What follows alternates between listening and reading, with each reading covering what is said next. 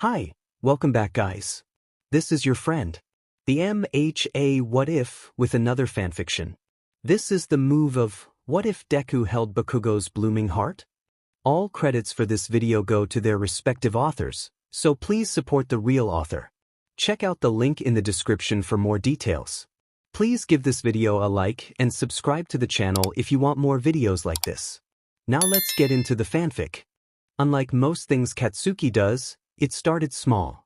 Simple. Barely noticeable, just his throat feeling a bit scratchy and a light cough beginning to develop. Nothing he couldn't deal with. Nothing that could distract him from his weekly sparring session with Kirishima. He doesn't even bother to mention it to the red-haired boy. Nor anyone else. Katsuki isn't a little beach, he can handle himself, thank you very much. In fact, Bakugo prides himself of how well he handles everything. He studied hard, maintained his position at the top of the class, fought against real villains and trained his butt off / even after being kidnapped / That's pretty badass of him. He might as well already be a hero. Working that hard takes its toll, of course, but that isn't anyone's business but his own.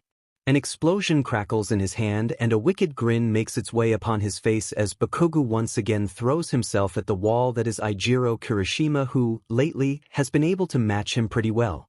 It seems the days of Bakugo using Kirishima as his own personal punching bag in sparring are over. Kirishima matches his grin as they wrap up the match, wiping sweat and grime off of his forehead and clapping Bakugo on the shoulder. Bakugo smirks, letting his usual facade of indifference slip for just long enough that his best friend would know he cares.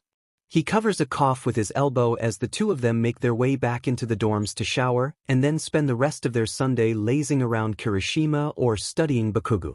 Someone is laughing in the common area. It's a nice sound, Bakugo thinks to himself.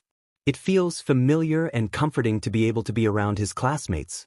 Not that he'd admit it, but he prefers the loud antics of 1A to the regular household yelling of his parents. Or worse, silence. He doesn't miss his childhood bedroom as it seems people like Ponytail or Half and Half do. As Katsuki rounds the corner to peer into the lounge, his face contorts into a scowl at the sight of Izuku Midoriya, draped across one of the love seats, mouth open and eyes squeezed shut in laughter at what appears to be round cheeks trying to teach teacher's pet how to do a dance move. You just throw it back, see? Not that hard. Eat it, no. You're too stiff, silly. You have to be fluid. Hey Bakugo. Katsuki immediately snaps out of his trance of staring to glare at pink cheeks. The dumbass had completely turned away from Ida in order to wave at him, beckoning with a tilt of her head for him to join their lame-ass little group.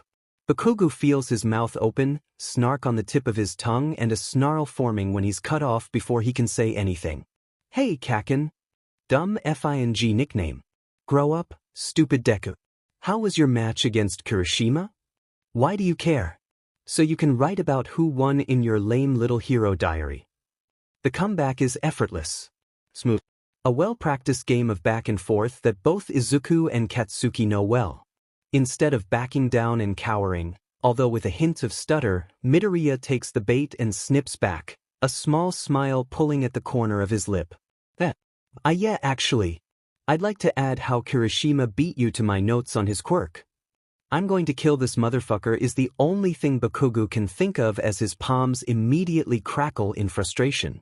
He takes a step towards Midoriya, ready to yank out his stupid green hair, when Katsuki feels a hand on his shoulder. Dude, chill out. Kirishima, how long has he been here? Hardens the skin on his hand, ready to yank Bakugo away from the situation. I thought you two had worked things out after your big nighttime showdown? Katsuki tenses at the thought. Even as a joke, he didn't like being seen as weak. And as far as he was concerned, that's all Midoriya had seen. The future successor of All Might saw him as some broken, messed up guy who everyone needed to tiptoe around like he's some sort of FNG landmine about to detonate. Katsuki could tell. He could see the pity in Midoriya's eyes sometimes. Just like when they were kids. Sometimes, Bakugo felt as if he was the only person who saw Midoriya for what he was. A dickwad who was in the right place at the right time far too often. All of his accomplishments came to be because of sheer dumb luck, and it infuriated Katsuki. As someone who has busted his butt since childhood to get to where he is, seeing someone who was meant to be quirkless, a support group, nothing becomes some sort of powerful well-known figure, just didn't sit right with the blonde. Why was Deku the one that All Might had chosen? Why was it the nerd's turn? Why wasn't it me? Instantly, Katsuki answers his own question. I wasn't good enough. I have to be better. Better than all of them. Maybe then… Don't think about it. Maybe then he'll see me as an equal. Bro? Earth to Baku? Blasty? Suddenly, there is a hand waving in front of his face. Kirishima's hand. Bakugo's has no idea how long it's been waving in front of his eyes. How long has he been zoned out staring at dumbass Deku? Whatever, Katsuki mutters, turning away from the scene in the common area sharply. He heads to the elevators, tuning out Kirishima's "later, dude," as the redhead turns to talk with Deku and his dumb friends. It is 3:42 a.m. when the first petals fall from his lips. The nightmare that woke him up had been nasty. Blurred scenes of the League interrogating him. The smell of cigarettes and bad booze that radiated off of their hideout, reaching out like a hand and suffocating him. Threatening to dissolve him into nothing. Bakugo thinks he might have screamed. But he's not sure. Everything around him was dissolving. All he could hear was his FING voice. Surrounding him, sounding like sandpaper, telling him how he failed. How it was his fault that All Might had to retire. It was all his fault. It's always been his fault. There was an explosion that wasn't his, and suddenly Kirishima's hand was gripping his arm. They flew through the air, and for some reason, the dream zoomed in on Deku of all people in the rescue team. On his determined face, eyes glinting with something Bakugo had never been able to place. Wind ripping through his curls. But of course, things went wrong and suddenly Deku's face began to melt, green eyes turning yellow, and the features of that blonde insane chick began materializing. She was smiling, laughing, her teeth grew sharper. What did you do to him? Bakugo choked out. Kirishima was gone. He was no longer in the air. He was trapped in a void. It was only him and Himiko Toga. Don't worry. I took good care of him. Kaken, Deku's nickname for him, made Katsuki freeze. His stomach twisted into knots and his heartbeat skyrocketed as a wave of dread consumed him. Blondie was saying that to mock him, he knows it. Time to blow her butt up. And then Bakugo's wake. He's awake and sweating more than usual and coughing up what feels like blood. But it's not. The F-dash? Katsuki turns on his bedside lamp, which casts an eerie orange glow on what was seconds ago a pitch-black room. His pillowcase is stained red, little flecks of blood painting it. But there's something else. Mixed in with the red liquid, almost as if they, too, were a part of him. Thin, velvety petals. Rose petals. Unmistakably so. Tentatively, Katsuki picks one up and rolls it around his fingers. Was he hit by some sort of quirk? Whatever it is, it's something he'll deal with in the morning. He should not have waited to deal with it. Until morning. This is Katsuki's first thought as he leans over his toilet, coughing up petal after petal. He's missing class, and it's making him angry. If he's not careful, the dumb extras might pass him up in his studies. And like how someone as stupid as Ponytail or even Deku are going to… What feels like an entire bouquet's worth of petals comes flying out of his mouth, burning Bakugo's throat and making his eyes water. FINGF. As the day goes on, it comes in waves. There will be an hour or two of blissful nothingness where Bakugo gets to drink water and catch his breath. But, inevitably, it starts up again. Each time more intensely than the last. Bakugo doesn't cry. He doesn't. Crying is a sign of weakness. But goddamn is he close to tears when he hears the knock on the door to his room. He pauses for a second, holding still while trying to convince whoever is there that he isn't home. That he's not currently curled up in his bed, dreading and waiting for the next wave of flower petals. A muffled "kaken" sounds from out in the hallway, and Bakugo thanks every entity that he's not coughing right now. What do you want, nerd? His voice sounds hoarse and raw. Even for Bakugo's standards. His mouth feels like he's been eating sand and his tongue is numb as the words form. Aizawa-sensei sent me to check on you. You aren't really known for cutting class, Deku is mumbling and Bakugo tunes it out for a moment, his brain coming back to the conversation when Midoriya says, "Do you sound awful, are you okay?" "I'm effing fine." Pisses off. Bakugo's voice cracks. His voice cracks and he hates it. This definitely isn't going to help the image he's been desperately trying to rebuild when it comes to Izuku. "Open the door, Kaken. People are worried." "What the f makes you think I'd want help from any of you extras?" Katsuki lets out a single cough into his elbow as quietly as possible. The petal falls out of his mouth. "So you admit that you need help? God fing damn it." Deku, the blonde, takes a raggedy breath. Huff. It's a direct order, but it's also a threat. Izuku seems to realize that. There's a beat of silence, and then the sound of footsteps walking away from Bakugo's door. Even though Deku can't see him, Katsuki raises both hands and flips Izuku off with vigor. A Google search on his phone where he is ignoring no less than 35 texts from his friends while once again kneeling at the toilet is giving Bakugo absolutely 0 bits of useful information. There's hardly any public records of citizens villainous or otherwise having a flower petal-based quirk. Plant growth as a quirk isn't necessarily uncommon, but nothing is matching up with what Bakugo's dealing with. He mentally walks himself through the last day or two. Saturday afternoon he was dragged out to the mall by Pikachu and Scotch tape, but he was still in bed by 9. Sunday he studied, lazed around, yelled at Ishido for asking to paint his nails, and then sparred with Kirishima. He'd sulked in his room the rest of the evening. The cough had started a bit before the sparring session. Someone at the mall must have done it. Maybe someone had a touch-activated quirk and bumped him. Or maybe there was a league stakeout. That weird gecko motherfucker was green. Maybe he was good at plants. Or maybe one of Overhaul's men working on a new experiment. Regardless, he could handle it on his own. As if on cue, a particularly painful batch of petals comes up. Bakugo wants to yell in frustration, but his throat is too raw.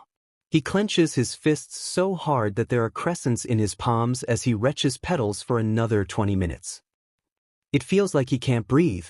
The petals are definitely clogging his lungs or something. It's vaguely reminiscent of the suffocation Bakugo experienced with the sludge villain. That thought made him sweat more than normal, made him shaky.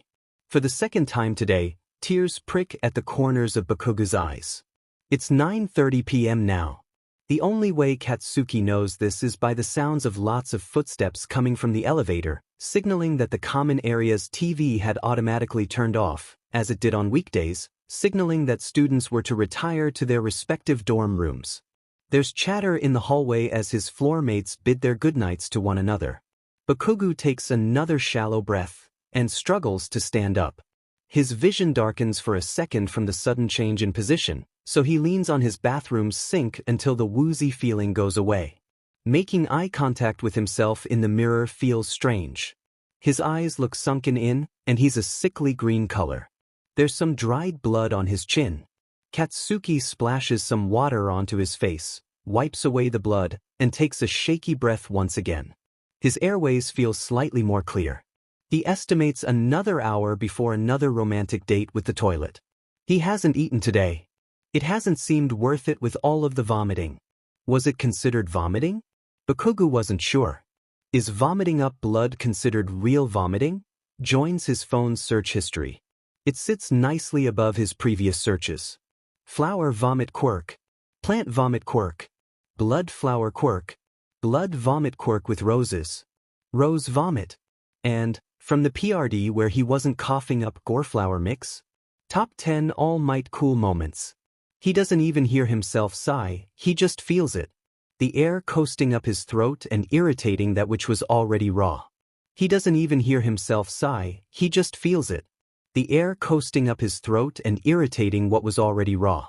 Tomorrow morning, he'd go see Recovery Girl. After everyone else has left for class for the day. No one will see him. Doesn't have to be a big deal. Tonight, however, Bakugo is out of water bottles, so he needs to slip down to the kitchen to get more before whatever the hell this is, starts up again. Making it out of the bathroom and to his door goes surprisingly well. He barely stumbles as he makes it to the stairwell, can't risk someone hearing the elevator, and is pretty proud of himself by the time he's lethargically walking through the lounge area to get to the kitchen. As he does every time he makes the occasional night walk to the kitchen, he flips off the security camera in the corner of the room. Katsuki knows Aizawa isn't watching. And if he was, cats didn't care. All is well until he notices the kitchen light is on. He's already made it over halfway to where the light is spilling out. And he knows he hasn't been super quiet. Any respectable student in hero training would have noticed the presence of another person. Okay, Bakugo thinks to himself. Just act natural. Kaken? God fing damn it. He ignores Izuku, who has now made himself visible, peering around a wall to see who was there. Instead, Bakugo walks straight past him to get to the fridge, ignoring the shelf in the side of the door where Kaminari keeps his bang energy, scanning the drawer where the class keeps takeout leftovers, and finally locating a few spare plastic water bottles in the back. He grabs 3. Kaken, are you okay? Kirishima said he texted you a lot and you didn't answer. And I tried to text you too, but I think you still have my phone number blocked. Or, wait. You did unblock me when we had to do that group project for English language. Wow, that was a hard project. Giving the presentation in entirely English was tougher than fighting villains. Speaking of which, in class today while you were gone, Mr. Aizawa was talking about how. Bakugo holds up a hand. In front of Izuku's face, successfully silencing him. Deku, Katsuki can't stop the wince that came with speaking, and he knows Deku noticed it. Stop the FNG mumbling. Old habits die hard, I guess? It's a weird response. Even for Deku standards. Where there would normally be an apology or stuttering, there simply isn't. And the tone was different than normal too, but not in the normal different way. Not the way the octave lowers slightly and he swallows his words when he decides to challenge Bakugo's taunts. No, this wasn't that particular voice. Not that Katsuki memorizes his voices. They've just known each other a long time. Regardless, this is the voice Deku uses when he's insinuating. You, Katsuki clears his throat, you got something to say, nerd? I mumble. You refuse to accept help from others. Both are habits. Izuku looks at the tiles on the floor as if they are the most interesting thing on the planet. He refuses to make eye contact while speaking his mind, as if meeting Katsuki's gaze would make him mute. Katsuki's palms crackle, successfully causing the 3 plastic water bottles still in his hands to either explode or go flying. Clearly, this attempt at being threatening doesn't work as Deku lets out a snort. Immediately, he squeaks, realizing he just laughed at Katsuki, and turns to grab a hand towel off of the counter. Awkwardly, Izuku picks up the towel, and, instead of handing it to Katsuki like a normal FING person, he reaches out and tentatively gives Bakugo's right arm a singular pat with it. Clearly unsure of himself. Bakugo snatches the towel from him with a grunt, and moves to dry off his arms on his own. What a dumbass. You didn't even yell at me. Something is seriously wrong. The hell is he? Katsuki begins his normal scream of defiance, and immediately regrets it as pain rips through his throat. It feels like his insides are turning on him as his airways lock down. Panicked, he drops to the ground, and lays the towel out in front of himself to avoid a clean-up later, already dry heaving. Izuku is saying something behind him, but Bakugo can't hear anything besides the sound of his own ragged breathing and a faint ringing in his ears. Why does he have to be here for this? Why does he always have to be the one to see me so weak? This time, it's an entire flower.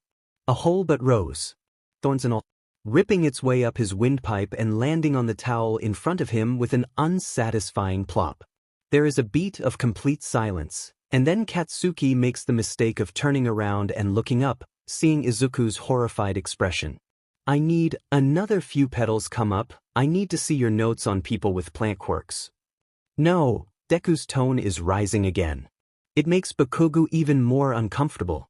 You need recovery, girl. Now. Bakugo begins, but Deku is already rapidly typing something on his phone. Presumably texting Aizawa, whose number they all had in case of emergencies. / I swear to if this becomes a class gathering I will lose it. Shut up. Deku snaps, setting his phone down. Then, more gently, you'll hurt your throat more. Deku telling Bakugo to shut up is so foreign that Katsuki obeys. Petals and now small rosebuds, that's new being the only reason he opens his mouth while the duo wait for their homeroom teacher. It's an uncomfortable and tense silence.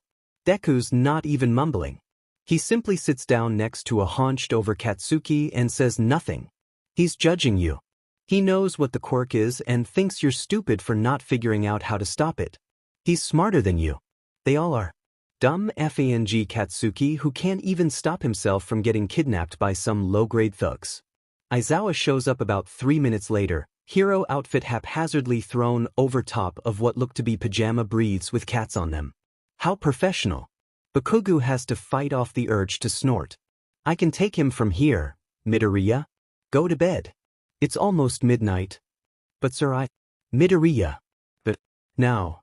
Deku quietly puts a plate Katsuki hadn't even noticed in the sink that presumably had crumbs of a midnight snack, and hurriedly makes his way back through the common area. Bakugo watches him leave as Aizawa unceremoniously scoops him up like a child. Not having the energy to protest the embarrassing position, Bakugo simply coughs again. A petal falling from his mouth and landing on his teacher's shoulder. Recovery girl is a beach. She's secretive about everything while she pokes at Bakugo, Aizawa standing in the corner of the infirmary room with his arms folded. The two adults keep exchanging unreadable glances, and it makes Katsuki want to scream. Or punch something. Or blow something up. He settles for furrowing his eyebrows and giving the most discontent facial expression he can manage. Eventually, Recovery Girl speaks. Not to him, because why the hell would the doctor speak to the patient? Not like it's her goddamn job or anything, but to Aizawa. We'll have to call his mother. Hey, what if we didn't do that? What if we just let me deal with this? I can handle myself. Not now, obviously, but a bit before dawn. Recovery Girl glances at the clock above the window of the small medical room. Wait until 6 a.m. It's not too urgent yet. That sounds fun. I can stay here until then. Katsuki's gaze turns to Aizawa, who's already pulling out a phone. Let me just text Zashi an update so he's not worried, and then. That won't be necessary, Shoyuta. You have to teach in a few hours and you've already wasted most of your night being here. I can handle Bakugo just fine. Recovery Girl is now gently ushering Aizawa out of the room and presumably back towards wherever the F he sleeps. Bakugo wants to yell about them talking about him in front of him. He craves yelling in general since he's been deprived for a while now. Especially if that involves yelling at Aizawa and Recovery Grandma for calling his old hag. But the throbbing pain in the back of his throat is more than enough deterrent. Instead of any of that, Recovery Girl gives him an injection of what Bakugo presumes is morphine, and he sleeps. He dreams of sludge. When Bakugo wakes up, he is hooked up to a ventilator. This is not the first time he was woken up to such a scenario. But it is the first time where he doesn't actually have any idea what in the fresh F is wrong. His mom is in the room, which is annoying. So is Aizawa not in pajamas this time, and Recovery Girl? They're all talking in hushed voices with backs turned to him. So, Bakugo does what he does best to get someone's attention. He ignites his palms and makes them crackle. They fizzle like sparklers and he watches the small explosions pop and burst. It's grounding. The three WHP their heads around to face him, and it is then that Katsuki realizes that his mom has been crying. Cats. She whispers before running over to the bed Katsuki is currently situated at. Katsuki makes a face as best he can with a ventilator obstructing his mouth and nose. Which basically means he squinted really hard at his mom. You can take the ventilator off, Mr. Bakugo. I've reduced your throat pain and lowered the probability of the, coughing fits. They'll still happen. But less. Recovery Girl calls out to Katsuki over the sound of Bakugo Mitsuki fussing. Katsuki rips off the ventilator and takes a shaky, unassisted breath before speaking. What? He takes another breath, looking towards his teacher, the F-. Immediately, Mitsuki smacks the top of his head. Any evidence of her crying from seconds ago immediately wiping itself from her face. Is that how we speak to respected adults? I thought I raised you better than that, you brat. Well, you thought wrong, you shitty old hag. The response is instinctive, and Katsuki is pleasantly surprised when the yelling doesn't shred his insides. At this new-coming discovery, Bakugo turns his attention back to yelling at his homeroom teacher. What makes you think that you can pick me up like a baby just because shitty do you freaked out over a cough? I would have been fine. I was fine all day with it. Aizawa blatantly ignores him, going back to speaking to Mitsuki and Recovery Girl as if he wasn't there.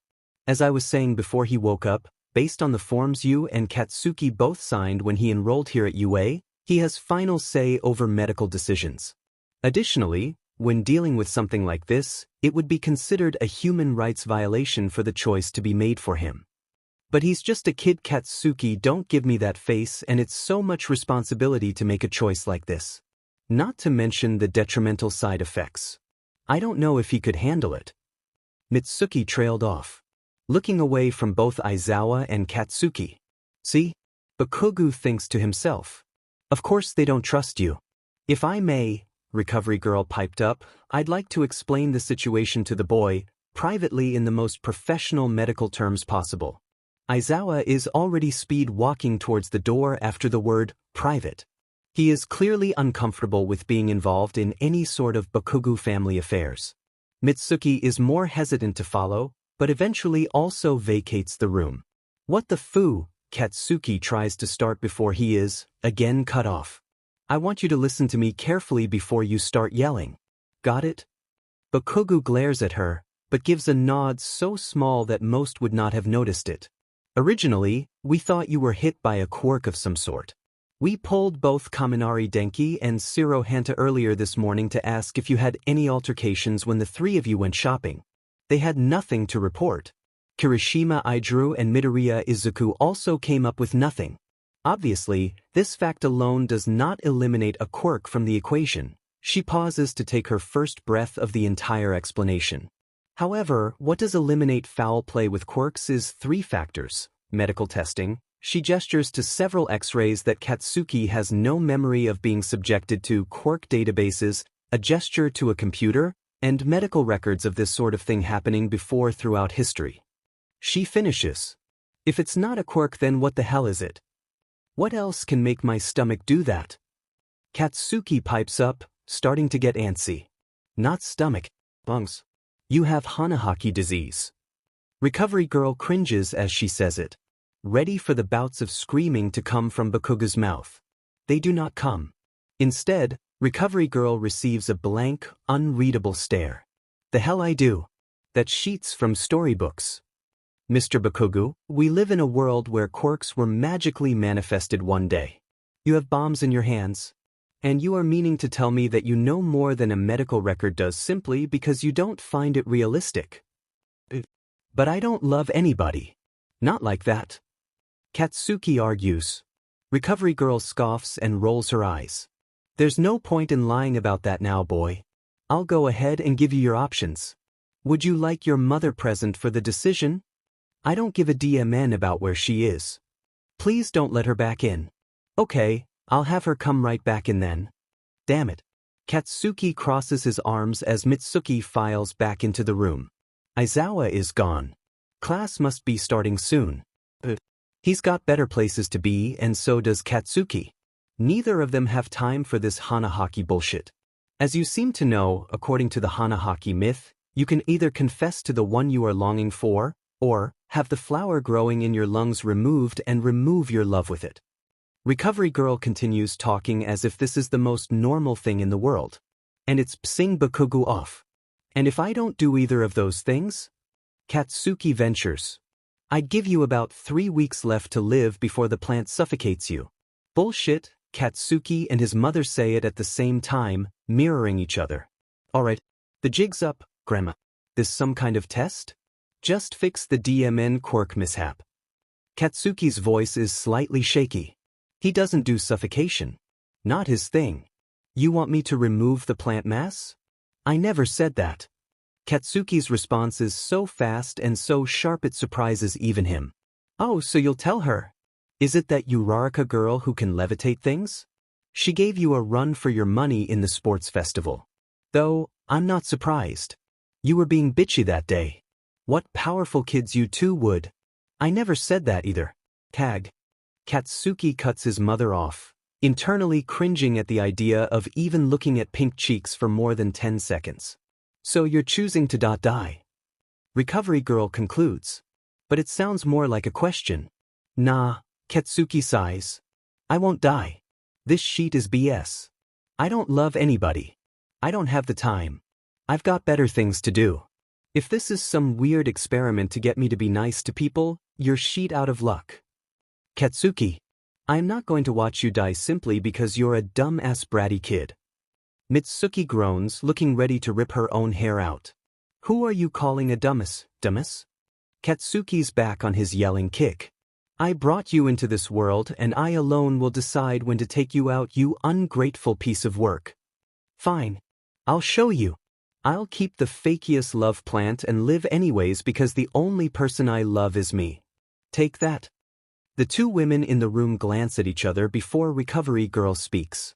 The coughing fits and exhalation of flower petals will worsen each day you do not confess to whoever she is.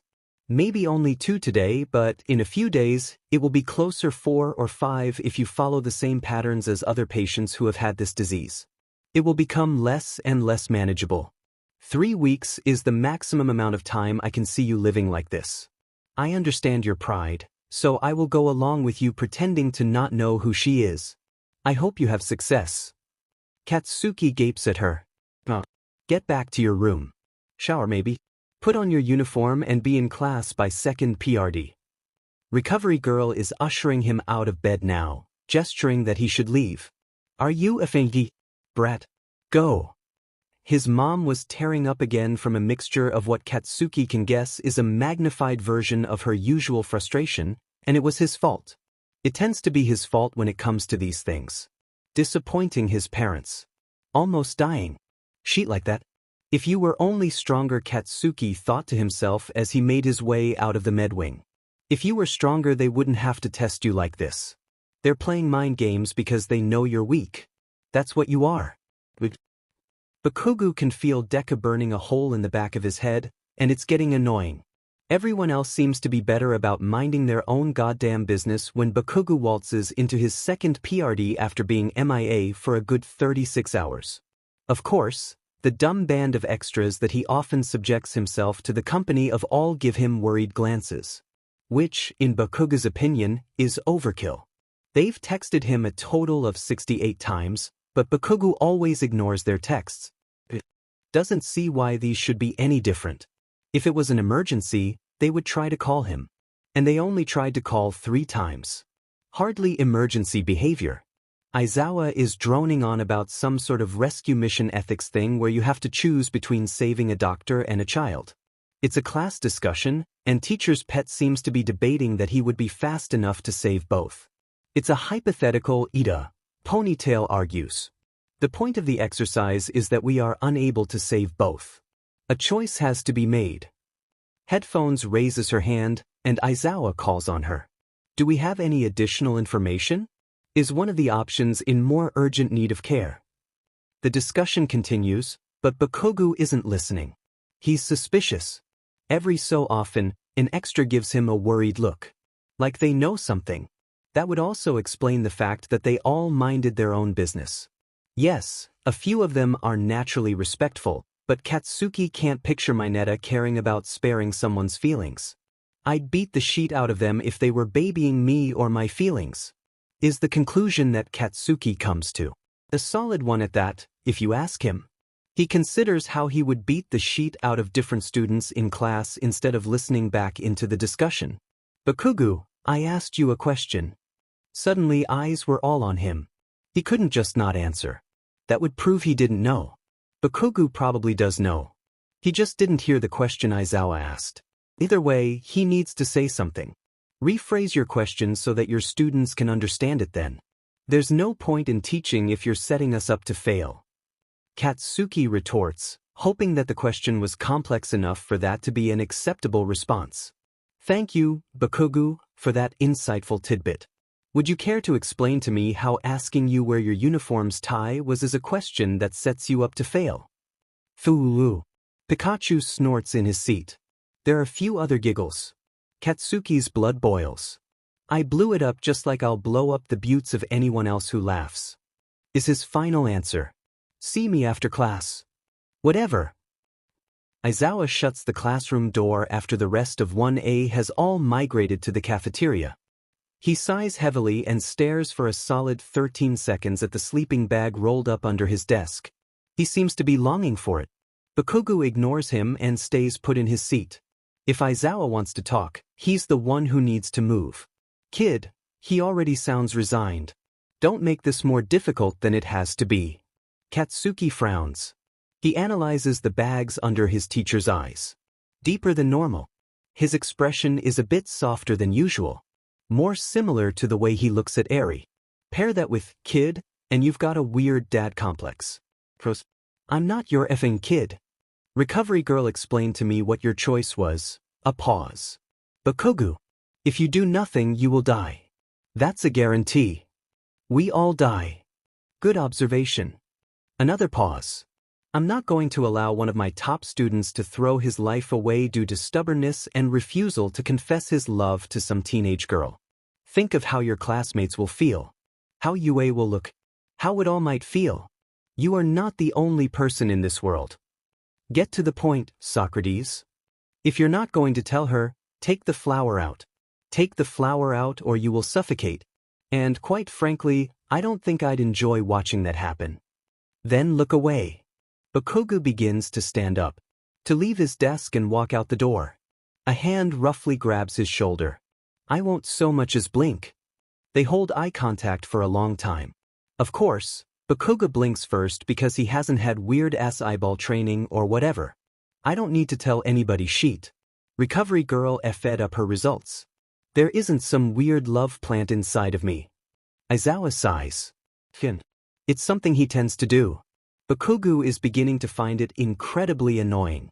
And if there is, then that's none of your effing business. The door to the classroom slams shut behind Bakugo after he walks out, not even sparing a glance at his homeroom teacher, who, with lips pursed and a pained expression, lets him walk away. Everyone knows. Everyone knows and is in Bakugo's business. Every single Class 1A student has been briefed on the situation after a debacle in English language class where Bakugo coughed up no less than 29 petals over the span of the class PRD. His classmates don't know whether to harass him or leave him be. After all, Bakugo's in love with someone. And more likely than not, it's someone in their class. This is the conclusion Bakugo has also come to. Not that he's giving in and admitting he loves someone. It is simply a precaution. In a situation where he were to have Hanahaki disease, he would probably be in love with someone he sees often. This is Bakugo's logic. Sitting through the rest of his classes for the day is agonizing. Deku's still determined to develop laser eye vision, staring hard at the back of Katsuki's head. Alien Chick is practically vibrating in her seat, and Bakugo knows she's going to jump him with questions as soon as that final bell rings. Invisible Chick keeps turning around in her seat to stare at him. Or, at least, Bakugo thinks she's staring. She could be sticking her tongue out at him. If she knows what's good for her, she will stop either of those things. Midnight is excitedly pointing at some images projected onto the chalkboard, explaining their artistic significance or something. All of the statues have small ds. Bakugo wonders if it's a metaphor. Miss Midnight? Oh, yes, Kaminari? Everyone seems equally surprised that Pikachu raised his hand to ask a question in art history of all classes. Why do all of the statues have such small canvas? Of course he'd be thinking about that. Bakugo sulks, completely ignoring the fact that he had the same question. I am so glad you asked. Midnight squeals? Groans? She makes a sound and it's weird. Jumping into the history of PP size throughout different eras. Bakugo hears Mineta shrivel from 2 seats behind him. When the bell finally rings, Bakugo grabs his books and throws his bag over his shoulder at Mach speeds, dashing out of the classroom and making a beeline for the exit. He hears the squad of extras who like him not far behind, calling out his name. Katsuki ignores them. He's faster than they are, so he unabashedly breaks into a sprint. He is stopped after only a few yards by the feeling of his lungs closing up once again. Are you fing shitting me? The dumb extras catch up to him easily, immediately encircling him. Just like the other times when this has happened in front of people, Bakugo can't hear them. Everything sounds like it's underwater as Katsuki doubles over and coughs up 3 rosebuds and 13 petals. Not all at once, but rather in the span of the 15 minutes where he's wheezing and choking while the lame-ass group panics over what to do. At one point, Ashido was patting his back. Or maybe it was Kirishima.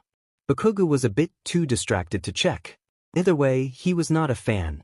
When he finally straightens up and wipes the blood at the corner of his mouth on his sleeve, the 4 surrounding him look pale and shaken up. Got something to say?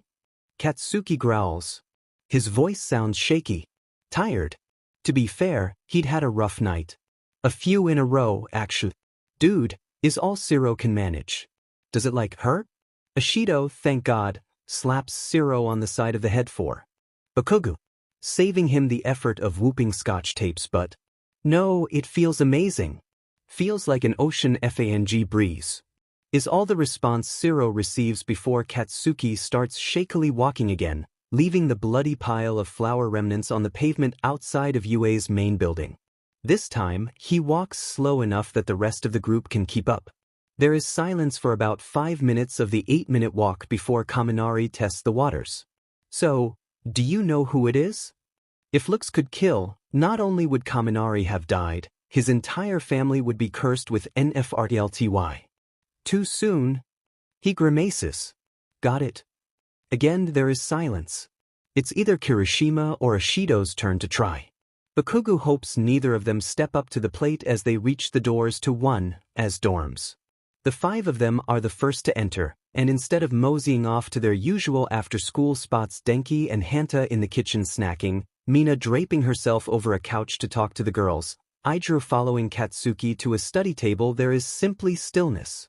Awkward standing around as if none of them know what the appropriate course of action is. Gonna go take a nap. I'm tired. Katsuki mumbles, hoping the group takes the hint that they are dismissed. Slowly but surely, Kaminari and Zero break off and slink towards the kitchen, and Ashido quietly pulls out her phone. She begins walking, nose down, towards her usual couch spot. Already texting. Kirishima hesitates. It's a habit that Bakugo's noticed Kirishima does. He never simply makes a choice, he always has to doubt himself first. It's goddamn annoying. Especially considering how much more capable Red Riot would be as a hero if he just turned off his brain for 3 FING seconds. The 2 remaining Baku Squad members hold eye contact for a moment. Kirishima blinks first. He then walks away, towards the kitchen, looking lost. Bakugo heads to the elevators. Upon opening the door to his dorm room, kicking it closed and turning the lock, Bakugo's first case of action is to flop face down onto his bed with his bag still hanging off one shoulder. This is not nearly as satisfying as he hoped it would be. His sheets and bedspread smell like a greenhouse that was lit on fire, with the normal caramel smell gone. Katsuki should really wash these. But the laundry room means common area, and common area means possible human interaction, and that was simply not a risk Bakugo was willing to take. So he laid there for 10 minutes or so, zoning out, ignoring the pile of homework sprawled out next to him and the occasional flashes of light coming through his window that signified someone was sparring on the front lawn. Probably Belly Button and someone else. He tends to partner with Animal Boy. Gives him closer range target practice. Regardless, that's not really something Bakugo cares about. He sighs an Aizawa-esque sigh, grows tired and a bit resigned. But, nonetheless, Katsuki rolls over onto his back and grabs his laptop from its spot next to him, booting it up to work on that paper due in a few days for Cork History. After a good hour of typing, meaning it was around 4:45, Bakugo's phone buzzed. He intended on ignoring it, but the buzzing was insistent. Ping after ping going off. It was the 1A group chat. Sato was asking if there were any dinner requests for tonight since apparently he and Oijiro had done a grocery run the day before. They were stocked up enough for a group meal. Most of the responses follow the lines of, anything you make is fine, and we appreciate whatever you're willing to cook, or even, do you want help?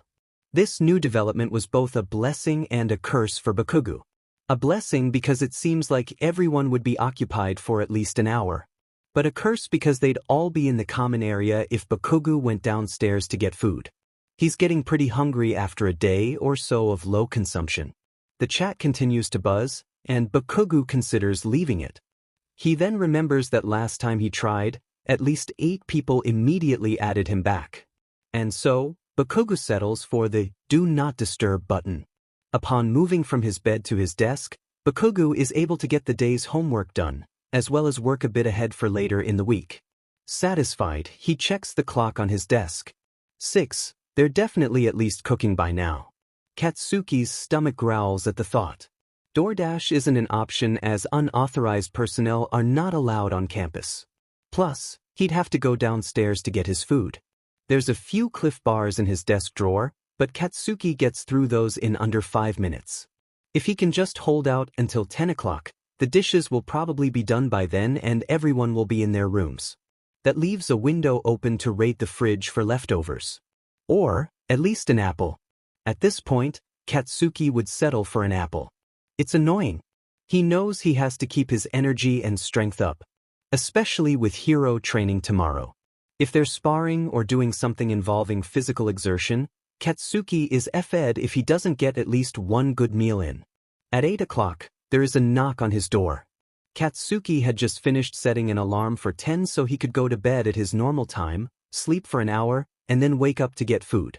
He was so close to not having to deal with anybody. Bakugo ignores the first knock and hits the sleep button on his phone when he sees a text silently pop up in his notifications. And the second knock. The last straw is a piece of paper being slipped under the crack at the bottom of the door. I brought you food. The handwriting is messy. Chicken scratch that looks as if when the first few characters were written, the creator of the note was trying to be fancy, then later gave up and reverted to their old handwriting. Katsuki opens the door to see a plate from the kitchen loaded down with food. Everything appears to have a good amount of spicy sauces or crushed red pepper topping it. The blonde peers out into the hallway, checking to make sure no one was there, before grabbing the plate and shutting his door once again. Throwing the note with Deku's handwriting in his trash can as he sits back down at his desk. The food tastes great until it starts to get a hint of rose flavoring. No one knows what to do with him. This was a fact before Katsuki contracted the flower. Quirk/maybe Hanahaki, but probably not because love is stupid. Now, though, confusion over how to treat him seemed to be enhanced.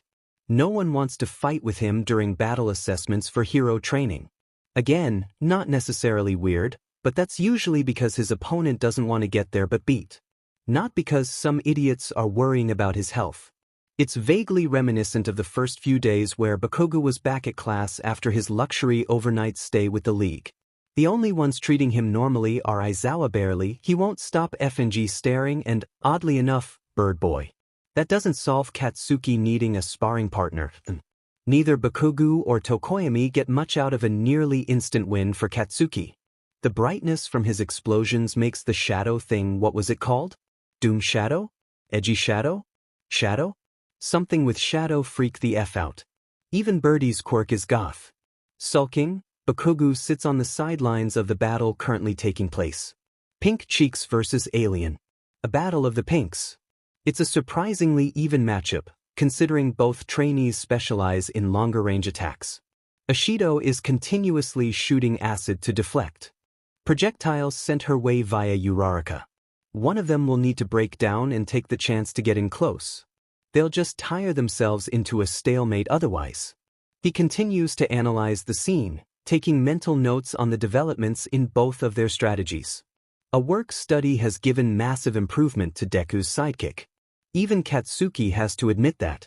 And yet, Ashido is still matching her pretty well. It's clear that despite Uraraka's clear advantage, Ashido has more confidence in her abilities. The match continues on, and Bakugo continues analyzing. Not far away from where he's standing, Deku's mumbling a similar analysis under his breath. He's still loud enough for everyone to hear, as the nerd seems to have zero comprehension of what whispering is, or, better yet, keeping his thoughts to himself. Katsuki allows himself to eavesdrop for a few seconds, just to check and make sure Deku isn't missing something. Bakugo is superior intellectually, and he was simply checking to make sure that was still true. He didn't want or need to hear the nerd's insight. Achiko finally makes her move, charging in as quickly as she can and attempting to levitate the rock Mina's been standing on. It somewhat works, the rock floats up, but Mina simply leaps off of it and back to the ground, sending a nasty shot of acid that melts away the armor on Achiko's shoulder. It was a predictable move, even for pink cheeks. Bakugo assumes that's the end of it and Ishido will finish the job. But Uraraka surprises him.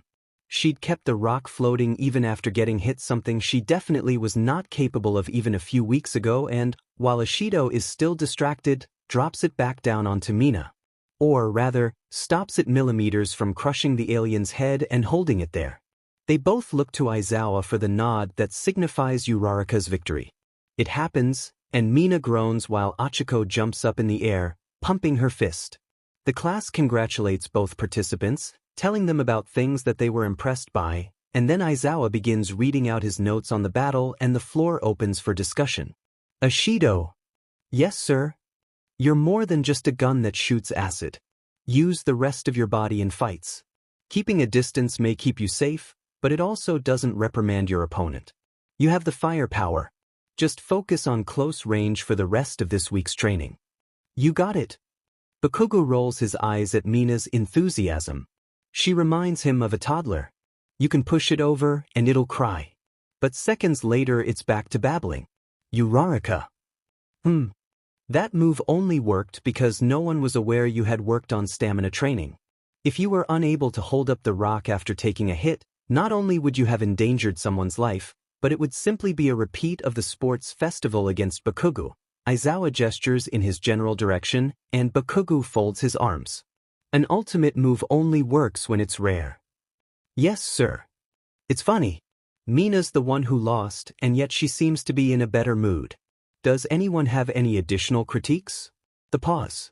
Deku raises his hand. Typical. Midoriya. Go ahead. But keep it concise, please.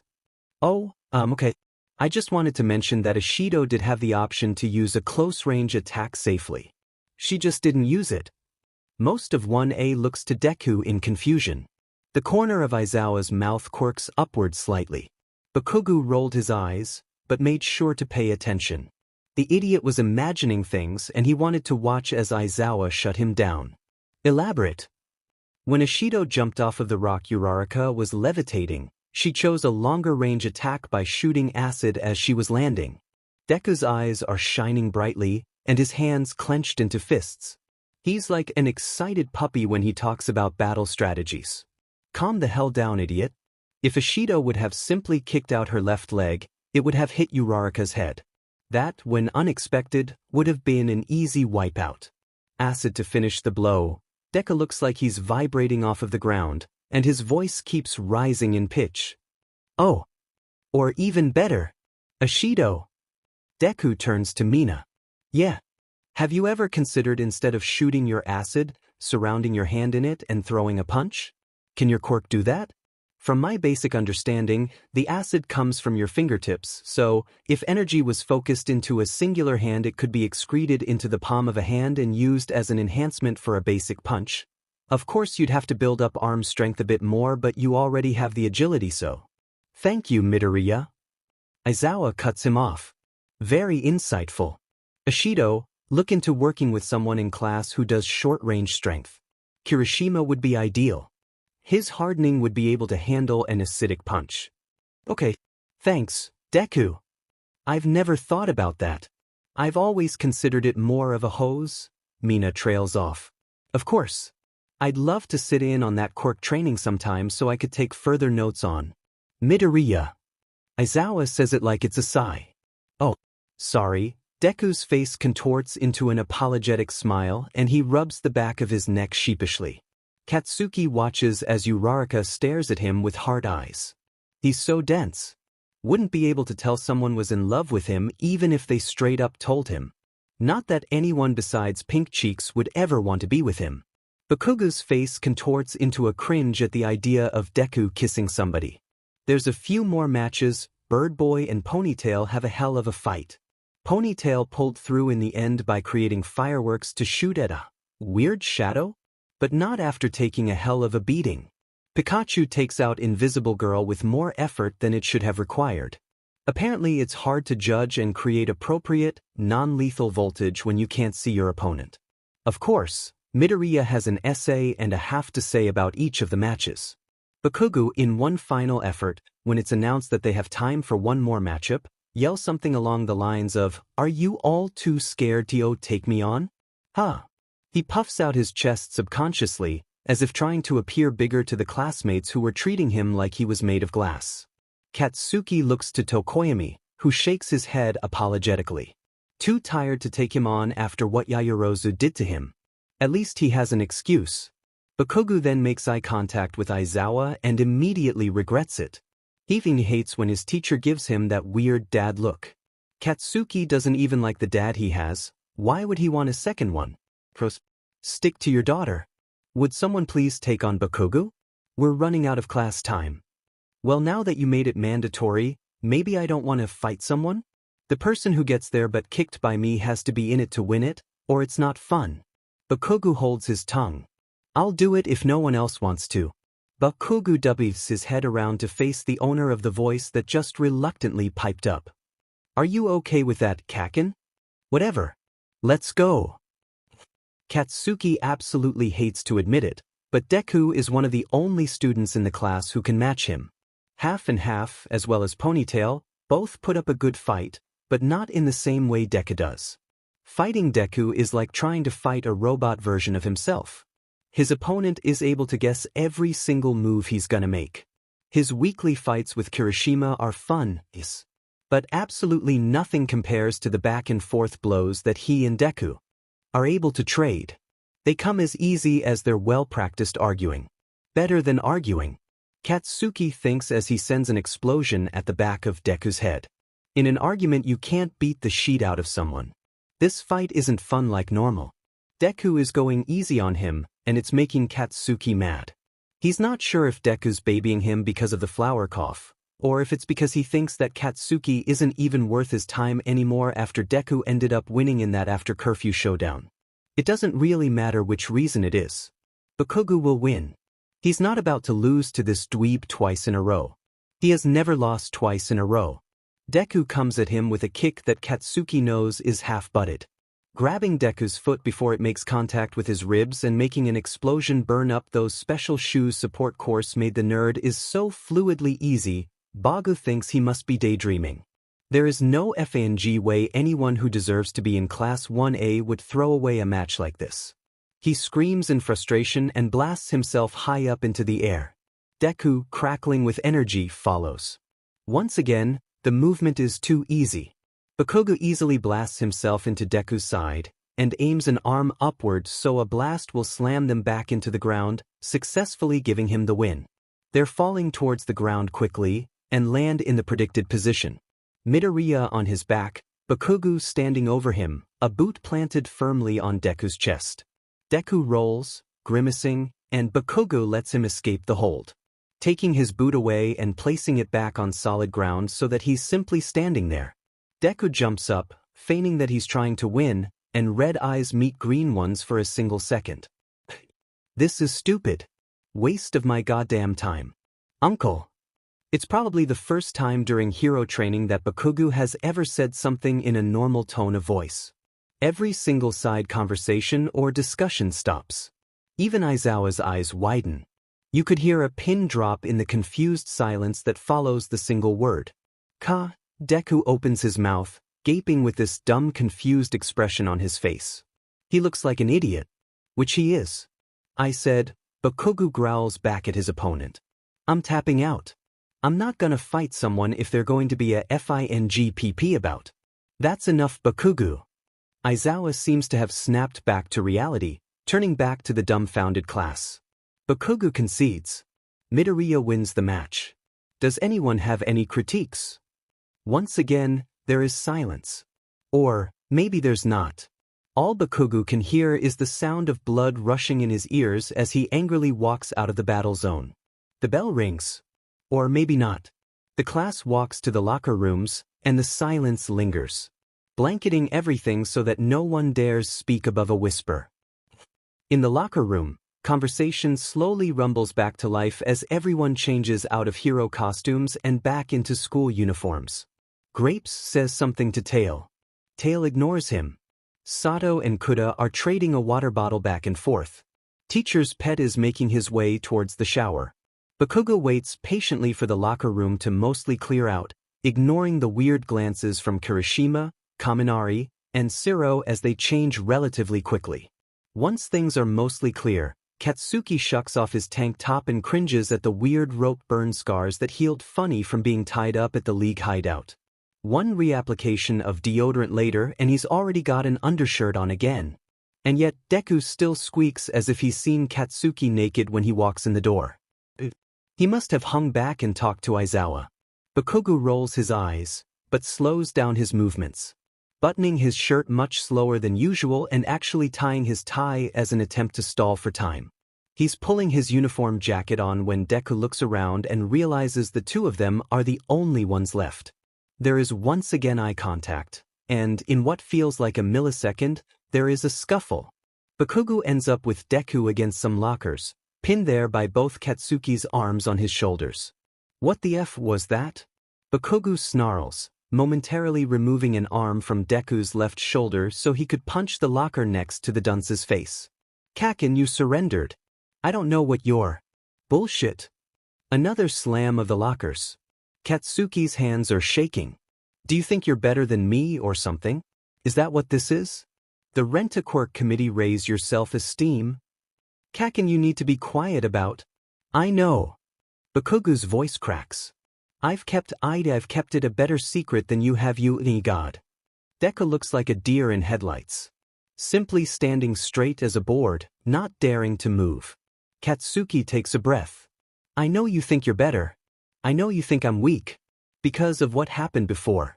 Because of what's happening now, Bakugo grimaces, looking Deku in the eyes. But don't Ifenji forget, a breath. You are only worth something because he let you be. Katsuki releases Deku, who is still staring, dumbfounded, and then walks towards the locker room door. It cracks open, and Katsuki turns around once more to face Midoriya.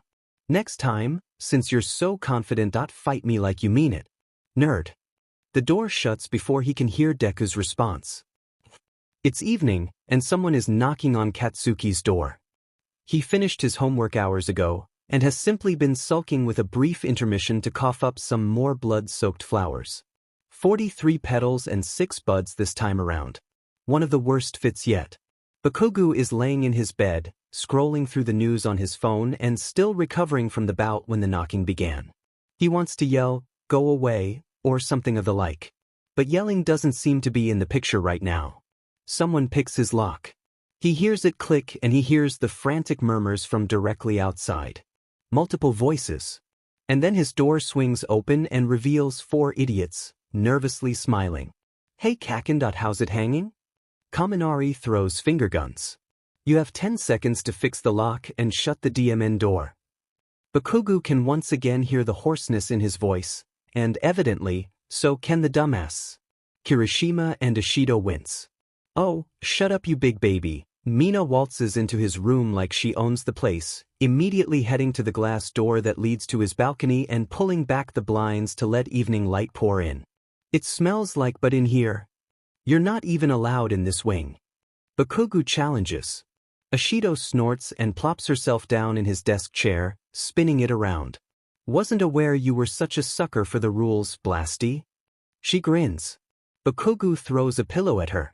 We brought you a milkshake from that place you like. Kirishima holds out a paper bag Bakugo hadn't previously noticed. It's the dark chocolate orange one. Katsuki nods his approval and sits up, grunting as an acknowledgement of thanks and taking the bag. There are some convenience store snacks that he likes in there as well. What do you want?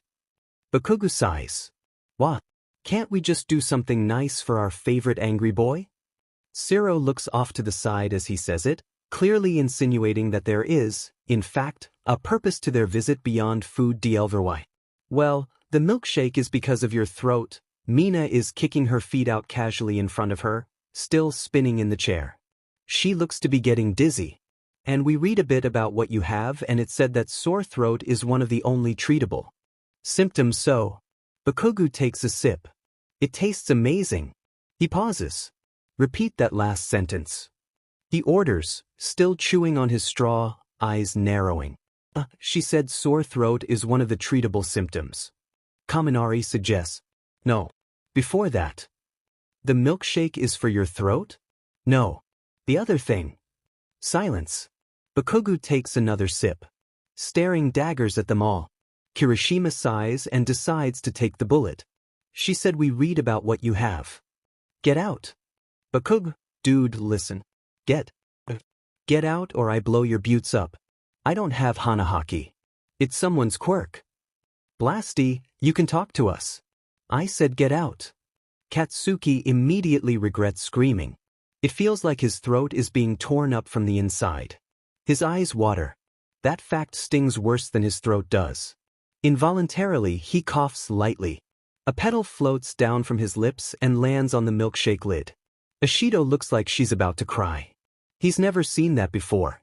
She's about to cry and it's Bakugo's fault. Most people crying is Bakugo's fault these days. It's kind of his thing. She sniffles, and immediately Pikachu is at her side, patting her shoulder. She shrugs him off and clenches her pink fists. Fine. Her voice is cold.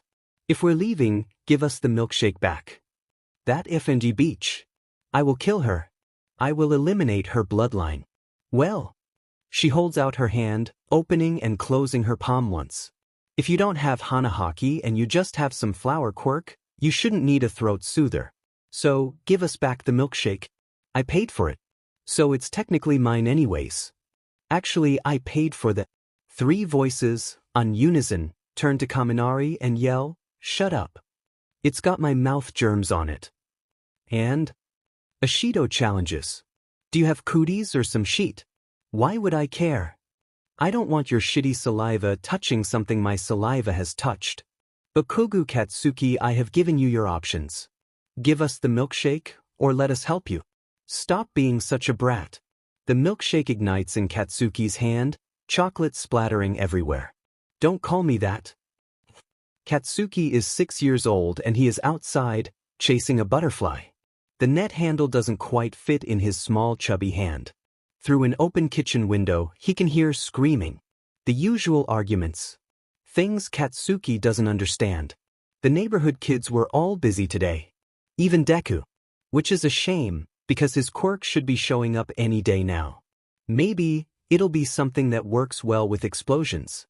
Katsuki would love a sidekick. He continues daydreaming about heroes and sidekicks, as well as the newest hero on the scene, All Might. He'll be number one soon for sure. It's almost easy, running around the yard with a butterfly net, pretending to be All Might catching villains. Saving the day. Deku would cheer for him. So would Inko. And maybe even Katsuki's own mother. The little boy grins. Brat. Come inside. Now. For part of his cognitive childhood, Katsuki thought that his name was Brat. He'd never admit that now. It made him seem dumb. He'd already embarrassed himself enough from the time his kindergarten teacher had asked him his name and he had said, Bakugo Brat. His mother had not been happy with the call home she had received. And so, Katsuki waddled inside nervously after setting the butterfly net back in the shed. Yes, Mama? What is this? Mitsuki gestured to a piece of paper, waving it in front of her son. It just came in the mail. SMY report card. And what is this? She points to a specific marking. Sabi. Mitsuki hits Katsuki upside the head with the rolled-up report card. I did not raise a son who is second best. Later that night, after the yelling and threats, the crying, the being yelled at for crying, and dinner time, Mitsuki tucked Katsuki into bed. Who loves you? Mama. Good. And do you love Mama? Yee. That's right. Mitsuki said it serenely as she did every night, when the same quiz was given to her son at the same time. Get some sleep, brat. You've got things to do in the morning. There's dark chocolate orange milkshake dripping all down Katsuki's arms. Ashido is no longer putting on a serious front. She looks genuinely worried. Kaminari is twiddling his thumbs, pretending that Bakugo's black rug was super interesting. Siro fiddles with a piece of tape. It's Kirishima who, once again, finally steps forward. He sits down on the bed beside Bakugo, reaches into the bag, and pulls out some napkins. There aren't nearly enough, but all the same, Kirishima begins to use them to wipe chocolate off of Katsuki's arms. He allows it. It's not as weird as the last time he exploded a drink on himself, which, now that he thinks of it, is becoming a habit he needs to break. Slowly, the other members of the group start wiping up chocolate from places as well. Kaminari uses his sleeve to clean a wall. Ashido walks into Bakugo's bathroom and grabs a wet towel to help with Katsuki's arms. She ignores the raised toilet seat and the dried rose petals on the floor. Shiro is helping Kirishima strip Bakugo's bedsheets. They needed a wash anyways.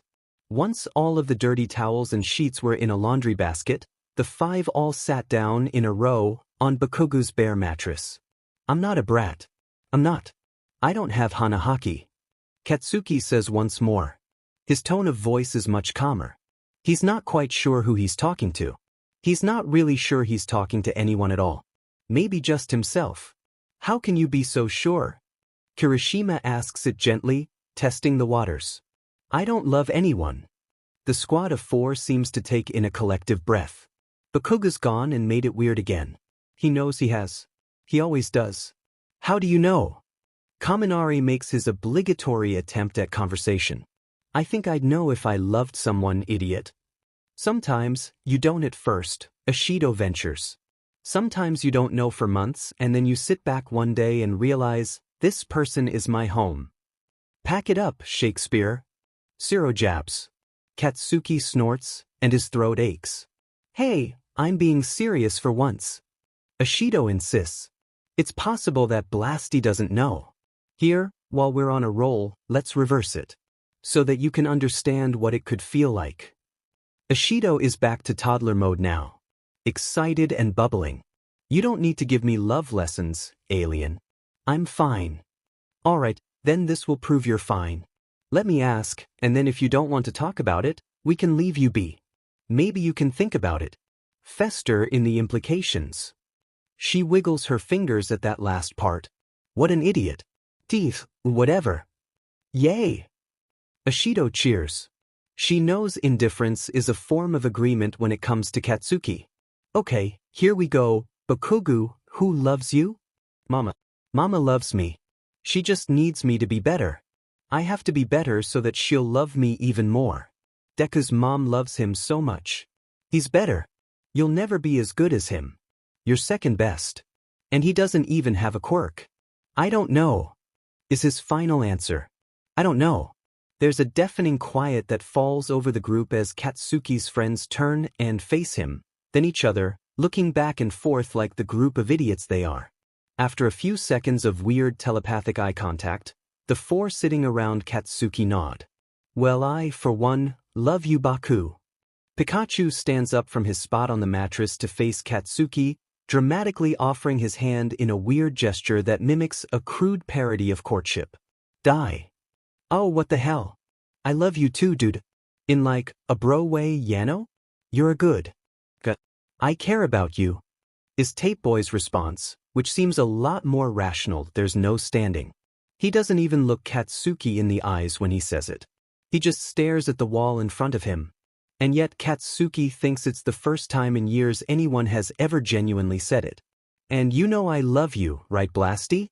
I love you enough to buy you a milkshake? Bro, I'm not lying, I was the one who. Shut up, Kaminari. Bakugo has to hold back his smirk as Ashido punches Pikachu in the arm. I love you too, man. Just like they do.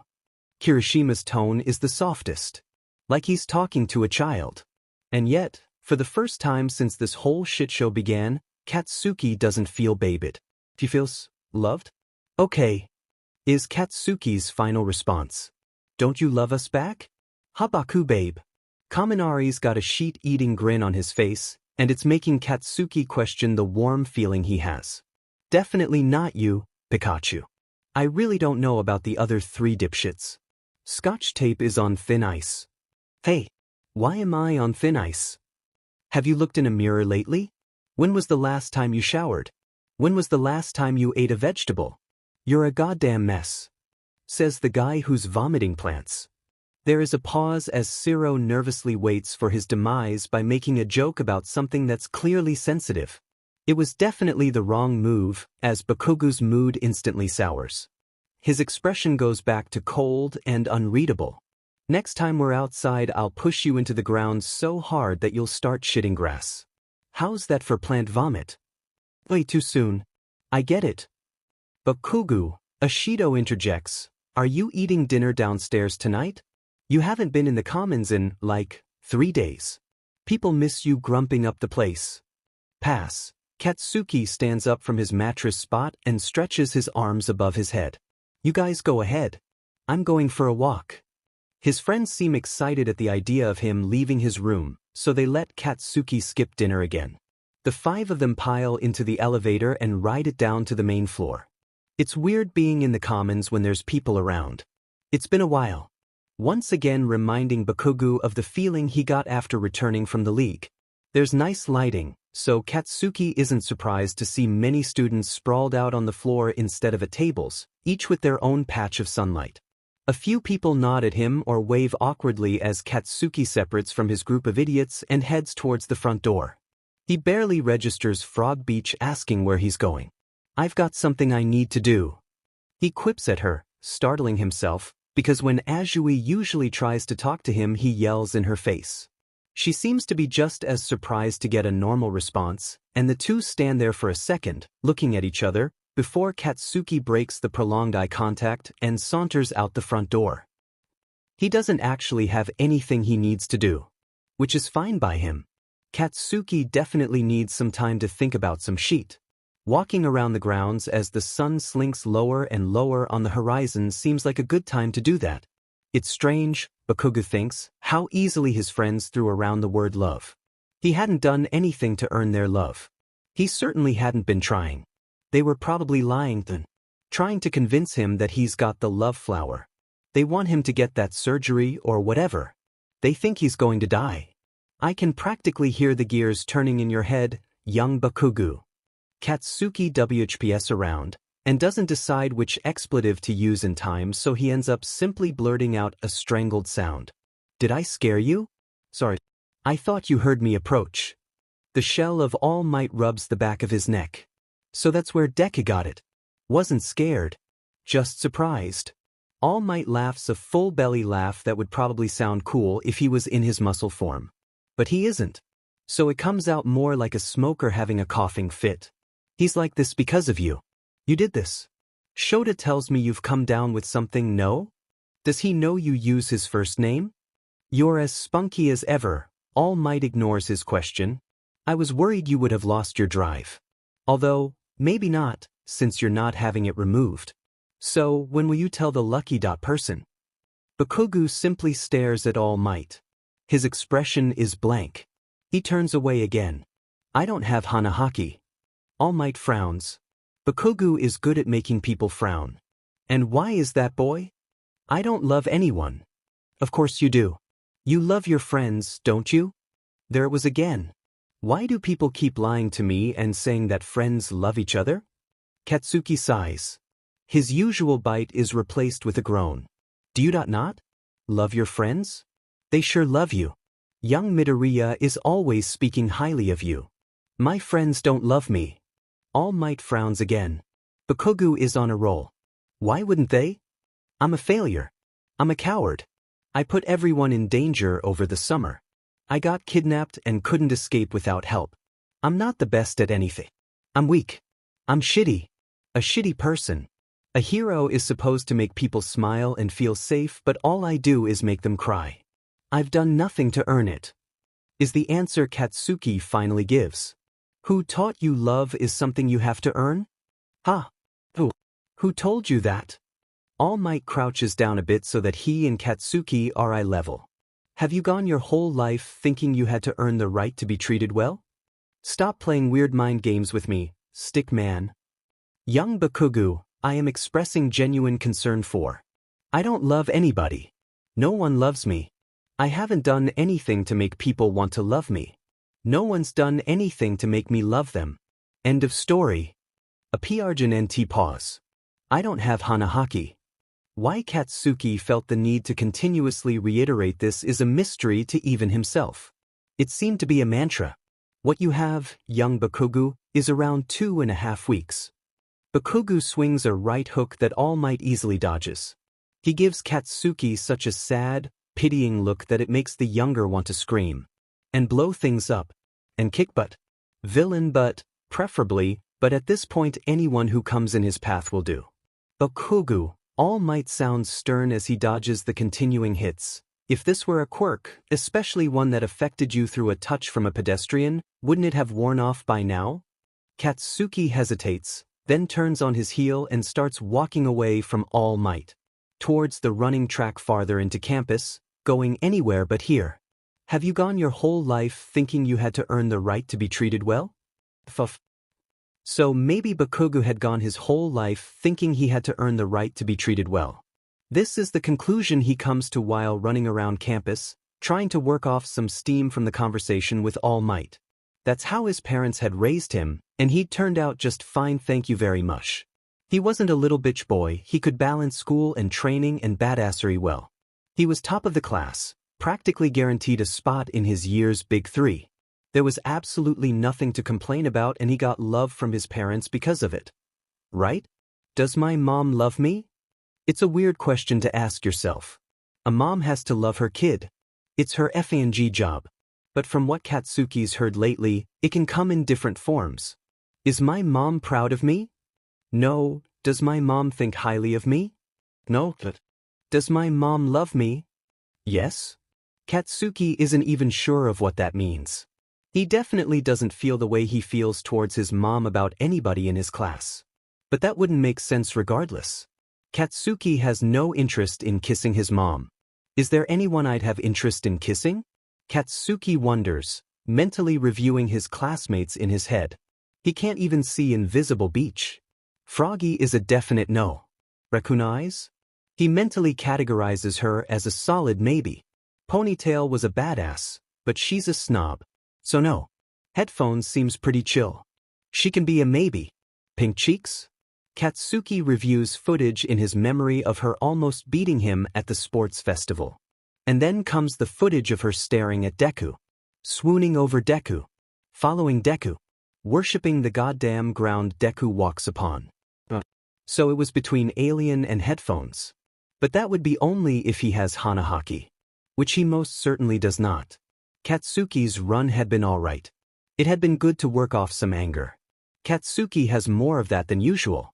He'd seen Aizawa walking with Mike and Eri near some of the flower beds the school had spread out over campus.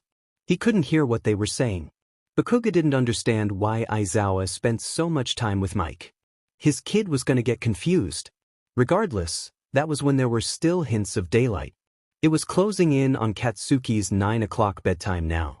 He'd eaten the convenience store snacks the idiots had brought him as a dinner, and was now patiently waiting for what he hoped was his last batch of flower petals before the day was through. Eventually, the petals did come. 64 of them. Why Katsuki feels the need to count, he has no idea. Maybe to ground himself. The tightness in his lungs was the tiniest bit worse than normal. Whatever normal was when it comes to this. Thoughts of sludge faded in and out of the flashes of conversations Katsuki's mind kept trying to analyze. Sometimes you don't know for months and then you sit back one day and realize, this person is my home. Have you gone your whole life thinking you had to earn the right to be treated well? Well, a sheet-eating grin, I, for one, love you Baku. And, finally, wouldn't it have worn off by now? That night's Google searches were even more frustrating. Longest time someone has continuously activated their quirk for when using it on someone. Villains with the highest quirk stamina. How long do plant-based quirks last? Longest lasting quirk effects. How long will I vomit flowers for if I got hit by a flower vomit quirk? All Might interview funny moments YouTube. Bakugo, while laying in his blessedly clean bed, tossed and turned from worry at the ungodly hour of 9:45 p.m. and grappled with the idea that he is completely clueless about something. And usually, when clueless, he'd just research something. But this was turning up nothing. Step 2 was to ask the teacher. Bakugo closes the Google app on his phone and pulls up his contacts, scrolling through the names before finding what he was looking for. He was unsure if this counted as an emergency, but it was his best bet right now that didn't involve talking about feelings with the PSS brigade. The call rings once. Please don't answer so I don't have to go through with this. Twice. I am begging every deity to please spare me from this conversation. 3 times. And then connects. Hello. If anyone finds out I called you, I'm coming for your butt. Oh, Bakugo. It's you. Aizawa notes in lieu of a real response. Yeah. Did you need something? I only gave you kids this number in case of emergencies, so if this can wait. I've got some things to get back to. I have Hanahaki disease. Yes. I know. We all know. I'm going to die in 2.5 weeks. No. You're going to tell whoever she is how you feel. Or, get the flower removed. No. No to. Which option? Aizawa's voice sounds weird through a phone. There's also a lot of background noise on his end. I've got things to get back to. The family, I am not getting rid of the only love I have ever experienced. The second one. So you'll tell her? No FNG way. Bakugo, did Kaminari give you something? If he's dealing on school property. Not high. I just can't tell her. Why not?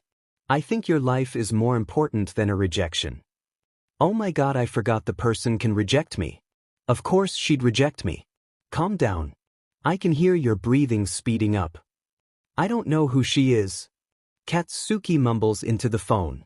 He's unsure if Aizawa would even be able to understand what he had said. Regardless, he wasn't going to repeat it. I'm putting you on speakerphone. I need both hands to feed the cat. You have a cat? I don't see how that's relevant. Especially since I am humoring your very clearly not an emergency call. The pause. There's a rustle on Aizawa's end. So you don't know which girl it is? How does that happen? I have it narrowed down. And I don't define language. You're on speaker. I do not fuckity FNG know. I didn't know I had it and I don't know who I love and I don't know who loves me. I'm just a piece of shit idiot who can't be. Bad word. A new voice sounds off of Aizawa's end. It's clearly Eri. She sounds a lot calmer than she usually does. Nervous but not quite as afraid. Eri, go back to bed? Thirsty. Did you knock over your green cup? Aizawa's voice sounds strange. It's so much more gentle than Bakugo's ever heard. It's calm and easygoing. It feels soothing. Papa spilled it. Does she normally talk to people using third person? Okay, go get the cup from your room and we can fill it up for you. And then back to bed, okay? Okay, Dad. Bakugo has stayed quiet through the entire interaction, absolutely fascinated. Just as he thought things couldn't get more bizarre, another voice sounds out. Sho, are you still on the phone? Oh good, you set it down. I knocked over Eri's water cup so she's probably going to come in here and… Aizawa ends the call. Was that FNG presentation Michael? Why was he at Aizawa's place? Why did Eri call him Papa? What the F dash? They must be really good friends, raising a kid like that together. Bakugo concludes. Maybe they even loved each other. Maybe friends can love each other. Maybe his friends love him. Bakugo falls asleep and wakes up to 3 missed calls from Aizawa. After classes the next day, Aizawa pulls Bakugo aside and makes him stay behind. It's weird, since Katsuki didn't even really mouth off more than usual today. He was too focused on constantly turning his head to stare at Jairu. Bakugo, Aizawa looks strained and almost nervous as he shuts the classroom door, solidifying that they were the only 2 inside. Did you happen to tell anyone about what you heard? What was there to tell? Okay, very supportive. Thanks. He sounds sarcastic. There is an uncomfortable pause. Anyways, did you? If you did, I just need to know who. If this gets out to the news or tabloids, UA could be shut down. Nizu put a lot of trust in us by allowing us to teach here and I would like to keep my job. What the F are you talking about? His teacher gives him a look of complete exasperation. Katsuki continues anyway. Why would Nizu care if you're raising Eri? Aren't you like her legal guardian now? Oh my god. What? Oi, don't talk to me like I'm stupid. You can go, Bakugo. WH. Go on back to the dorms. You've got you've got someone to find. Both you and All Might have done that. Everyone else says I need to tell a girl. All Might said person. You completely backtracked. I don't get it. I would really prefer it if I were not the person to have this conversation with you. Whoever they are. Who she is. Bakugo, does the pronoun really matter? Katsuki hesitates. If I know. Aizawa looks about ready to slam his head against a wall and it's psing Bakugo off. His face contorts into various pained expressions. At one point it seems like he might be praying. Then, after one big breath and a huge sigh, Aizawa speaks again. Are you gay, Bakugo? What? Hey. Homosexual. Attraction to the same gender rather than the opposite. I know what gay means. It's a simple question. You know I won't judge you. And it would explain your unwillingness to confess to a girl. What the F would you know about? I have a husband, Bakugo. What? Jesus Christ, kid. I am married to your English language teacher. We are raising a child together. I called you in here to ensure that you hadn't told anyone outside of UA. Clearly, I miscalculated your basic deduction skills. Bakugo stares open-mouthed. Aizawa continues. I am telling you this because you need to figure yourself out. You don't even know who to confess to and you have a blatant refusal to remove the flower. Therefore, since I legally cannot override your insisting on being a fool, I'm just explaining an additional option you might not have considered. That's I'm not. I wouldn't survive my mom's wrath even if I was. I'd die either way. Flower or no flower. Bakugo. What? Katsuki snaps, completely exasperated at this point. I meant what I said. I'm not going to watch you die. Aizawa takes a breath that sounds almost nervous. I cannot change your choice, but I can provide motivation. Get to the DMN point. If you don't remove the flower, or tell someone soon you're expelled. You can't do that, Bakugo's palms crackle. Aizawa remains unfazed. No casualties on UA records. You don't get the pleasure of dying like a martyr or a hero in training. No, you'll be just like everybody else. F you. Katsuki spat. Figure it out, Bakugo. Katsuki prepares to storm out of the classroom. Another habit that is coming from Aizawa trying to parent him. Oh, and if you need anything that you have my number. Get bent. Well, he kind of already is bent. He's not straight. Oh my god, Aizawa's not straight. There are heroes who aren't straight. Weird. Half and half is kind of hot. Objectively speaking, of course. Literally, he is half hot. Figuratively, Katsuki has come to the conclusion that Todoroki is attractive. It feels like Aizawa made him ingest some sort of weird gay worm and it's now wiggling around Bakugo's stomach. He is now assessing every male he sees and deciding if he finds them attractive. He does the same for girls, but that's a bit different since he already has the girl list down to 2. Ashido and Jairu. With boys, it's much more complicated. Besides it being a complete gamble since he's not gay, Katsuki has no idea what is and is not attractive for a man. He is basing everything off of instinct. There is no way in hell that Katsuki's going to ask Mina about it. Both because she's a contender and because she's a blabbermouth. For the first time in a long while, Bakugo is actually sitting in the common area after finishing his homework. He's curled up in the corner on a cozy chair and using the guise of being on his phone to scope out boys in his class. So far, he has eliminated teacher's pet without even glancing at him. As far as Bakugo is concerned, he'd rather suffocate than go anywhere near a mouth that goddamn annoying. Grape is also out for obvious reasons. Everyone else was still in the game. For some reason, it was a lot harder to narrow the boys down. In the end, Bakugo opens his notes app and begins listing. Teacher's pet. Grapes. Kinda. Belly button. Bird boy. Scotch tip. Big boy. White. Hot. Hot. Shitty hair. Pikachu. He's only got one name left, one he's been avoiding, when his phone is snatched from his hand by Pikachu. Oh, what's this? Kaminari sing-songs, scrambling to get out of the way of a screaming Bakugo's reach. Holy shit. Guys. Bakugo was making A1A hot or not. That turned some heads. Kirishima's in particular. Mina practically knocks over Tsuyu by running over to Kaminari so fast. Ochako's interest also looks piqued. A few other faces turn in their direction as well when Bakugo screams. That is not what that is. It's written in code. I only recognize my own nickname. Oh my god, you think I'm hot? Bakugo lunges at Kaminari while he's distracted and snatches the phone back, immediately deleting the note. This is betrayal. I can't believe you think Kaminari's hot. What about me? Kiri, dude, you were on the hot list too. Denki claps Kirishima on the shoulder. There was only one other person I saw in the hots though. I wonder who I see NOF way. Say another word and I'll blast your brains out. For the most part, everyone else has begun to ignore the commotion, chalking up what was at one point gossip to regular Baku Squad horseplay. Once Katsuki's back in his dorm room for the night, he removes the note from his phone's trash, changes Kaminari to NO, and then deletes the note again. Bakugo's got it narrowed down for real now.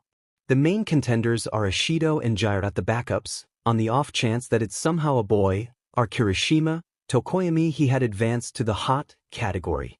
Don't ask why as Katsuki isn't exactly sure, and Todoroki. It's got to be one of those. It better be is all Katsuki can think as he starts out his morning with a violent case of the flower vomits. Which is annoying, since he was up super late last night with the same issue. He's getting worse, which is FNG annoying. Recovery Beach had warned him this would happen. Hell, everyone seems to have warned him this would happen. There would be less and less time in between the bouts of sickness as the love growing inside him will gain strength and eventually cut off his airways. Katsuki's phone buzzes and his alarm sounds, signaling that it's 6 o'clock, his normal wake-up time. He considers texting Aizawa that he's not coming in today, but missing another day of classes makes Katsuki's chest tighten and stomach churn. His stomach would be churning anyway, since, well, flower barf. Either way, Katsuki decided he's going to class. Like hell he's gonna let Ponytail pass him up in cork history. He stumbles his way into his shower, in and out in 6 minutes. There's no point in a deep clean with hero training again today. While toweling off, Katsuki attempts to drown the taste of roses out with a generous helping of toothpaste and mouthwash. He is just as aggressive about dental hygiene as he is anything else. Because he's the best. No cavities. No braces. No issues. The best patient his dentist ever had. Pretty badass. He leaves his dorm and makes his way to the elevators. Bakugo is craving a coffee and he's out of the pre-bottled stuff he normally stores under his bed. When the elevator doors open, Katsuki's still running ahead of the pack. The common area is empty, spare for a few people who either never went to bed in the first place, or wake up at an even more ungodly hour than Bakugo does. There's a lump of blankets on one of the communal couches, rising and falling steadily to indicate that there's a body underneath it somewhere. Katsuki approaches the pile while waiting for the coffee pot to brew. There wouldn't be enough coffee for him and whoever else comes downstairs if Katsuki had simply used what was left in the pot from whoever rose earlier than him. They'd have to make new anyway if he wanted a second cup. So no, it's not considerate. It's simply self-sufficient. The blanket lump wriggles a bit as the body underneath it rolls over.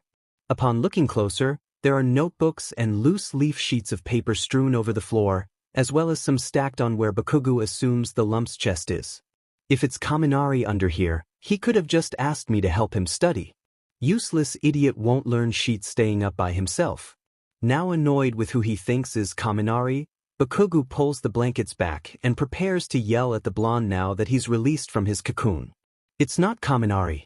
Deku's hair is a mess from the static of the blankets. Curls sticking out every which way and surrounding his sleeping face like a mane. Or, maybe some sort of freaky green halo. His face was puffy and Bakugo mentally compares him to one of those Victorian baby paintings they'd learned about in Midnight's class last month. Smooth skin, rosy cherub cheeks, delicate features. What FING idiot. Sleeping out here. The pause. Did he always have that many freckles? Regardless, Bakugo does what he does best and begins going through the motions of harassing Midoriya. He kicks at the couch so it shakes to wake the idiot occupying it. Shitstain. Wake up. Izuku tries to bury his head further into the sofa's armrest, ignoring the earthquake surrounding him. I'm tired. FING obviously. Sleeping out in the commons. Come on, wake up. Bakugo gently slaps Midoriya's face repeatedly until his eyes open. They're unfocused and bleary, but that doesn't make them any less green. The bloodshot redness makes it stand out more, now that Katsuki's thinking about it. Which he is more certainly not. Now that he is sentient, Deku brings scarred arms up to protect his head from Bakugo's torments. Kaken, Izuku groans, arms still covering his face as Bakugo stands back. What time is it? 6 hours before bell. Coffee should be ready. Bakugo is already walking away from the green blanket gremlin. The coffee is, in fact, ready when Katsuki bumbles back to the kitchen. He makes sure Deku's not looking and pours a fuck ton of creamer and a heap of sugar into his mug. He sits on the counter, nursing it so he has a prime view to glare at the idiot, who is now standing up. Midoriya's in a tank top. This information isn't particularly important, but Katsuki notices it nonetheless. He has no further comments. Tank top-clad Deku bumbles towards the kitchen, pulls an all-might mug out of a cabinet, and pours himself a cup of coffee. He immediately starts drinking it. But shitty-tasting drink for a shitty nerd, I guess. You look like sheet. You look tired, Kaken. Both boys spoke at the same time, and both pairs of eyes widened in surprise at the synchronous comments. Had a rough night. Bakugo mumbles his response first, taking another large sip of his sugary drink. It burns going down like it's alcohol due to how raw his throat constantly is. Yeah, me too. Midoriya says. They simply sit there for a second. Bakugo perched on the counter, Midoriya leaning against it. His bare shoulder is kinda close to Katsuki's thigh. If he moved his leg just a little to the left, they'd touch. Katsuki continues to have no comment. Get dressed, fuckface. You don't have a lot of time. Oh. Izuku sets down his mug. Yeah, I guess you're right. He looks sheepish, rubbing the back of his head in that dumb and awkward way he does before beginning to walk out of the kitchen and back towards the elevators. And Kaken? MMBH. Thanks, he grins. It is blinding. For waking me up. And then Izuku's pressing his floor's button. The elevator opens for him. Shitty hair and belly button walk out into the common space, replacing the now out-of-sight Deku. Hey, Baku bro. Whoa, you look like sheet. Bad night? No, Bakugo slides off of the counter and puts his now empty mug in the sink. I don't have bad nights. I'm hella good at sleeping. Hero training today is in the USJ. They're doing work with water rescues, meaning that lots of the class quirks are FING useless, including Bakugo's. He would never admit how stressed water rescues make him. They put Katsuki's helplessness on display for everybody to see. All he can do is sit and watch as people like Froggy get to do the cool sheet. Rather than let 1A pick who they're working with, Aizawa is assigning the groups himself. Bakugo cannot decide if he approves of this decision or not, considering he can't really think of anyone who he would actually want to work with. Cold freezes water into ice, Katsuki deducts. So, by that logic, he wants the fridge oven in his group. Not Froggy, regardless of how good her aquatic maneuverability is. She simply gives off a vibe that Bakugo doesn't approve of. Like she knows him. Which she most certainly does not. Katsuki ends up in a group with teacher's pet, tail, and headphones. So, all in all, not a bad draw. 2 people who can't do much submerged in water, Ojiro and himself, and 2 who are capable, Jairu and Ida. They are tasked with tsunami aftermath training, meaning each group will be racing through submerged rubble to retrieve a dummy civilian who is trapped underwater. It's a relay, so each team will rescue 4 dummies in total. Bakugo's team is placed up against a team that consists of Ishido, Shoji, Sato, and Deku. So, naturally, Katsuki was already chomping at the bit during the 3-minute strategizing PRD. It would make sense for Ida to be last, since he's the fastest. That way we can finish out strong. Ojiro remarks as his team huddles. Ida says something dumb and does a lot of hand gestures to signify his enthusiasm. Bakugo nodded without listening, switching between glaring at Deku and studying Headphone's face. She's got a pretty face. Features angular but soft. Her eyebrows are cool, because of that cut through one of them. Overall, a nice-looking person. She's not particularly muscular, but she has good agility and speed. Overall, a nice fighter. Good future hero. That was not what he was supposed to be analyzing. Why Katsuki's brain couldn't focus on cute girl and immediately migrated to hero strategies, he has no idea. Either way, during his meditation, the group decided that he was going third in the relay. Jiraiya was first so they could start strong, then the two weaker points in the middle, then a strong finish. It was a solid strategy. Bakugo, are you okay? You haven't really yelled at anyone or said anything. Jiraiya is suddenly snapping her fingers in front of his face. Your eyebrow is cool. Is all Katsuki responds with that he internally cringes at himself and quickly turns away, face red.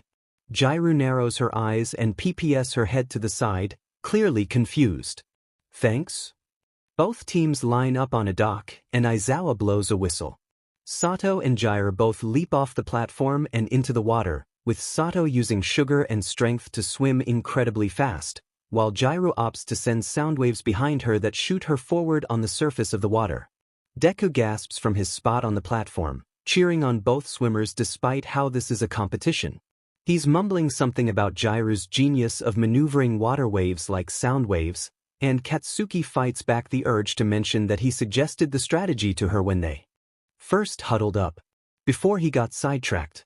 Both students are underwater now, searching for the dummy with the number 1 printed on it. Sato surfaces first, but without the dummy. He treads water for a second before taking another big breath and heading back under. Jiraiya surfaces next with an explosion of water, the dummy's arms secured firmly around her shoulders. With her free hand, she shoots out another wave of sound and it propels her over halfway back to the platform. Sato surfaces with his dummy and makes up the distance quickly, but Jiraiya is still able to high-five tail so that he can dive in about 5 seconds earlier. Wow, Jiraiya! That was such a cool move. Deku is already babbling from beside Bakugo, currently talking a mile a minute at Jiraiya. She's barely listening, breathing with her hands on her knees while water droplets drip from her hair. She smiles at Deku, but her attention is quickly averted to where Ashdio has resurfaced with her dummy at record speeds despite not having a quirk that gives her an advantage. Deku's team cheers, and Bakugo secretly lets his lip quirk up in pride over how far Pinky has come recently. Her strength has really improved. Of course, he'd never tell her that. Or maybe he would? Would he be able to hold her hand and tell her that she's strong? Would he cherish her smile and creepy alien eyes?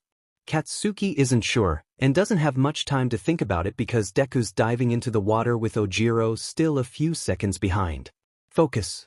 Ojiro, dummy in hand, high-fives Katsuki so he can jump into the water. Focus. Bakugo immediately sets off blasts from his palms, closing the gap between his and Deku's team before letting himself be actually submerged. Focus. He holds his breath and forces his eyes open as he looks for the number 3 dummy. But it's hard to see anything. Deku's got the faint one for all glow around him that gives both boys a small amount of visibility, but for the most part, Katsuki is in the dark with limited oxygen. He's in the dark with limited oxygen. He's in the dark with limited oxygen. He's in the dark with limited oxygen.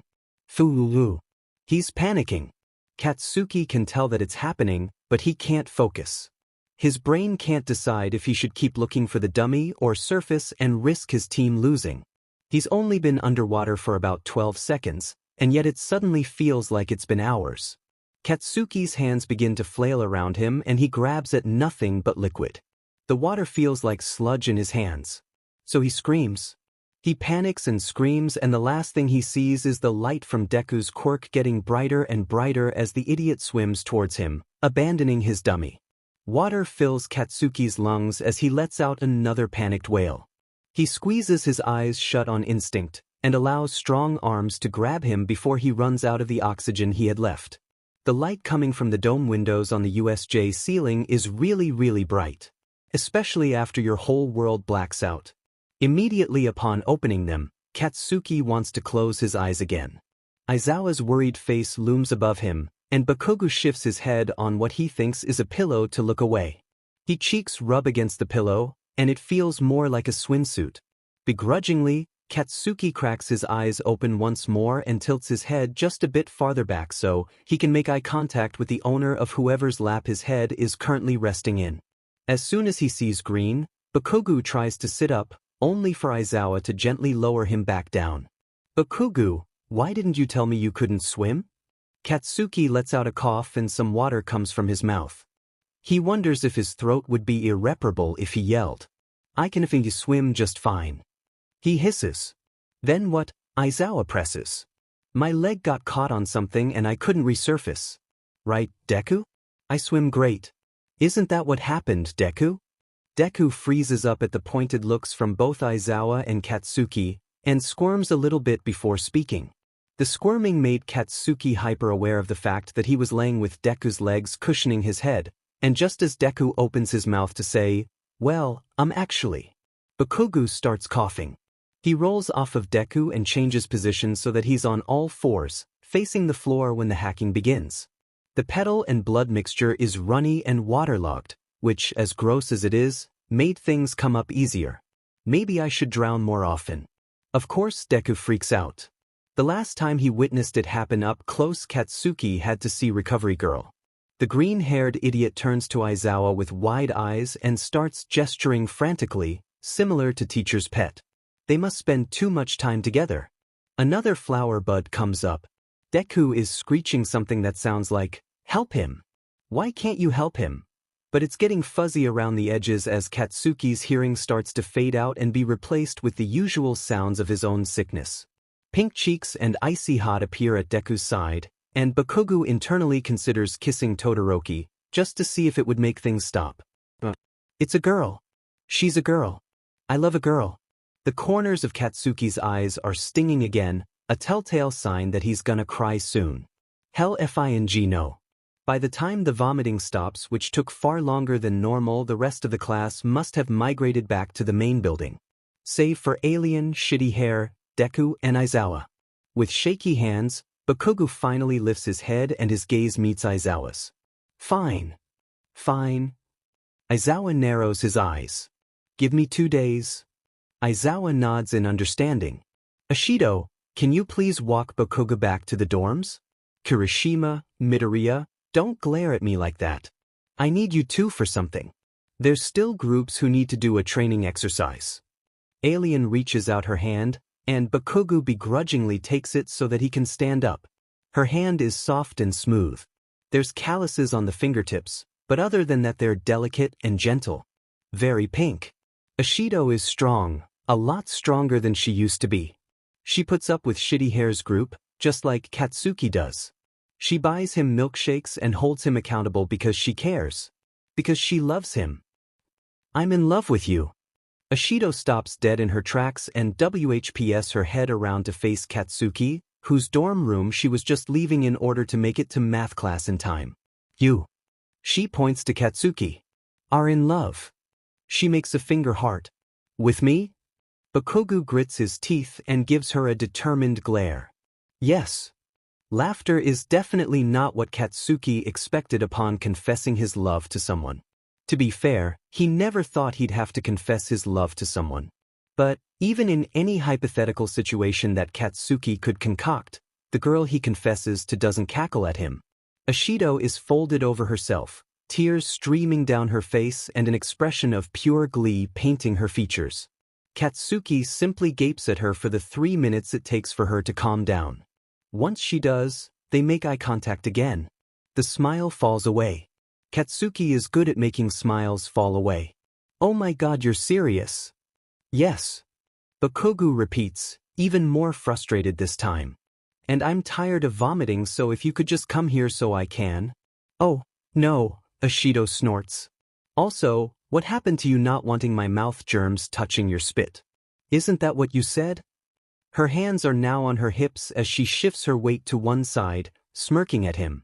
Ashido, if you don't like me back, please just tell me so I can remove the FA. Oh baby, she coos. It's the most condescending thing Bakugo has been subjected to since last time he saw his mother. I love you to bits. But you don't love me. Not like that, you doofus.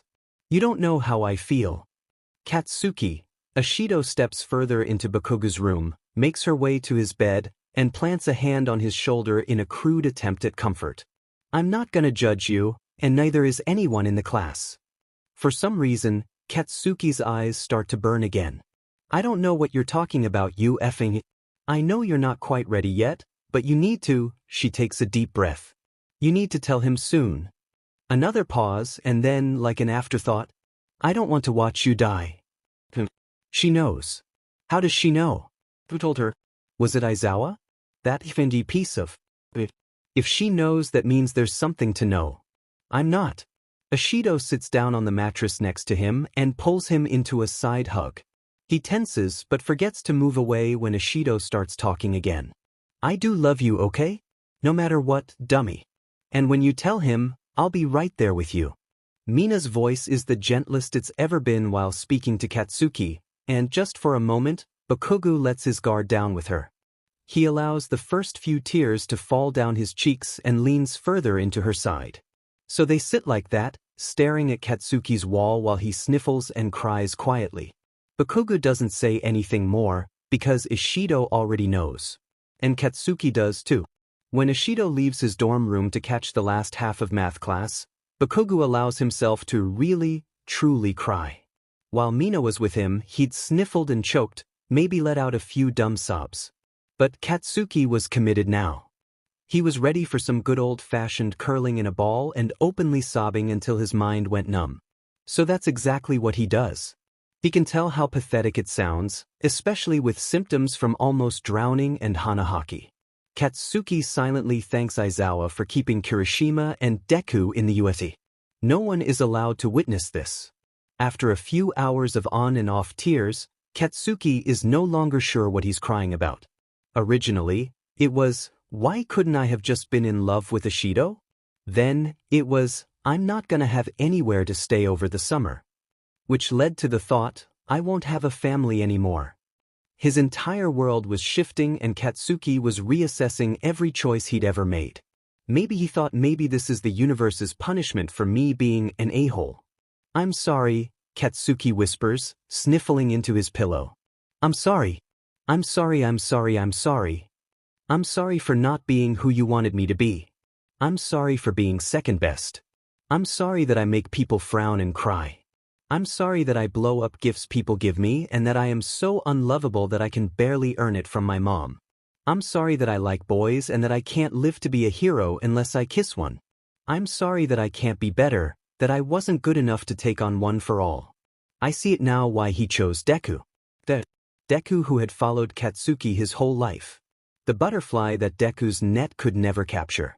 The green-haired boy whose notebooks Katsuki burned in middle school while he spat out bullshit telling the quirkless kid to kill himself. This was karma. For the rest of his life, which might end up only being 2 weeks, Katsuki would be paying for his actions. He already had been. All Might had chosen Deku. Deku now looked down on him because somehow, he had known that Katsuki was weak and deserved to be looked down upon. Katsuki was no longer being chased, he was desperately running to catch up with someone miles ahead. Hell, Deku's so observant he probably knew Katsuki liked boys the whole time. Yet another reason I deserve to be punished. I get it, Katsuki said to no one as he spoke into the void of his dorm room. I get it. I know I deserve this. I understand your FNG point, a sniffle. Katsuki's eyes began to sting again, signifying another round of tears was coming. I'll be a hero. I'll be better. I'll make sure that I save every goddamn person in Japan if I have to, a shaky breath. But please, he was fully crying again. Please just make it stop. Katsuki is still crying when his phone dings. It's in his bag, next to the swimsuit he'd changed out of after Ashido left. Other than that, nothing had moved since then. Sheet, classes must be done. Sure enough, the clock on Katsuki's lock screen reads 3 o'clock, signifying that everyone else's school day had ended. The text that set off his notifications is from Ashido, who wants to know if she should pick him up some soup from the convenience store before coming back to the dorm. At the mere idea of it, Katsuki's stomach growls. He sends a thumbs up emoji in response.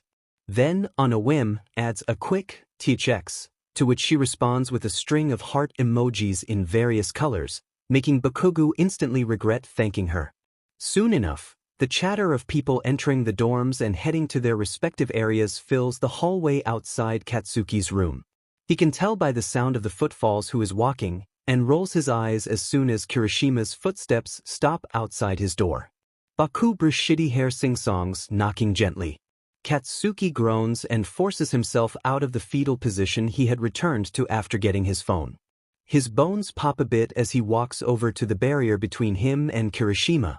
He cracks the door open a millimeter. "Do you have the soup?" Katsuki deadpants. "If you want soup, you have to come downstairs. Ashido's not allowed up here, so the handoff has to happen in the commons." "Bullshit. She was just here."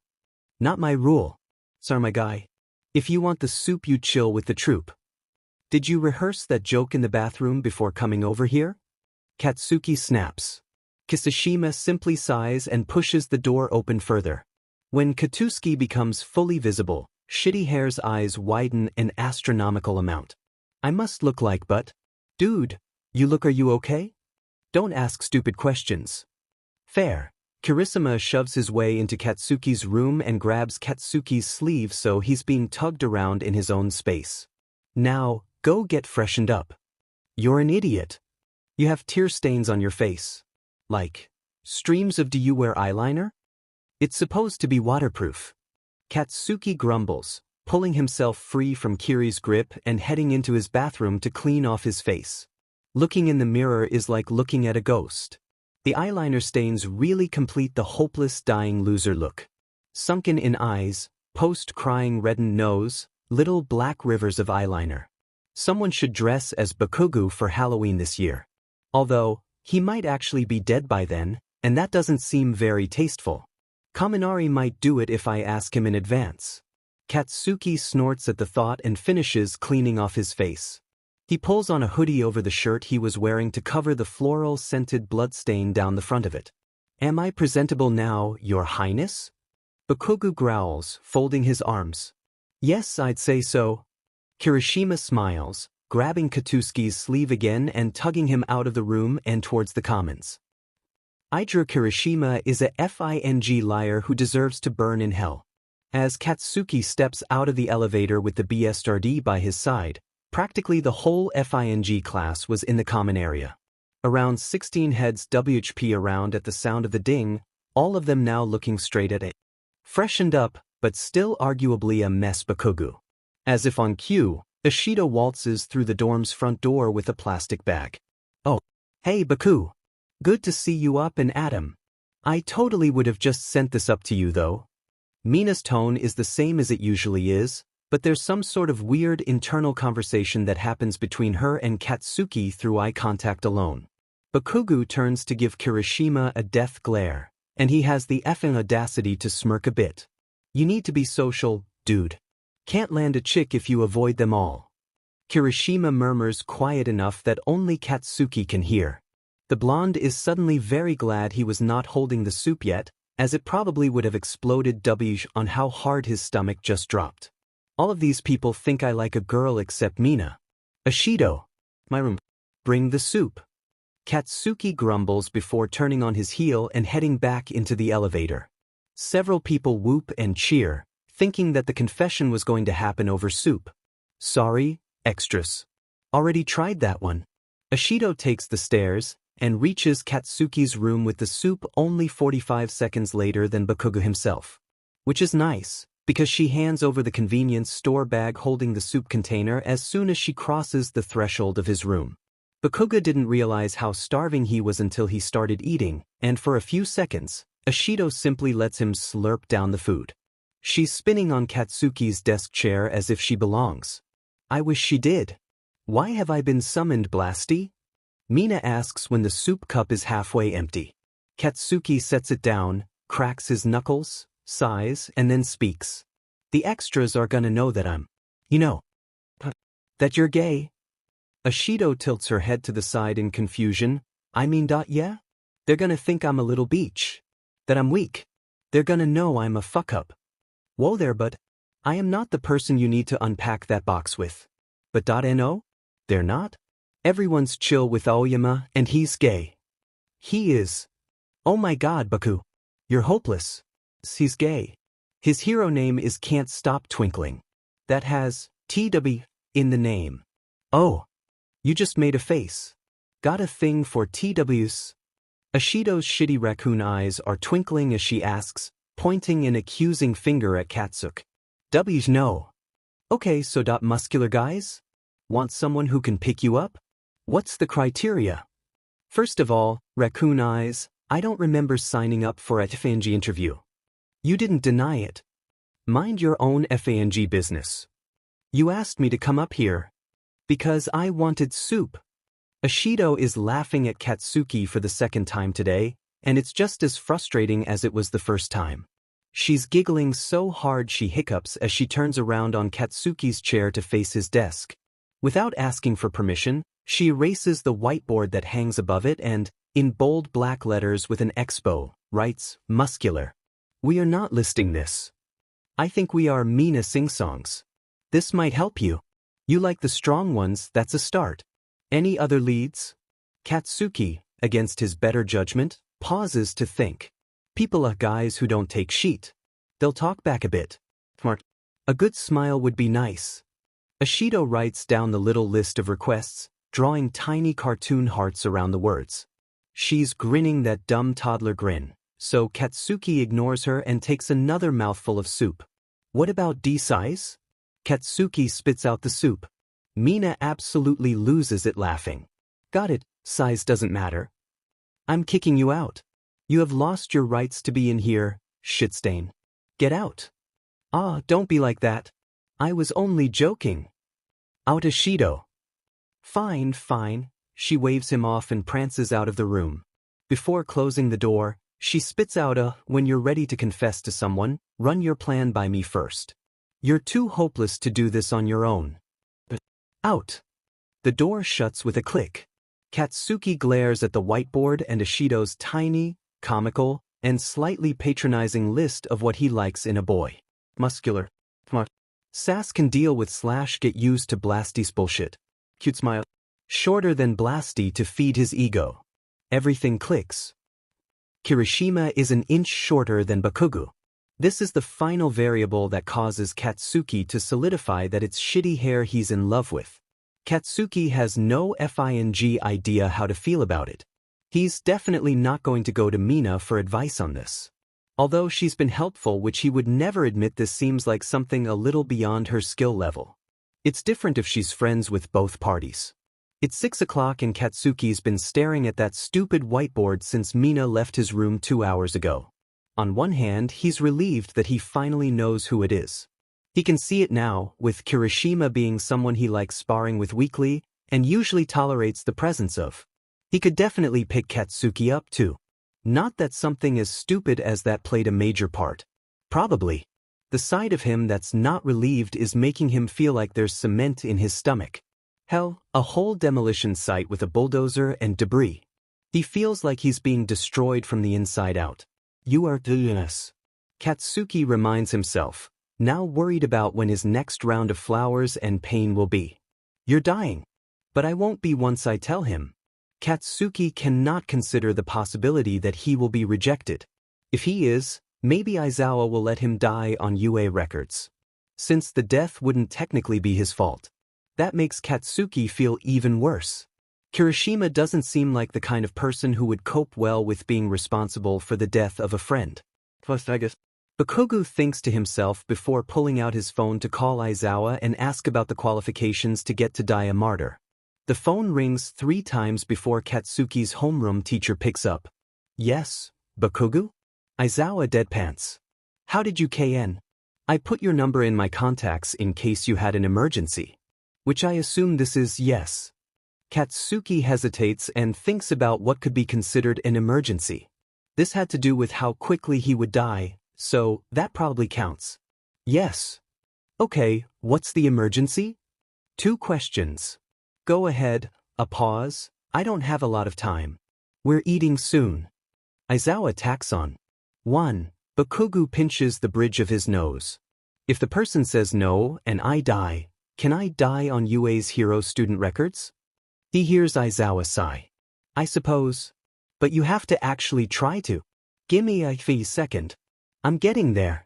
Question 2. Katsuki takes a deep breath. How the f do I ask a boy out? Aizawa is silent for what feels like hours, leaving only dead space for Katsuki to listen to. Then, finally, his teacher speaks. Would you like to come over for dinner, Bakugo? The staff residential buildings are a lot nicer than the student dorms. Which is saying something, since the student dorms are pretty nice. You would think that Aizawa's apartment would be organized and pristine with a few sleeping bags laying around here and there. Maybe some papers to grade. But, other than those ideas, Katsuki was expecting an IKEA showroom with a dark academia aesthetic. He was not expecting pure and utter chaos. When Katsuki knocked on the door with the right room number, he expected Aizawa to answer. Instead, he is met with the strangest, most haunting thing he has ever seen in his life. And that's saying something. Present Mike with his hair down. Well, not down pre-SE rather, in a FANG man bun. What the f, abort. Mission. He's also got normal clothes that aren't leather on. Yet another twist Katsuki was not prepared for. Both blondes just stare at each other for a few seconds, clearly surprised to see the other person. Show? There's a gremlin here to see you. Mike breaks the silence, which is a talent of his. Oi! Katsuki's indignant yelling is cut off by Aizawa, from somewhere inside the apartment, calling out. Go ahead and let him in. He's eating with us. Mike shrugs, and opens the door all the way to allow Katsuki into the space. Originally, Bakugo had worried he'd be scrutinized for being underdressed in his current hoodie and basketball shorts combo. But upon seeing the state of the living space, he thinks he'll blend in well. There's a patchwork sofa in a sitting area with a very soft-looking rug in front of it. Although, it can barely be seen with all of the children's toys spread out over the space. Stray crayons litter the coffee table and are illuminated by the muted TV playing.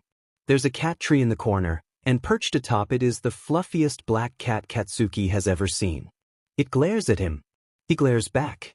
Aizawa pokes his head out of a doorway that presumably leads to the kitchen while holding a spoon. He also has normal clothes and his hair back. It makes Bakugo want to throw up. Zash, take over for me on the stove for a second. I need to give the gremlin the house rules. Katsuki shoots a death glare at Aizawa as the spoon is handed off and Mike disappears, leaving just student and teacher in the living space. Immediately, the cat leaps off of its perch and heads straight to Aizawa to wind itself around his legs. No swearing. No photos of anything. No quirk usage from you. The explosions will scare Eri. The agreement of you keeping your mouth shut from before remains the same. You do anything that upsets Eri, and you're out. Got it? Katsuki is too busy staring at Aizawa's sweater to care enough to object to any rules.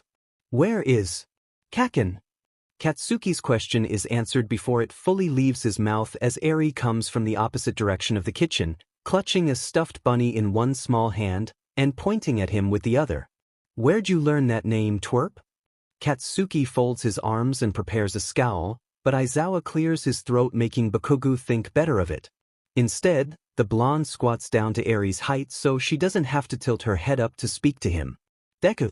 He talks about you lots. Eri's eyes light up. She gives Katsuki a smile that could probably end wars. He told me that's your name. Did he now? Katsuki grits his teeth but attempts to keep a neutral expression. He was not FANG up his chance at gay lessons and free food by pissing off a child. Do you see Deku a lot? Sometimes. Eri giggles. Papa always says he's too old for me. Bakugo almost chokes on his own spit. Aizawa groans. Your papa is right. He is too old for you, bub. No falling for any of my students. It's strange to see Aizawa so domestic. He reaches down after teasing his child and moves to tickle her. She squeals and scurries away to the kitchen, presumably to seek refuge with Mike. Bakugo's lip quirks up into a soft smile as he watches her go. A timer goes off, And soon enough there's food on a small dining table with 4 chairs that are situated in the kitchen by a window. There's a nice view of the campus, and Eri excitedly tells Katsuki that her seat is the one facing the window so that she can watch clouds. The food is good. Hella good, actually. Mike and Aizawa ignore him a little bit, caught up in what seems like a routine of telling each other about their days. Eri chimes in when she hears a name she recognizes, but Katsuki simply eats quietly and watches. He tries to put himself in their place. A gay pro-hero with a spouse and a ranking and an apartment and a kid. Him and Kirishima with a cat and a window seat in the kitchen for a child to watch clouds. Kirishima seems like he'd be an alright dad. He's nice enough. Honey, honey? Did someone just call Aizawa, honey? Why is the child here if he's not even going to speak? Aizawa, mid-bite, with rice still in his mouth and as if it's the most casual thing in the world, turns to Mike and says, "He's got boy troubles and God knows I'm not gonna deal with it, so I figured you could take one for the team. Show. You can be romantic. I've seen it. You could help Bakugo with asking out, Midoriya?" Mix looking to Bakugo for confirmation. Eri suddenly turns to Katsuki too, intrigued. "Why no? It's Kirishima." Katsuki insists. Mike and Aizawa exchange a weird telepathic look. Okay, Mike tries again. "So we're asking out Kirishima. What are we nervous about? Internalized homophobia? Rejection? External homophobia? Although I wouldn't worry about that too much with one, as reaction to Aoyama. I just don't know how to ask someone out." Bakugo refuses to make eye contact, staring instead at the cup of water he had been given to drink. "You'll be fine, Bakugo." Aizawa speaks up once more. "You invited me over here just to pretend you're gonna give me advice? Just to say that I'll be fine. I'm not fine. This is not fine." Katsuki was really struggling to control his frustration around Eri. "I invited you over here so you could see what was possible for you, kid. Wah. You can have a family. You can be a pro. You can have a life. Hell, the hard part's already done for you. You've already got someone to love. All that's left is for you to step up to the plate and own it." Aizawa takes a sip of whatever's in his cup. Probably straight vodka or something. "This is attainable for you. If you let it be. I can have a family who love me. I can have this. Yet I won't be allowed to obtain it. I'm being punished. This is part of the punishment. Yes, I could have this. But I won't be able to. The world is showing me something I'll never get no matter how hard I try. My parents will hate me more than they already do. Kirishima will say no. Deku will finally get to laugh at me to my face for being gay like he's been doing behind my back. I don't deserve this kind of love. And I'll never get to have it. But am I going to die trying? It's Sunday. Meaning there's around 12 days left until Katsuki would die if he didn't confess. Kirishima would spar with him in the afternoon as usual, and Katsuki was going to do it. He's jittery all day. In the morning he throws up some flowers and has a little cry. Then has a shower and eats lunch in his room. Leftovers from his visit to the Aizawa residence, where he had stayed surprisingly late in order to play Go Fish with the family of 3 before Eri was told to go to bed. Kirishima texts him at around 1 to confirm the 3 o'clock sparring time, and Katsuki sends him a thumbs-up emoji. Katsuki's hands are sweating a lot more than they normally do, a small blessing, since he knows he needs to win this sparring match to at least uphold a shred of dignity before confessing his love to someone. He wonders if he should wear anything special. Something different from his regular sparring shorts and tank top. No, that wouldn't make sense. Besides, Kirishima's seen him look way worse. Like that time when he helped to save Katsuki from the league. Or when he almost drowned yesterday. Or when they fought villains in the USJ. Or when he failed his provisional licensing exam. This would be fine. Katsuki arrives at their usual patch of field for sparring at exactly 3, even though he knows Kirishima will show up about 7 minutes. Late, smoothie in hand like he always does. Today Kirishima's smoothie is substituted with a protein shake. It's vanilla, apparently. Katsuki has a suspicion it's actually just a regular milkshake and Aijura lying to him. But he supposes if he loves someone, something like that shouldn't matter. You ready to start? Kirishima grins, cracking his knuckles after they've both stretched. If we start then it ends and I have to do this. This is my last day or I'm expelled. I need to be a hero. I need to tell you I love you. Katsuki grits his teeth and gives Kirishima a manic grin. Yeah. The rhythm of fighting with Kirishima is staccato, choppy and thrown together. The redhead doesn't really strategize when fighting someone. Instead, he uses the logic of hit the thing until it breaks. In some cases, that system works. But not when fighting Katsuki. Bakugo continuously propels himself into the air using explosions in order to land hits on Kirishima's back. It's lazy almost. With shitty hair whipping around to face him and trying to block while Katsuki lands explosions and punches with ease. That doesn't change the fact that he's off his game today, though. Normally, where Bakugo can land 3 hits, he's only landing 1. He doubts Kirishima notices, since he's too focused on hardening and maintaining stamina as he takes the hits. Around halfway through what has so far been a pretty easy battle, something changes in Kirishima's eyes. He has a new strategy. The next time Bakugo propels, Kirishima grabs his foot and yanks him down, landing a punch straight at the blonde's jaw. Katsuki hears the cack and tastes blood. It's refreshing.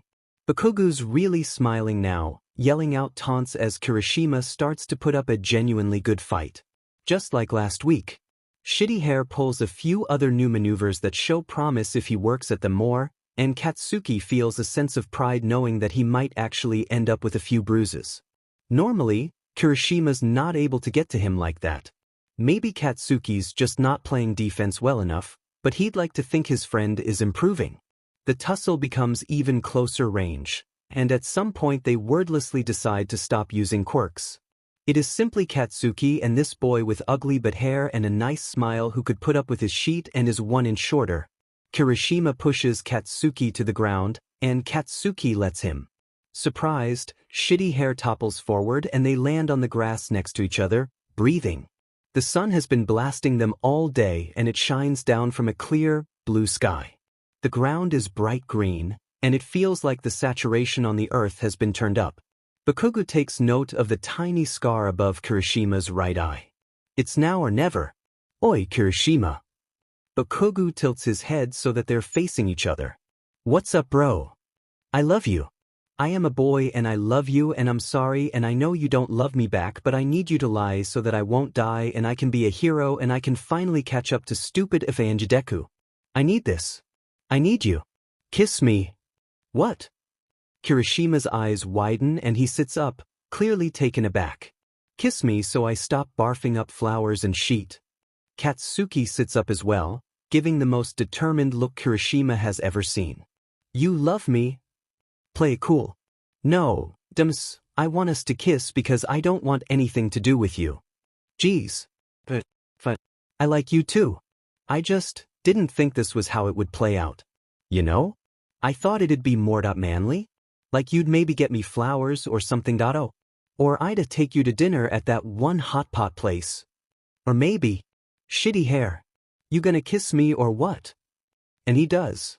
Bakugo had never really been one to dream about his first kiss. Probably because most people stopped talking about them by the time he'd considered caring. Most of the boys in his grade had already gotten theirs. With girls. Regardless, Katsuki's expectations had been extremely low. And he had absolutely nothing to base this kiss off of. It was nice. In a weird sort of way. He had absolutely no idea what to do with his hands, so he keeps them on his knees as he leans forward. Kirishima was doing most of the work in the ways of mouth moving, and Katsuki was just following along. It was wet? And sort of awkward. He didn't know how else to describe it. Warm maybe? It was sweet. Yeah, that was a good way to put it. Kirishima is sweet. The kiss only lasts about 3 seconds, but when Kirishima pulls away, Katsuki is winded. It was me all along? The redhead smiles as he asks, and Bakugo wonders if he's just as breathless. Don't let it go to your head. He finds himself smiling a bit too. I kissed a boy. The smile drops. Oh, I kissed a boy. Katsuki's hands are always sweaty, and before he kissed Kirishima, it was worse than usual. The issue had only magnified, and it felt like Katsuki had just washed his hands. Kirishima's fingers are laced through his regardless, acting as if it's not noticeable. Shitty hair is swinging their arms back and forth lightly as they walk back to the dorms to shower. He's babbling about something to do with their relationship, but Katsuki is too focused on the feeling of someone holding his hand to pay much attention. Kirishima's hand is warm and calloused. Katsuki feels strangely secure in his grasp. So is it okay if I do that? Bakugo only catches the end of the sentence and simply mumbles something along the lines of, aha, hyper-focused on the feeling of Kirishima's thumb running over his knuckles. Sweet. Thanks, Kaken. Katsuki breaks the handhold. What did you just call me? Kirishima's face contorts into something similar to a kicked puppy. Kaken? I figured since we're together, I'd get nickname privileges. Like, you can call me E or Ag or something if you want. I figured you liked Kaken since you let Deku call you it all the time. Is that one too much? Are you Deku? No, I guess not. Kirishima reaches for Katsuki's hand again. Is there a reason I can't say it? That it's just weird. Alright then. Kirishima shrugs, sorry, babe. How long have you been sitting on that? Katsuki groans, slamming his palm into his forehead. Kirishima giggles a bit and bumps their shoulders together. While. You're an idiot, shitty hair. At least I'm your idiot. Kirishima shoulder checks Katsuki once more. Bakugo returns the favor. That can be changed. Dude. You die. Maybe I'd prefer that to kissing you, dumbass. Fine, I guess I won't kiss you again. Kirishima's voice is mocking being offended, but he's still smiling. Guess not. Katsuki smirks, already tilting his head down for a peck. When they reach the doors to the 1A dorm, everything becomes real. Katsuki had kissed a boy twice, and now he was going to walk into a situation where every single person would know. Because he wasn't going to be sick anymore. He supposes he could pretend it was a Shido and he'd confessed over soup, but that would mean possibly kissing a Shido. And quite frankly, Katsuki's opinion on her mouth coming near him had not changed. It would be fing gross. Kirishima makes eye contact with Bakugo before grabbing the door handle, sensing the blonde's nerves. We don't have to tell them if you don't want to. You think I'm effing scared or something? Katsuki challenges. I am. I'm fing terrified. They're going to laugh at me. At us. I ruin my chance at being #1 hero because my brain is broken and likes kissing boys. You're not scared of anything. Kirishima smiles softly and turns the handle. Somehow, everyone immediately knows. A lot of people are spread out on sofas or study tables, and their heads all turn to face Katsuki and Aizawa. He's still holding my hand, oh my god, Hagakure squeals and starts frantically clapping her hands like a demented seal. Siro's jaw drops to the floor. Uraraka starts beaming when she sees the intertwined fingers, turning to shake Deku by his shoulder in excitement. Katsuki makes eye contact with the nerd, and glares to cover up that he's bracing himself for of course Kaken is one of those. Instead, Deku's mouth quirks up into a sympathetic smile. And somehow, that's so much fing worse. Anyone says shit to him, Katsuki tilts his head to gesture at Kirishima, I'd blast your brains out of your shitty heads. Got it? Yairozu nods from her spot at a study table, where she seems to be tutoring Sato on something. You know we support you, and she starts to say something encouraging, but Katsuki cuts that shit the F off. La la la la la la, don't care, can't hear you, la la la la, don't want your mushy bullshit. Katsuki breaks the handhold to plug his ears with his fingers. I'm going to do homework with my boyfriend away from all of you extras. He grumbles before heading towards the elevator, a sheepish Kirishima trailing behind him. Use protection. Kaminari calls out, causing Bakugo to immediately turn on his heel and charge at the dumbass, hands firing off small explosions while he screams bloody murder, face cherry red. Baku! He was joking. It's a joke. Kirishima is calling after him, hardening and trying to restrain the angry bomb. You're still doing it wrong. You have to add a 0 as a placeholder so that the synthetic division is set up right. But there's no 0 in the polynomial. Because it's a placeholder, shitdick. Here, give me your pencil. It almost feels normal. doing homework in Katsuki's room with Aizawa. Both boys are sprawled out on the floor over top of the shaggy black rug that now reminds Katsuki just a bit too much of Aizawa's apartment. Gotta tell Aizawa so he doesn't expel me tomorrow. Oi, need to make a phone call real quick, then we can go back to math. K. Kirishima nods before rolling over onto his back to stare at the ceiling. The dumbass closes his eyes dreamily. The phone rings its usual 3 times before Aizawa answers. Hell. Did it? I'll be in class on Monday to learn because this flower sheet is over. I take it you figured things out? Aizawa seems relieved.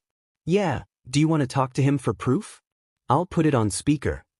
Please don't. You're on speaker. Say hello to shitty hair. Katsuki cuts off his teacher for the umpteenth time. A new habit during their phone calls. Mr. Aizawa? Hi. Kirishima. See? We're together and everything. Take that. There is silence on the other end of the phone, and for a moment Bakugo wonders if Aizawa hung up. Congratulations, you two. I'm glad this is over. The line goes dead. Why did you call Aizawa? Kirishima looks more confused now than he did when the duo were doing math. We had an agreement. Don't worry about it. Everything's okay now. Everything's okay now. Katsuki eats dinner with the class for the first time since he contracted Hanahaki at Kirishima's request. The food is nice, and sitting curled up on the couch there's not enough dining space for everyone at once with his friends is nice, too. Aizawa's arm is slung over Katsuki's shoulders, something that was very aggressively protested out of embarrassment. But that did not deter the redhead from pulling the blonde closer and stealing a bite from Bakugo's bowl of udon. Round face practically coos from the sofa across from where Katsuki and his friends are situated. Icy Hot just seems confused as he offers Deku some more of his food. The dumbass declines. That idiot needs to eat more and attempts to continue the conversation the four were having. Something up, Floaty? Bakugo calls from across the room. I just think it's nice to see you getting along with someone. It's been too quiet down here without your nagging. She giggles as Katsuki immediately ignites his palms. But I'll show you nagging. Kaken, she's just joking, and dude, chill, come from Deku and Kirishima's mouths at the same time. Both parties look surprised, and their eyes widen for a second. Midoriya, dude, Kirishima throws a thumbs up and then points to his stupid head. Same wavelength. Deku chuckles awkwardly and makes a facial expression as if he is contemplating death. Which he better not be, because Katsuki can't beat him at everything if he's 6 feet under. The dunce better live a long life. Maybe Kirishima should leave you for Midoriya, Blasty? Kaminari speaks up from his perch on the couch armrest. Deku's pretty cute. I'd tap that. Deku turns tomato red, and Katsuki shoves Dunce's face off of the couch, sending him toppling face first into the remainder of his dinner. Thanks, Kaminari. Hey, you're alright too. Deku's attempt at flirting? With Kaminari is so abysmal that Katsuki barks out a laugh. You two idiots would be good for each other. Quirks you can't control and dumbass brains. Go ahead and gay it up. Bakugo smirks as he triumphantly looks at the facial expressions of both Dunce and Deku, expecting embarrassment from them but only receiving confusion. Bro, you're practically in Kiri's lap right now. I don't think you get to talk about what's gay or not. Zero butts in with him dumb and useless opinion. You know what? You're gay. How about that for talking about what's gay? It's you, Scotch tape. You're the gayest one here. I am a heterosexual, Zero sighs. You, flower boy, are not. Katsuki shouldn't have been as bothered by that statement as he was. Everyone knew. There was nothing taboo about saying it out loud. Whatever. He finishes his food in relative silence. Simply listening as Ishido distracts Zero and Kaminari with a dumb story, Kirishima adding something occasionally. You good? Kirishima whispers in his ear. It was probably so no one would notice the two were talking, but it caused Katsuki to jump a bit. Sorry. I'm effing peachy. Katsuki murmurs back. Hey. No canoodling in the common areas. Teacher's pet is standing now, pointing directly at Katsuki and Aizawa. Panty twister. We're just talking. I'll show you canoodling. Katsuki is yelling back, and before he can think too hard about what he's doing, he slides into Kirishima's lap fully, pulls the redhead's arms from his sides and wraps them around his waist like a seatbelt. There! Katsuki shouts, if you're not careful, maybe I'll canoodle your or your dad. Would you like that, Lightning McQueen? Want me to snuggle your dad? Dunce Face and Tape Boy are rolling on the floor in silent laughter. Raccoon Eyes has got her mouth covered by her hand and her phone recording. Katsuki can feel the shaking of Kirishima's laughter from underneath him because oh my god, I'm in a boy's lap and I just threatened to be romantic with someone's dad? I'd prefer it if you blew up my father, Bakugo. Todoroki speaks up. And, for some reason, that's the last straw that causes Midoriya to absolutely explode with laughter. He's clutching his stomach, folded over like a lawn chair, with pure glee painted across his features as he wheezes and giggles. He even lets out a few good snorts. Katsuki swears that he can see tears forming in the corners of his. Dumb Deku's not even laughing at Katsuki, but it still makes his mouth run dry. Something about it makes him feel antsy, like it has to do with him. Katsuki frowns as the shot of energy he'd accumulated wears off. I'll blow up everyone's dad. He grumbles. Kirishima snorts in Katsuki's ear, head now perched on the blonde's shoulder. As if noticing Katsuki tense, Kirishima pulls back a bit and loosens his grip, allowing the angry teen to slide out of his lap and back into his spot on the couch. Hey, leave mine alone. I like my dad. Zero complains. Too bad, your dad's getting snuggled and then blown up. Double trouble. You wouldn't dare. Zero is smiling and he throws a useless punch in Katsuki's direction. It's easily blocked. Oh, Tape Beach, I would. And I'll be the big spoon. Zero lets out a war cry and then shoots Tape at Katsuki, who, having predicted the move, ducks and allows for Kirishima to be hit in the face. I've been hit. Avenge me, Baku babe. Kirishima dramatically pretends to die before wrestling with the tape now on his face, trying desperately not to wax an eyebrow off my accident. Alright Tapey. That's it. I'm blowing up your whole patriarchy. First you, then your dad. Waking up on a Wednesday morning to a text from Shitty Hair that says, "Good morning babe," is one of those things that if the current Bakugo told Bakugo from 2 months ago about it, past Bakugo would laugh in his face. And yet here we FNGR. The light of Katsuki's phone screen in his still dark room causes the blonde to squint as he types out a Gudmernin to send back to Kirishima. Once the telltale sound of the text being sent rings through the otherwise quiet room, Katsuki immediately shuts the phone off and shoves his face into his pillow. There is another ding that is highly likely to also be Kirishima. Katsuki hasn't been sleeping well. He stays up much later than he'd like to, mulling over the feeling of Kirishima's mouth on his. His finger ghosts over his bottom lip at the thought. It's been 3 days since the first kiss, and there is already a new routine in Katsuki's life. Wake up at the normal alarm, shower, and then meet Kirishima outside of his room to walk down to the kitchen together. Kirishima likes his coffee just as sugary, so, to appear tough, Katsuki's been drinking it black. Katsuki shakes his head at the idea of having to drink another cup of the bitter substance, and finally rolls out of bed to actually start his day. He's oddly serene as he goes through the motions, a new bliss having overcome him after the disappearance of the Hanahaki symptoms being enough to solidify that Katsuki was not going to die. When he's ready to go down and eat some cereal, Katsuki sends another text to Kirishima that says, "I'm coming over," and locks his door for the day.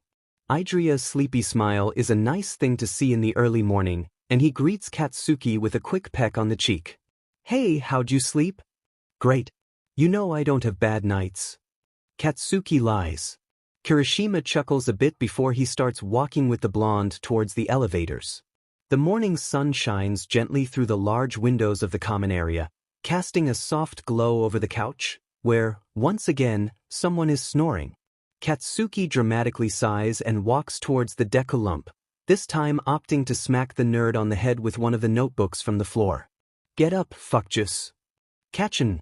"Oh," sleepy Izuka mumbles, lazily swatting his arm out in a shitty attempt to defend himself. "Idiot, If you don't stop sleeping down here, I'll have to blow up the couch.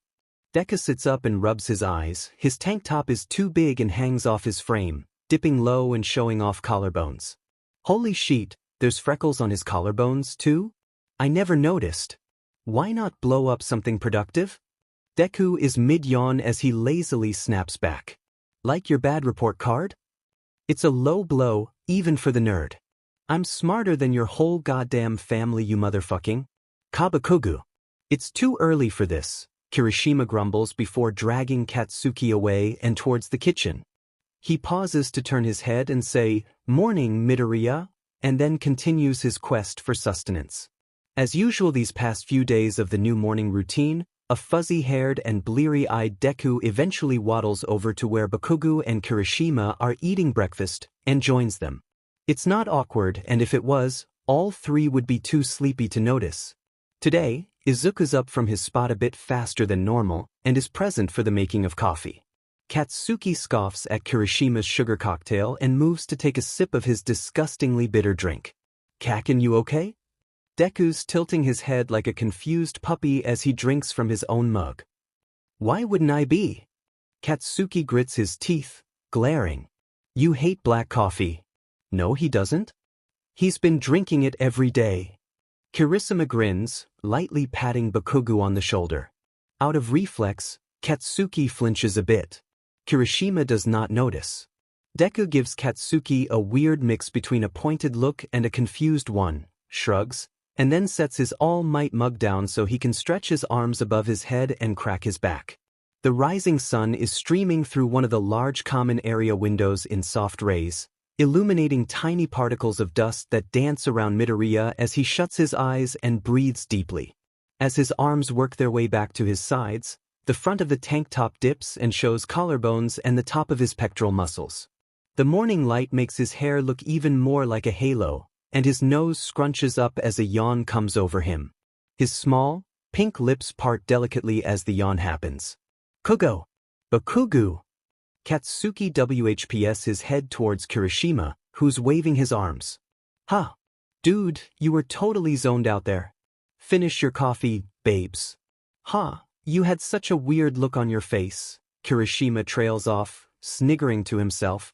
"I don't look weird," is all Katsuki says before chugging the rest of his mug and sulking off to put on his uniform. Bakugo has already turned in all of his missing work. He's that smart. There was no way he was gonna let Yaoyorozu get such a big lead. It's nice to be back to a sense of normalcy. The whole class seems to be relieved that they don't have to deal with Katsuki being a living time bomb. Aizawa still gives the blonde strange looks, but Katsuki's learning to ignore them despite the discomfort they cause. The normalcy is rudely interrupted by Bakugo's phone buzzing in the pocket of his briefs. He risks taking a look at it despite Aizawa's policies, and he regrets it immediately. One new message from Hag. Katsuki knows that if he ignores the message, she'll keep texting. Or worse, she'd call him. And if he didn't answer that, the beach might even resort to calling Aizawa, and that is not something that Bakugo would appreciate. She probably wants details on his health, and Aizawa seems like he might be a snitch, and if she catches wind of him and Kirishima. Nope, not going there. His best bet is to answer the text. Unlike Dun's face, Katsuki knows better than to try and sneak a text back to his mother during Aizawa's class. The man's got freaky eyeballs and they see everything. In fact, Katsuki is lucky the guy didn't notice him checking his lock screen. The blonde sighs and raises his hand, which is relatively weird for him to do. However, he needs Aizawa to actually agree. Yes. Aizawa calls on him, eyes narrowing. Need to PSS. Go ahead. Hurry back. Don't stroll the hallways. Whatever. Katsuki strolls through the hallways and towards the bathroom, pulling out his phone from his pocket. He lazily unlocks his phone, rounds the hallway corner, and scrolls to the message app. He's glad he's in the bathroom once he reads the test, because the distance between where he's hiding and the classroom should be enough of a sound buffer for the strangled sound Katsuki lets out. Hag, school called. Said you're all good. When will we get to meet her? Sheet efdimen but if sheet if sheet. Being with Kirishima had put Bakugo in a haze. A false sense of security where he could simply hold a boy's hand and feel as though he matters. That safety bubble has now popped, spat in his face, and called him useless. What do I tell my mom? What makes you think she wants to meet you? Is what Katsuki ends up typing back. He holds his breath as the thought bubble appears on the screen, indicating his mother writing out another message. Hag, I created you, little sheet. Of course she wants to meet me. Something in the line, I created you, makes Katsuki feel a little sick to his stomach. Objectively, his mom was right. She was the reason that he was alive. Additionally, she had given him food, shelter, and a home. Mistuki Bakugo was the reason for Katsuki's temper, for his motivation and longing to impress. Everything Katsuki does, when it comes down to it, is for her. To prove to her that he can be as good as. Kaken. You okay? Aizawa sent me to find you. You've been gone a while. Deku. Katsuki pockets his phone, ignoring as it buzzes again, signifying another text from his mother. If you're done, we should go back. The teachers are suching soon and we're starting a new math unit. And you just got caught up, so it would be a shame if. Do you ever shut the F up? Katsuki folds his arms. Do you ever treat people kindly? Or is that just saved for Kirishima? UF. Katsuki is cut off by the unmistakable sound of an all-might ringtone, and he quickly fishes his hand into his pocket to turn his phone off. Before hitting decline, the blonde shoots a quick glance at the caller ID and grimaces. Katsuki looks at Deku, and then at the phone in his hand, internally debating who he would rather deal with right now. The answer is clear, but Katsuki picks it up and answers the phone nonetheless. What? Is that any way to greet your mother? Mitsuki's angry voice shoots through the phone at such a high volume that Katsuki is positive Deku can hear every syllable clearly. I need to go back to class. What do you want? Katsuki keeps his phrases short to hide the tinge of fear in his voice. You're lucky I'm even letting you go to that stupid, useless school. You're supposed to be training to be some hero, but all you do is get yourself kidnapped or sick. You have done nothing but embarrass yourself. The least you could do as thanks is introduce me to the girl that for some reason is choosing to deal with you. Katsuki's mouth goes dry as he stands there with the phone up to his ear. Deku's still there, because of course he is, standing there with his fist clenched and a pained expression on his face. He pities you. You deserve this. She's busy. Katsuki responds into the phone. Is she? Does she have a work-study? It is Uraraka, isn't it? She's always been great. I can't wait to ask her what she sees in you. I've gotta go. Katsuki grumbles. Katsuki. I want her here by this weekend. Got it? Fuff. You goddamn brat. Agree before I come over there myself. The mere idea of Bakugo's mom making her way to campus again makes Katsuki's blood run cold. Fine. He grumbles. And before his mom can respond again, Katsuki hangs up. Midoriya's still standing there like an awkward tree. He keeps opening his mouth like he wants to say something, but then closing it again. It's pissing Katsuki the hell off. It's always Deku that sees him like this. No matter how hard Katsuki tries to rebuild the image that he was once seen as. There's always gotta be something where Deku just has to worm his way into Bakugo's business at the worst possible time. Katsuki is tired of the pitying looks. He's tired of being looked down upon. He's just tired. If you've got something to say, can you say it? Yusuke clenches his jaw before letting out a huge sigh and running a hand through his hair. Kaken, the dork looks pained. Like he has to force this out of his mouth. You could tell her, you know. You don't know what the F you're talking about. Bakugo responds, putting his phone back into his pocket once more so that his hands can form shaky fists. Auntie wants what's best for you. She loves you so. Katsuki has no memory of moving towards Deku. All he knows is that one moment he was by the sinks and Midoriya was by the bathroom entrance. The next moment, his fist was colliding with Deku's jaw. You don't get to tell me who does and does not love me. Katsuki snarls, pulling his hand back and winding up for another punch at Deku's face. His nose would look good broken. It'd bring out his eyes. Deku puts his hand out and easily stops the hit. Are you a child? He sounds exasperated as he steps out of Bakugo's reach, one for all crackling through his veins just in case the blonde tries to hit him again. The F, is that supposed to mean? Katsuki yells, already gearing up to send a blast at the shorter idiot's face. You're like a kid. Deku groans, pulling on the ends of his own hair in frustration while continuously sidestepping out of Katsuki's reach. Someone says something you don't like and you just throw a tantrum. You can't just punch your problems away, Kaken. Seems to be working so far. Katsuki growls, closing the space between the two teens and body slamming Deku into the bathroom wall. It's vaguely reminiscent of the incident after hero training when Katsuki had threatened him in the locker room. Both are glaring at each other, a bruise blooming beautifully on Deku's lower jaw. The nerd stands his ground, not moving to escape from Katsuki's arms caging him in. He simply fumes, his quirk dancing around his features and making his eyes glint and reflect red. Katsuki can't really remember the last time he saw Deku this angry. You're AD-. Deku says. His voice is calm, level, and forgiving. Waff. Katsuki is exasperated as Deku lightly shoves him backwards so that he can walk back towards the bathroom exit. You're a hole, Kaken. Go ahead and bring a girl to your parents. Go ahead and let yourself be miserable. It's not my FNG problem. Deku's shaking now. Katsuki isn't sure why. I'm going back to class. Show up when you feel like it. Or don't. I'm sure Kirishima can give you the notes. And just like that, Deku's gone. Katsuki does, eventually, come back to class. Ectoplasm is halfway through the math lesson when the blonde finally makes his appearance. Feeling better, Bakugo? Midoriya said you were constipated.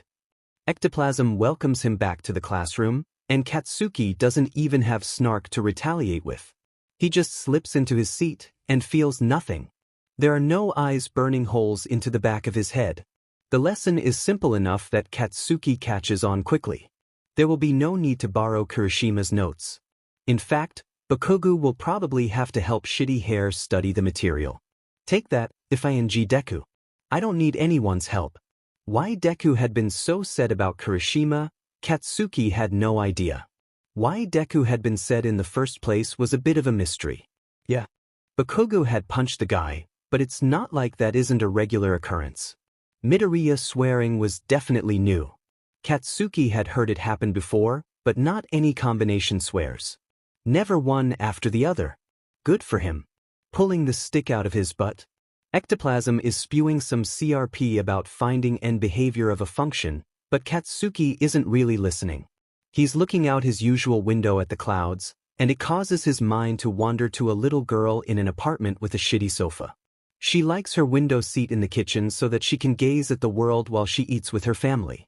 Her family with 2 dads. Bakugo wonders, just for a moment, what would happen if he did tell his mom. How would she react if he walked through the doors of his childhood home with Shitty Hair on his arm? She would probably get mad, accusing Katsuki of not showing her the real person. She would make it out to be some sort of twisted prank. That's what you are. Twisted. The rest of his classes come and go, with Katsuki not really paying attention to any of them.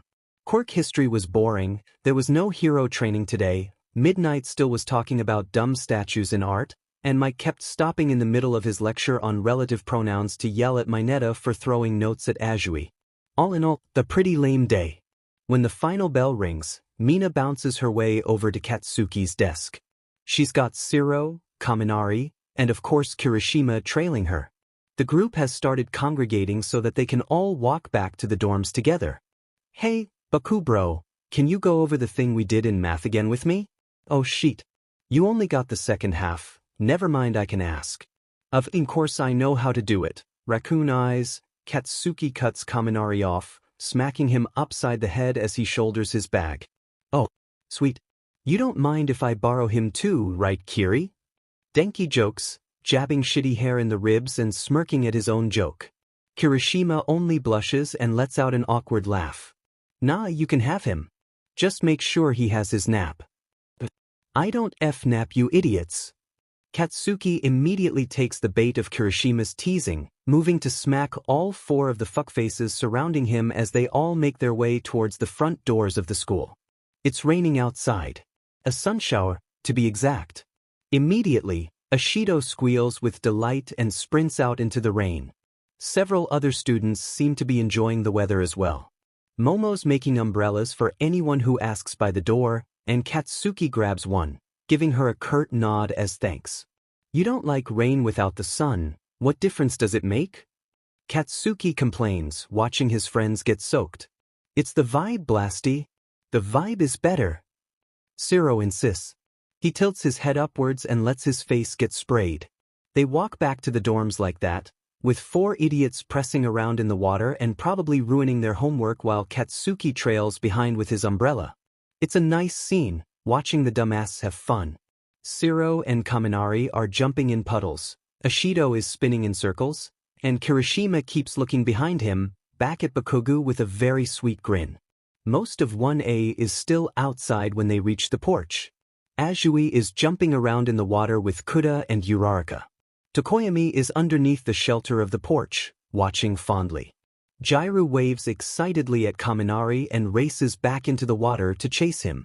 Katsuki, against his better judgment, lowers his umbrella and allows the rain to hit his hair when Kirishima pokes him and says, "Tag," trying to get him to join Jairu and Kaminari's game. Their bags are deposited underneath the shelter and soon, all who are still outside are participating.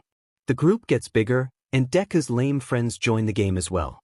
But Katsuki doesn't really care as he bolts across the wet lawn in an attempt to tag a screeching, giggling Kirishima. Because the universe hates them, the amount of rain increases tenfold, absolutely pummeling the students with water. It gets harder to see through the spray, and classmates turn into blobs of color. Katsuki is smiling ever so slightly even as the clouds roll in and the sun shower becomes a storm. 1A begin to grab their bags and accept towels from Yayorozu before heading inside to dry off. Kirishima's holding his hand, and no one even comments on it. Because at this point, it's starting to be normal. After everyone has dried off, the class sits around the common area as normal. Katsuki's group is on their regular sofa, fighting over a bowl of popcorn like a pack of wolves. Behind them, Momo is holding her study group at the dining table. Hagakure is braiding Tsu's hair by the TV. Parallel to the Baku Squad is dumb Deku and his friends. Todoroki is being used as a space heater by Uraraka, who is snuggled into his side. She yawns, and Ida starts lecturing her about her sleeping habits. Through all of this, Deku stays quiet, smiling but clearly elsewhere. The nerd is rubbing at his jaw where the bruise Katsuki gave him earlier today is. His hair is still damp, and sticks to his forehead in tiny green curls. His mouth is in a pout. His eyebrows are furrowed. And then he looks up. He looks up and meets Katsuki's eyes. From the opposite side of the room, Katsuki is frozen like a deer in headlights simply by the weird look Deku is giving him. It's not anger. It's not pity. It's disappointment. Katsuki is 7 years old and eating a popsicle.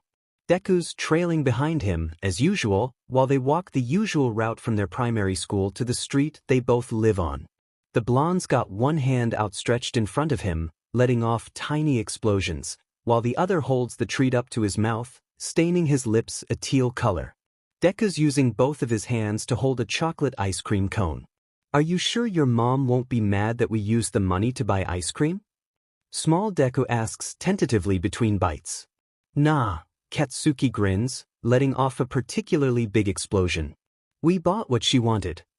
The blonde gestures at his pocket, where a lottery ticket is tucked away. But what if she wanted the extra money back? Deku, Katsuki groans. You're such a baby. If she gets mad you tell her it was my idea and then you won't get yelled at. Deku stares at Katsuki with eyes full of wonder and a mouth full of chocolate. Really, Kaken? You're so brave. Yeah, I am. When the two arrive home with sticky fingers, and Mitsuki begins her yelling, Katsuki takes all of the blame. Deku walks home, knowing he won't see Katsuki for a while due to him being grounded, and has the same FANG look on his face. Disappointment. Katsuki coughs. Just once. It's dry and barely noticeable. Nothing he couldn't handle. Because he's not a bitch boy. Everyone in the room seems to fall silent nonetheless, turning to face Bakugo. Kirishima tilts his head in confusion, eyebrows furrowing. You good? Zero asks before Kirishima can. The class holds its breath for his answer. Katsuki scoffs and ruffles his own still wet hair.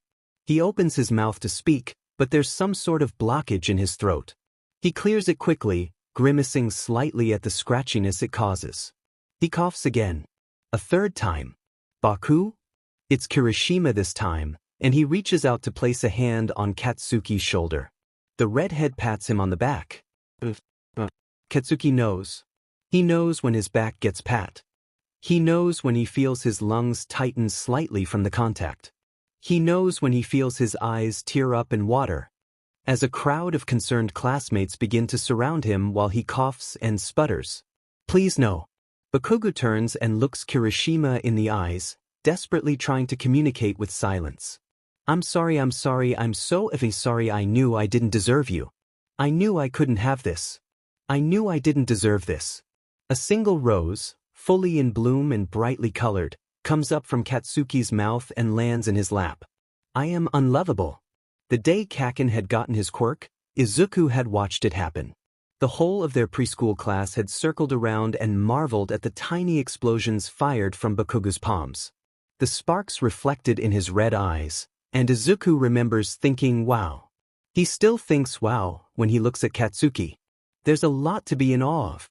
His bravery, his drive and determination, the way he moves with such confidence, the way he laughs when he knows he's succeeded at something. Izuku could go on. And he has. Notebook after notebook of analyses. Pro heroes, yes. Well-known quirks, of course. But also pages upon pages of Katsuki. Possible hero costume designs that would benefit his quirk, a rundown of fighting tactics he used, sketches of his hands. Always Katsuki. So, it had been hella weird for Katsuki to be the one who woke him up when Izuku had fallen asleep on the common area sofa. All around him were notes on both Hanahaki and Kaken himself. Izuku must have passed out from exhaustion. He had been researching possible antidotes that would allow Kaken to live without being in love with someone. Shitstain. Wake up.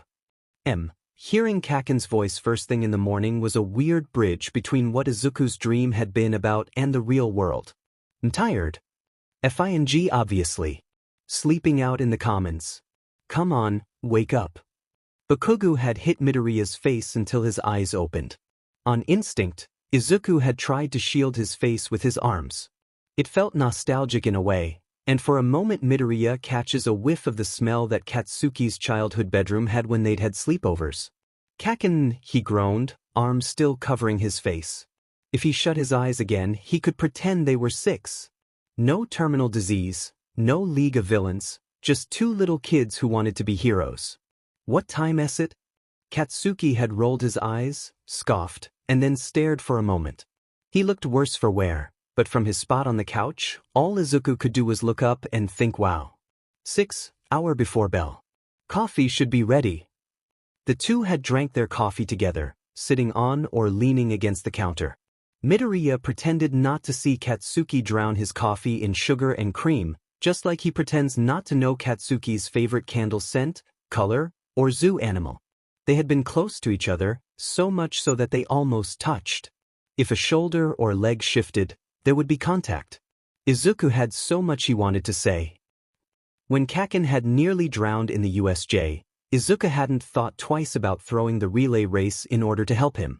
His body moved on its own, abandoning the assigned task in favor of wrapping an arm securely around Katsuki's waist and breaching the surface. The only thing on Izuku's mind, as always, was Kaken. Everything was so loud. The gasp of his classmates, the sound of rushing water, his own panicked calls for help. Of course, Aizawa had known what to do, and once Kaken had started to breathe again, Izuku was ordered to be his pillow while everyone waited for the blonde to awake. Katsuki's face had been eerily peaceful in his unconscious state. No furrowed eyebrows, no scowl, no lip turning into a snarl. Simply Katsuki in his raw and organic form. But Izuku hadn't really thought twice about the blonde's head being in his lap until said blonde startled awake with a cough and actively tried to get away from him. And then he'd gotten sick. It was hands down one of the most horrifying things Izuku had ever seen. Kaken, doubled over and helpless, tears in his eyes, coughing up flower after flower. That scene was permanently burned into Izuku's brain, sitting next to the memories of Katsuki's kidnapping, Eri's rescue, and All Might's resignation at Kamino. All of these memories were swirling around Izuku's mind at once as he sat on a sofa, staring blankly out a dorm window. Classes for the day had finally ended, and everyone was sitting around and pretending that Bakugo hadn't nearly died again. Mina was out picking up some soup for him. She'd asked Izuku before leaving what Katsuki's favorite kind was. Izuku gave his top 3 answers and told her to pick whatever was cheapest because Kaken likes the artificial taste when he's sick. And boy, was he sick. Deku. Izuku shifts his gaze from the window to face Uraraka, who just plopped down in the empty seat next to him. She gives him a tight smile that seems a bit forced. You're spacing out. Ochako pokes him on the nose. Oh, sorry. Did you want to go get boba with Tsu and I? We were thinking of asking Todoroki and Ida, too. I think I'll pass on this one, but thanks for asking. Izuku turns to face the window once again. I've got some homework I need to do. Are you sure? I think going out might take your mind off of... Ding. The sound of the elevator doors opening distracts the duo, and they both look up. Kirishima stands there, holding onto the wrist of a very disheveled Bakugo. Kaken. Saying he looks awful would be an understatement. He's got on that hoodie he only wears when he's sick, but it's got a bit of blood stained around the collar. His eyes are sunken in and his face is pale. Blonde hair sticks out so far he looks like a Pomeranian. If it weren't for the obvious tones of illness, he'd look cute with the bedhead. Stop it. Thinking like that is counterproductive. You've analyzed plenty of Hanahaki cases at this point, Izuku. There is absolutely nothing cute about the way that Kaken's palms are covered by the sleeves of that hoodie or how he's too worn out to scowl. And even if there was, then that doesn't give you the right to think something like that. You aren't sure that the person he loves is you, yet. Although it would be amazing if it was. Imagine what you two could accomplish as a hero duo? All Might would be so proud. Speaking of All Might, you should text him. Give him an update. And maybe Mom too? Or Auntie. She's probably worried so. Oh, hey Baku. Good to see you up and at 'em. I totally would have just sent this up to you though. Ashido waltzes through the dorm front doors with the convenience store bag. Kaken looks pained. He glares at Kirishima, and it's almost a relief. He's still in there. Kirishima murmurs something to Bakugo that no one else can hear, and it makes Kaken's face go tomato red. Ashdio. My room. Bring the soup. People start to cheer as Kaken pushes Kirishima off the elevator and closes its doors to go back up to his floor. From beside him, Ochako claps excitedly and yells encouragement to Mina as the pink hero in training makes her way towards the stairwell. Why are you clapping? Izuku scratches his head, confused at his friend's enthusiasm. Because Bakugo's going to confess. To Ashido. Why else would he ask to see her in private? Midoriya snorts. He can't stop himself in time. It evolves into a quiet chuckle that he tries and fails to lower the volume of. What's so funny? Todoroki makes his way over to their sofa, looking deeply confused. Deku's laughing at Bakugo for confessing. Uraraka rolls her eyes, glaring at Izuku. In exasperation. No, Deku calms himself down. I'm laughing because that's what you think is happening. What else would be happening? He's embarrassed. Kaken doesn't like being seen as weak, and he looked surprised to see so many people. Also, judging by the glare he gave Kirishima, he did not want to come downstairs in the first place. He was most likely bribed. Add on to that the shocked looks on most people's faces due to his arguably bad condition. He simply wanted to escape the public eye and have his soup in peace. Ashdio will be back downstairs in a few moments. Ochako and Todoroki exchange a weird look. You sure know a lot about Bakugo, Midoriya? Todoroki deadpants. Yeah, I guess I do. As Izuku predicted, Ashdio comes back downstairs after about 15 minutes. Hagakure, Kaminari, Siro, Jairu, and a few others swarm her asking for details. She just giggles and shakes her head. No, Blasty isn't in love with me, she snorts. He just wanted his soup. Are you sure? You two seem awfully close, Hagakure prods. Yeah, I'm sure. Besides, he's like my lame older brother. I wouldn't date him even if he wanted to. The crowd of snoops quiet down and Izuku gives Uraraka and Todoroki a smug look. Told you. Impressive, Ochako says with a roll of her eyes. Are you absolutely positive you're passing on boba with the gang? Midoriya nods firmly. Okay. Have fun yearning then. She grins, standing up and crackling her back. Let's go to do. We have to find Tsu and Ida. Whoa whoa whoa. Wait what? What do you mean by, Izuku lowers his paranoid shout to a whisper, you think I'm yearning? Duh? You like Bakugo, right? That's why you're being so weird about this Hanahaki stuff. I'm weird about it, Izuku mocks Ochako's voice, because I don't want Kaken to die. Hanahaki can be deadly. Besides, yearning is not currently in my schedule. This is solely reflection time. I have homework to do and I still haven't texted my mom back. All Might wants to go on a run in an hour or so. Would I have time to do all of that before dinner? No, probably not. But if I divided up the math work and saved art history for after dinner, then I might be able to fit in some time too. I don't want Bakugo to die. Todoroki scratches his chin and Midoriya yelps as he breaks from his stupor. Am I yearning too? No, Uraraka and Midoriya speak at the same time. Yearning means you have a crush, Todoroki. Ochako tries to explain. Midoriya wants to crush Bakugo? No, silly. Deku wants to kiss. I think that's enough. Izuku cuts her off. You guys go and have fun. I'll be here. Yearning. That I'll be here. The commons had been relatively empty on Sunday. Deku had been lazing around with his friends, homework finished, and mother texted. The doors had swung open, and Midoriya hadn't thought twice about Kaken and Kirishima walking inside together. It wasn't until Hagakure squealed that it hit him. It's Kirishima. Of course it's Kirishima. Who else would it be? Izuku eats breakfast with Kirishima and Bakugo a few times. Neither of them notice the tension. Or, if they do, they don't say anything. I wonder how many times they've kissed? Kaken's phone buzzed before math class. Izuku watched him check the message. Katsuki's face had paled for a split second, and the blonde began to shift uncomfortably in his seat. He asked to go to the bathroom. 6 minutes pass. Midoriya. Go check on him. Aizawa had barely finished the order before Izuku was shooting out of his seat and down the hall towards the bathrooms. Kaken is there. On his phone and looking more sick than usual. Kaken. You okay? Aizawa sent me to find you. You've been gone a while. Thumph, Deku.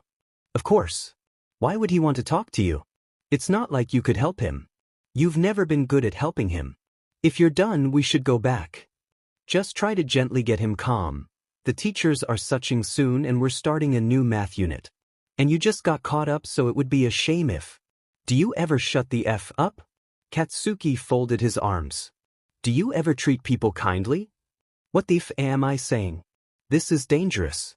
Or is that just saved for Kirishima? Oh my god, I'm dead. Why did I? I'm dead. I'm so dead. Sorry, All Might. Sorry. It's too late for me. It was a nice run. Kaken's phone rings. Should I leave? Katsuki picks up. I should definitely leave. Deku turns to do so, but the sound of Mitsuki's voice raging from the other end makes him pause. She hasn't changed a bit. But Kaken? Izuku stares awkwardly at Katsuki, who is biting his own tongue and looks mildly afraid. He's changed so much. If you've got something to say, can you say it? Is the first thing out of Kaken's mouth once the call ends. It's not my place. Kaken, I am a fool and a buffoon who needs to stop immediately. You could tell her, you know. You don't know what the F you're talking about. Yes, I do.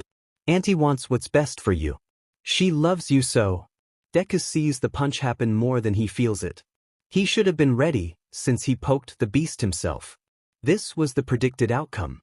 You don't get to tell me who does and does not love me. I know. Deku stops the hit, and even considers punching back. It's not fair.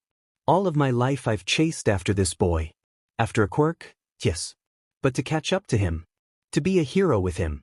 And now I've got the best quirk of them all and it just makes him mad. And he loves his best friend who loves him back, because how could you not? How could anyone turn a blind eye to the incredible, passionate, Amazing person that I've known since I was a kid. God, he's such a FNG brat sometimes. Why couldn't I like someone else? Todoroki seems nice. Kaken can just act like it. Are you a child? What am I saying? This is so bad. Stop it. Stop, brain. Stop it now. Why would I call him out? What was the point? Now he just hates you more, you dummy. The F, is that supposed to mean? You're like a kid. Izuku dodges another hit. Someone says something you don't like and you just throw a tantrum. You can't just punch your problems away, Kaken. Seems to be working so far. Katsuki growls before slamming Izuku into the bathroom wall. I deserve that. You're Kaken. I love you. Waf. You're a finya hole, Kaken. Go ahead and bring a girl to your parents. Go ahead and let yourself be miserable. It's not my FNG problem. Why won't you let yourself be happy? I'm going back to class. Show up when you feel like it. Or don't. I'm sure Kirishima can give you the notes. Izuku feels bad.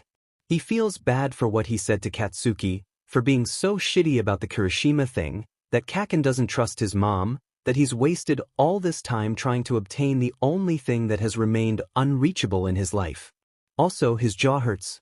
But when it comes down to it, Kirishima makes Kaken happy. And that was what matters.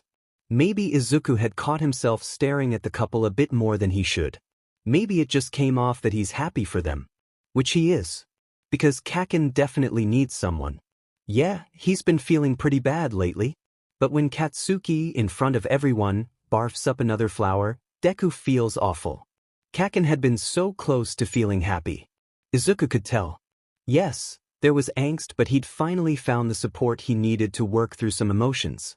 He was finally starting to accept love from others. He was changing and it was good. But something had stopped. What was it? Izuku thinks back to his notes. The ones he took and studied every night on the common room sofa, sometimes falling asleep in the process as he pored over a way to ensure that Bakugo Katsuki survives this. The first big Hanahaki episode happened when the two of them were in the kitchen. God, Izuku had been so terrified.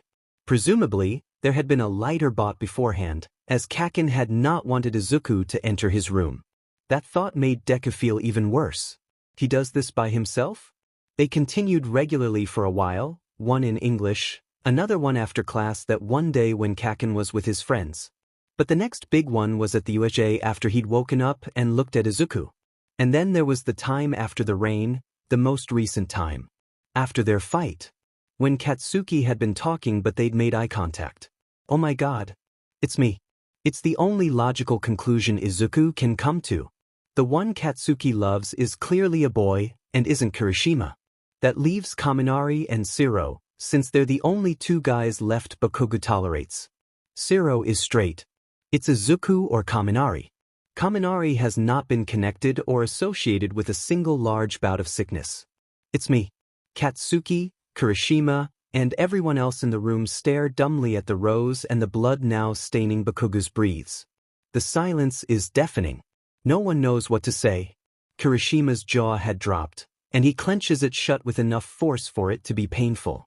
The blonde looks up from the flower and makes eye contact with Kirishima, looking just as surprised and scared. I thought. I did too, Katsuki whispers. Fuff man. Kirishima's flexing his fingers like he's considering throwing a punch. In the end, he decides against it and storms off with the rest of Bakugo's friends trailing awkwardly behind him, unsure of who to comfort. Katsuki seems like he wants to stand and go after them, but another violent cough and some petals make him stay put. Momo gets him some water. All the while, through everything, Izuku stays silent and unmoving from the other side of the room. When he looks at Katsuki, he doesn't see a hero. He doesn't see courage or ambition. He doesn't see an incredible quirk. Midoriya sees fear, pain, regret, and panic. And yet all the same he thinks, I love you. I am unlovable. Katsuki watches Kirishima leave, and feels nothing. Kaminari and Shiro follow the redhead, torn over who to give pitying looks to, and Katsuki feels nothing. Ashido hangs back a second, to the blonde, and then follows the group. Absolutely FNG nothing. More flowers are coming up now, as if that big rose had been a dam blocking the worst episode Bakugo's had yet. Hagakure's screaming something unintelligible, and everyone seems torn as hell over whether to help or run away. Momo ends up stepping up to the plate, yelling for Ida to get water. She lifts up her shirt and creates a stretcher. There are more gestures and muffled words. Uraraka scrambles over and touches Katsuki so he can be floated on the stretcher. He folds into himself, eyes squeezed shut, as round face of all people is his SE back to his dorm room and regular spot situated in front of the toilet. This is FING dumb. Is all Katsuki can think to himself as flower after flower comes up. Of course he wouldn't like me back. It's understandable that his friends would take Kirishima's side. Who could blame them? It was crazy that Kirishima even put up with Katsuki for the few days that he had. Pretending to enjoy Katsuki's company seemed like such a chore. It's not Idria's fault he didn't love Katsuki back. Why would he? Ochako leans on Katsuki's sink and averts her eyes to look at his aftershave in order to avoid saying anything. She doesn't seem to want to leave. It's goddamn annoying. You can go, pink cheeks, Katsuki grumbles between coughs. Do you need anything? Before I do. What I need is you out of my goddamn face. Uraraka leaves Bakugo alone as soon as it's clear that he's going to stay conscious while coughing up a lung, and the blonde is glad to finally be alone. As fed up as it sounds, sometimes Katsuki finds it nice to be stranded with his own thoughts. It reminds him how much harder he needs to work in order to be worth something. So, with flowers in his lungs, Katsuki Bakugo thinks. Or at least, he tries to. The events of the past 10 days or so are playing through his head like a film, except every scene is out of order and the movie theater is on fire, which is super FING annoying because if Katsuki gets ash on this new t-shirt he'll probably get in trouble with his mom. Everything is numb and without feeling, and despite that there is still mom. Sometimes, Katsuki wonders if life would be easier for everyone if he was never born. His parents probably could have moved up in Tokyo's fashion industry, maybe designed something for FING Gucci or whatever the hell their jobs actually were. Those losers he used to hang out in middle school might have been nicer. All Might would still be the #1 hero. Kirishima wouldn't have felt the need to pretend to love him. But none of that matters yet, because he's 9. He's 9 and his quirk is strengthening nicely. Bakugo is now able to fully blow up wood instead of singing it. He's working on making rocks crumble after school. Sometimes Deku hides behind a corner and takes notes, but Katsuki just pretends he doesn't notice. No point in wasting crucial quirk training on something someone he already knew was flammable. Katsuki picks up another stone that's a bit bigger than a baseball, holds it out in his hand, squeezes his eyes shut, and lets out a controlled explosion. The rock fragments into 4 or 5 pieces, which splinter out around Katsuki. One collides with his cheek, and a pointed edge creates a small cut. The blonde opens his eyes and looks at his smoldering palm for a second before cheering. Hell yeah. He goes through 3 more rocks around the same size, and then attempts one that is closer to the size of his head. The large rock isn't one he can pick up, so Katsuki instead opts for just placing his hands on it and seeing if it will go flying. It splits in 2, and the force of it sends the child tumbling backwards. He scrapes his elbow on the way down. Pleased with today's success, young Katsuki makes the short walk from the park where he was practicing to the Bakugo household. It was takeout night, which only happens once every 2 weeks, so Katsuki is particularly excited to look at the shiny plastic menus and pick out his own meal. He's got a proud smile on his face as Katsuki opens his front door, excited to tell his parents about his achievements. Mitsuki is on the couch, reading a magazine when the sound of shoes shuffling off and slippers going on causes her to look up and meet her son's gaze. Katsuki smiles. Mitsuki frowns. Katsuki is starting to think he's good at making people frown. The hell happened to your face, brat? Mitsuki sets the magazine down and makes her way over to her son, her hands clenched into fists that tighten more the longer she studies Katsuki. A rock, Katsuki responds. Despite the tension, he decides to try and cheer his mom up. I got one to explode. I've been practicing a lot and a whack upside the head. That's what you've been doing instead of studying. Blowing up public property. Your grades have been slipping and you're wasting time with rocks? I still have the highest marks I can get. Katsuki mumbles, now avoiding his mother's gaze. Bullshit. I know for a fact your math teacher is offering extra credit. If I want to be a hero like All Might, I've got to practice my quirk, too. Are you talking back to your mother? No. I'm not. I was just. Mitsuki's fist conks Katsuki on the head to shut him up. Heroes, she hisses, know that no matter how many rocks they explode. Mitsuki squats down to make eye contact fully with her son. They're worthless if they don't have support behind them. Katsuki's eyes widen, but his mouth turns into an intense scowl. Mitsuki lifts her finger to keep him quiet and finishes her thought. Don't make me take that away from you. Katsuki's hand lets out a blast that blows up the toilet. The porcelain splinters everywhere and a mixture of debris, toilet water, and flower petals now decorates his bathroom. He coughs, clears his throat, and then does an awkward crawl shuffle towards his shower so that he can still keep the blood coming up somewhat contained. Bakugo finishes out the Hanahaki episode like that. Just sitting in his shower, bathroom full of toilet water, trying and failing to feel anything. Katsuki leans back and lets his head hit tile with some sort of F-ed-up grin on his face. He barks out a laugh, and holy shit does it hurt, but that doesn't deter him. It's funny at this point. Him getting the love disease. Absolutely goddamn hilarious. The universe really dealt Katsuki a heaping scoop of karma. Of course Kirishima didn't love him back. Instead the poor guy pretended for a few days in the hopes it would keep Bakugo alive. That must be it. But what? What had Katsuki done that made Kirishima want to keep him alive? Especially now. He seems to be mad that Bakugo got an episode in front of a bunch of people. It makes him seem bad, probably. Makes both of them look like idiots. You are an idiot, you idiot. Out of frustration, Katsuki aims a small blast at his shower head. It shatters just like the toilet had. A piece hits him in the face and causes a small cut on his cheek. The wound is shallow and barely noticeable. But Bakugo still splinters into shards. Something breaks inside of him. That seems to be a trend as of late. Walls falling down when he definitely does not want them to. Emotions coming to play that definitely were doing just fine being repressed. Katsuki is screaming and it hurts so effing bad but he can't stop, preferring to allow the reverb to cut through his throat. It's a mixture of words like stop and no, as well as sounds just to be sounds.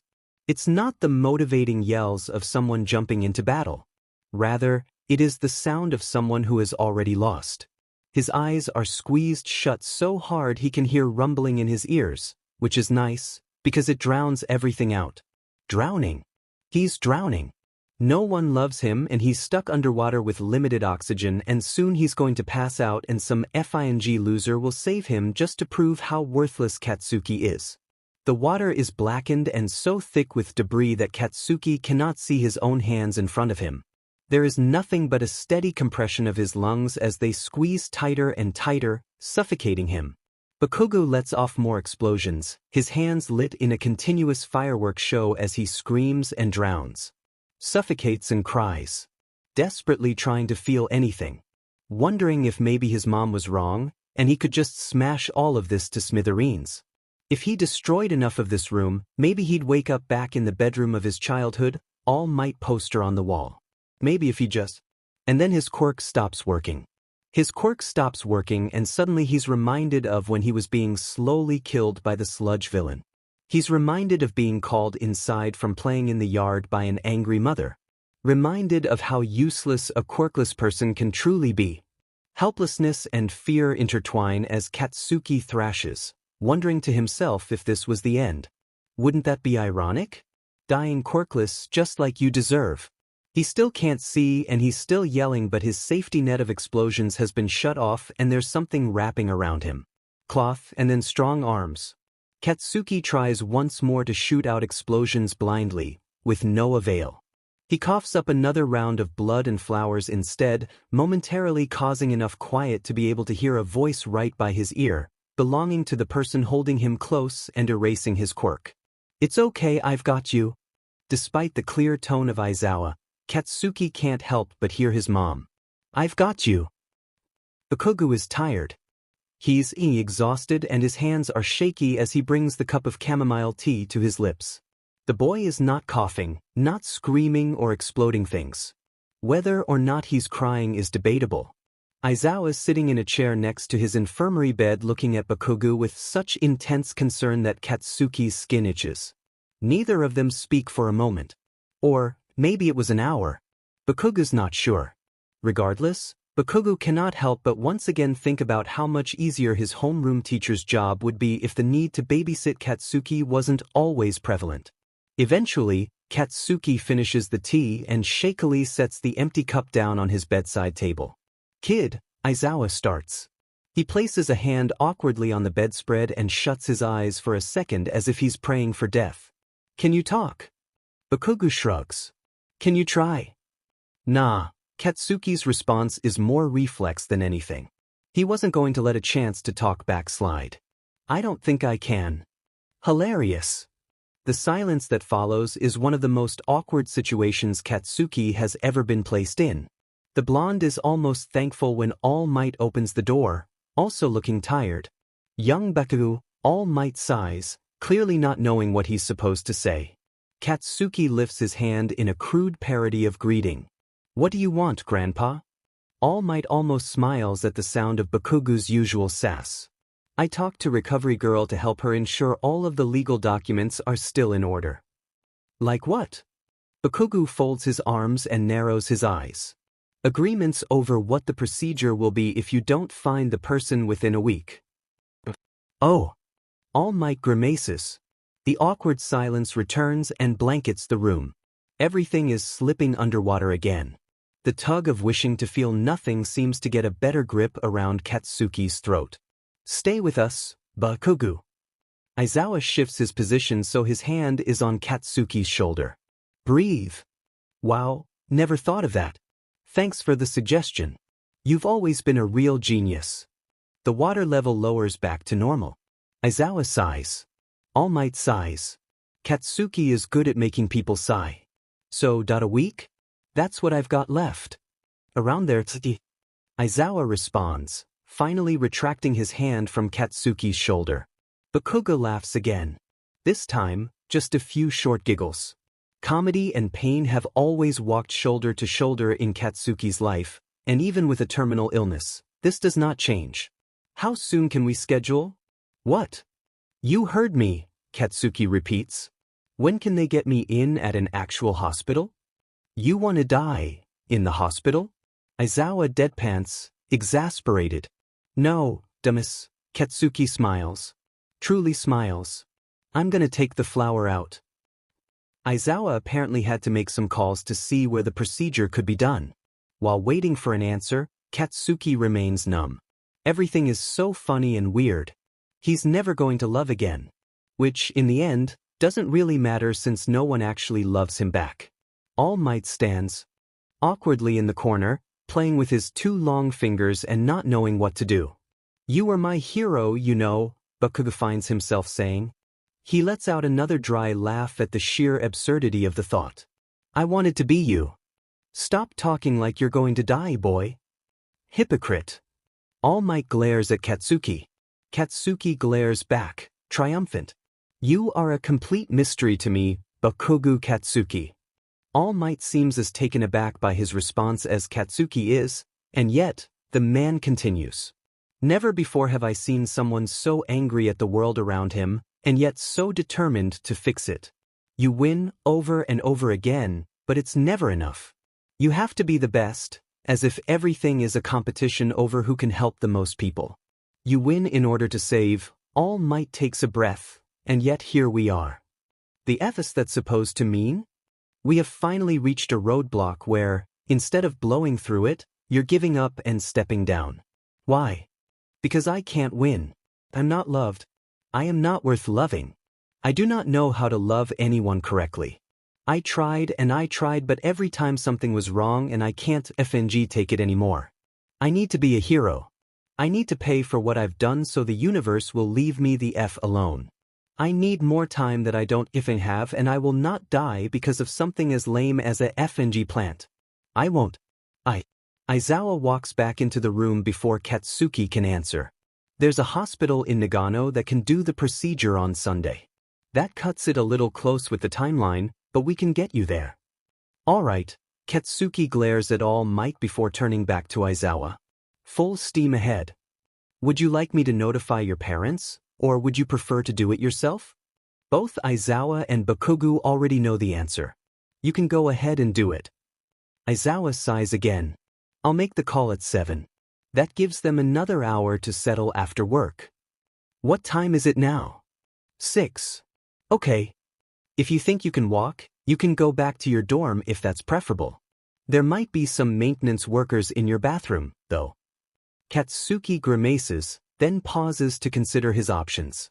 Even without construction to fix whatever ended up being left of his bathroom, going back to the dorms means seeing his classmates. Talking with his teachers has already been bad enough, so Bakugo cannot imagine the mental torture that would be looking at concerned extras who are all in his business. No FNG thank you. Bad word. All three heads in the room WHP around to face the door, where Eri is firmly gripping the corner of Mick's jacket with her hand. Sorry. Mike throws an apologetic smile at Aizawa. We thought you'd be finished up here and Eri wanted to go on a walk. It's fine, we're about wrapped up here. Aizawa stretches his hands above his head and cracks his own back before beckoning Eri over to him. The little girl shuffles towards her dad, smiling politely at All Might as she passes him. Sensing she's being watched, Eri pauses for a second to greet Bakugo. Hi, Kaken. She says sweetly. Hey dork. Mean word. Good observation. She giggles to herself for a second, clearly lost in thought trying to come up with a response. You're silly. That must be why Deku likes you.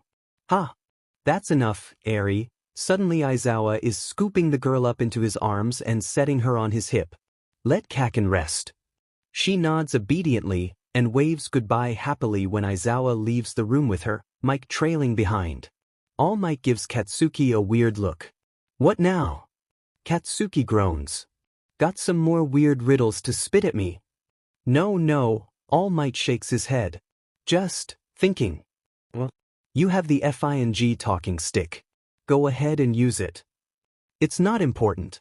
Do you want me to grab anything from your room? I'm going to pay the other students a visit. Phone. Ah, I see. Anything else? Nah. Okay. All Might makes his way over to the door.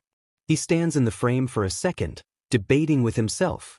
Do you want this open or closed? It's not a weird question. It shouldn't be. All Might is literally just asking if Katsuki wants a view out into the hallway or not. But despite that, something about the tone in the way he said it, Bakugo cannot help but have a suspicion that there's something more underlying. This is a weird FANG test. The two stare at each other for a few moments. Not as a UA student and teacher, but as a dying boy and the man who was once his hero. Katsuki knows his answer. Closed. They're still looking at each other when All Might shuts the door. The door to Katsuki's room in the medical wing opens after hours that might have been seconds. Time is strange, just like the world. Strange and ugly and so FNG confusing. Regardless, Bakugo looks up to see All Might awkwardly standing there with his phone. During the handoff, Katsuki mumbles something that might be similar to thank you, but neither person is quite sure. Katsuki isn't sure of much these days.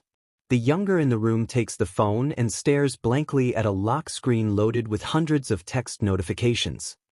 He grimaces and sets in on the end table next to the hospital bed. All Might is still there, looking constipated. Whose sheet in your breathes? Oh, what? It's an expression, Grandpa. All Might smiles weakly and folds his arms. I'm glad to know you're still in there, Katsuki. Not fucking dead. No, All Might sighs, turning to head back out the door. I suppose not. The hero leaves it open this time. Just a crack. Once the footsteps of All Might walking away fade into silence, Katsuki makes a jump to actually look at his phone. There are 376 texts from various people that he should probably at least read at some point, but he really can't be bothered to do so right now. Instead, Bakugo jumps straight to his search engine and begins to type. Hanahaki removal surgery process. He clicks on the third result down, as the first was the synopsis for a movie that looked disgustingly mushy, and the second was just an article about the first reported case. As Katsuki begins to read, he starts to feel more and more unsettled. The Hanahaki removal process has a low risk level if someone with a healing quirk is present for the surgery. Physical recovery time with proper treatment will last about 48 hours. However, emotional recovery time can take several years. It is recommended that the recipient of the surgery seek professional psychological therapy indefinitely in order to cope with both memory loss and frustration. Despite medical research, there still appears to be no true way to remove the plant mass in the lungs that does not result in the loss of memories associated with the loved one. This is due to the root's connection to the bloodstream. When cut, the connection between the body and the plant is severed, and the feeling goes with it. For more information, please visit the Riken Institute of Physical and Chemical Research, Tokyo, Japan. I'll forget the person altogether. He scans more articles after clicking the suggested link, and the walls feel like they're beginning to close in. Is forgetting my first love worth being a hero? Katsuki mulls this over. He thinks about what love means to him, thinks about his mom. Kirishima didn't love him, so none of that counted. Ashido didn't love him, because she let Kirishima hurt him. His mom, however, did love him. She'd always told him that. The screaming, the yelling, the pushing him to always be better was done out of love. If Katsuki doesn't even like the only person he knows for sure loves him, what's the point? Who's to say the person wouldn't be just as indifferent, just as spiteful towards him? Bakugo does like hero work. He likes the feeling of his quirk coursing through his palms. He likes the danger and the excitement and beating the shit out of people who deserve it.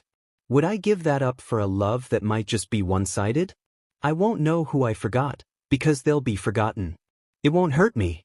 Love won't hurt me anymore. Wouldn't that be nice? To simply erase all of this? These weird weeks of pain and vomiting and dying and learning that he is not worth loving? Even to save his life? It's the perfect deal. The right choice. He will live and he will forget, and that is what was meant to happen. So then why am I crying? Of course he was crying. It's all he ever does nowadays. He doesn't even notice it until the sobs are racking his body. The walls to the dam have broken so many times, over and over, to the point where they're not being rebuilt fast enough. Katsuki will cry at a still breeze if he's got bad thoughts floating around. Katsuki is good at crying. Good at hurting. There's another knock at the door. It's Aizawa this time, and he doesn't wait for a response before coming in. He doesn't comment on the tear tracks. He doesn't have to. I called your parents, and they would like to see you before accompanying you to the surgery. Katsuki frowns at that. Why do they even have to be there for the DMN operation? It's not like they can watch it happen. Aizawa pinches the bridge of his nose before responding in something a bit more gentle than his regular drawl. They're still your parents, because a kid getting hurt, is it scary?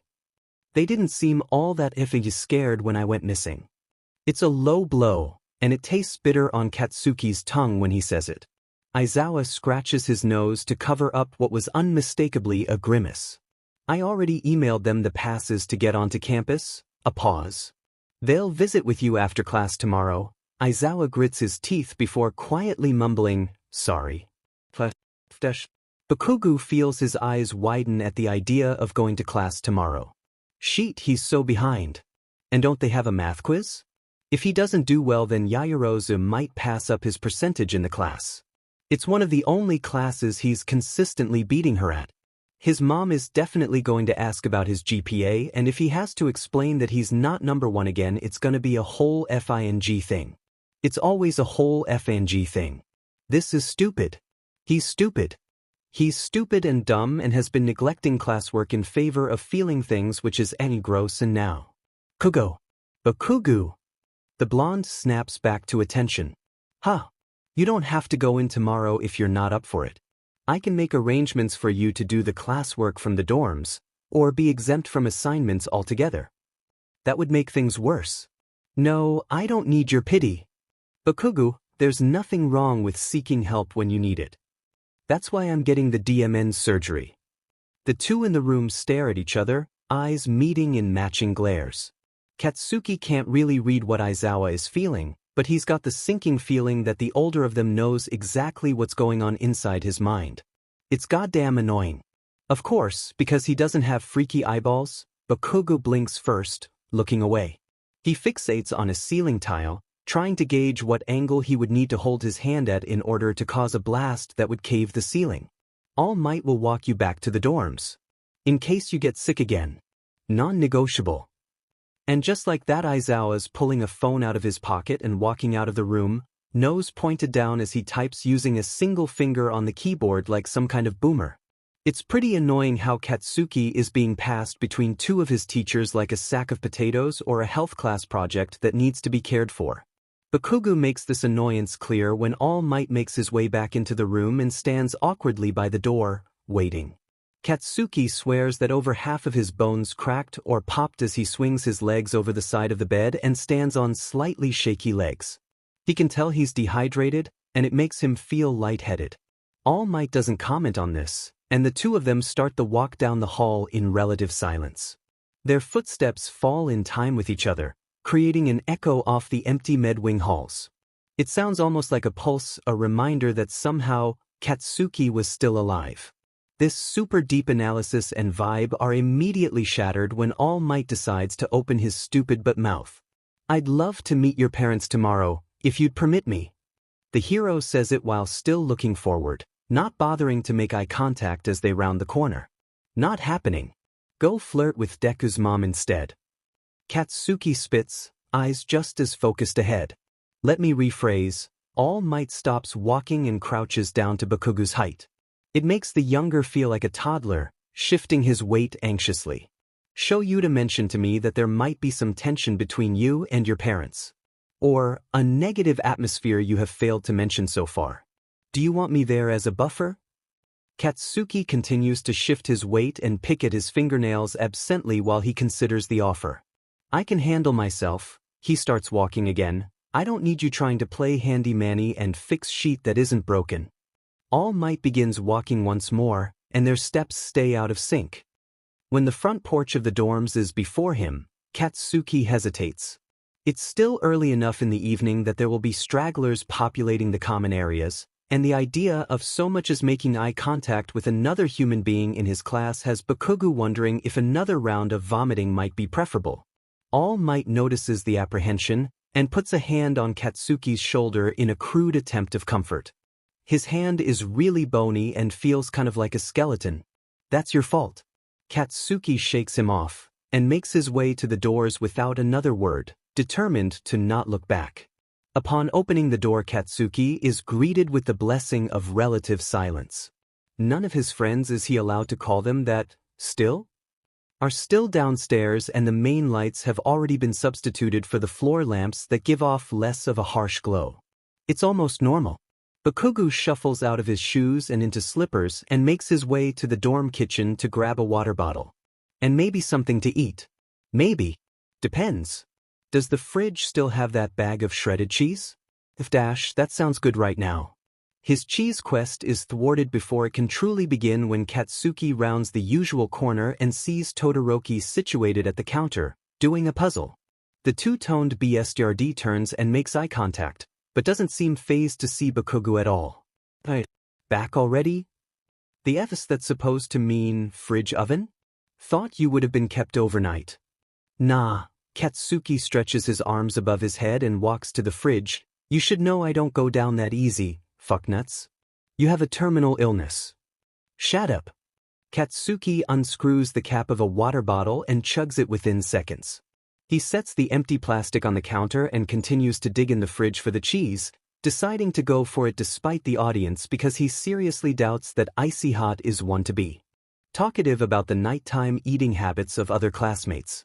Todoroki seems to have obliged by Bakugo's request to shut up, and the silence is so uncomfortable that Katsuki feels the need to break it again. Which is weird, because he shouldn't be bothered by what half and half thinks. He thinks you're weak. Just like the rest of them do. "Since when do you do puzzles? That's nerdy even for you." "They give me time to think." Katsuki hums at that, considering it while chewing the cheese that he had dropped into his mouth. "Did you want to help?" "You're staring." You're one to talk.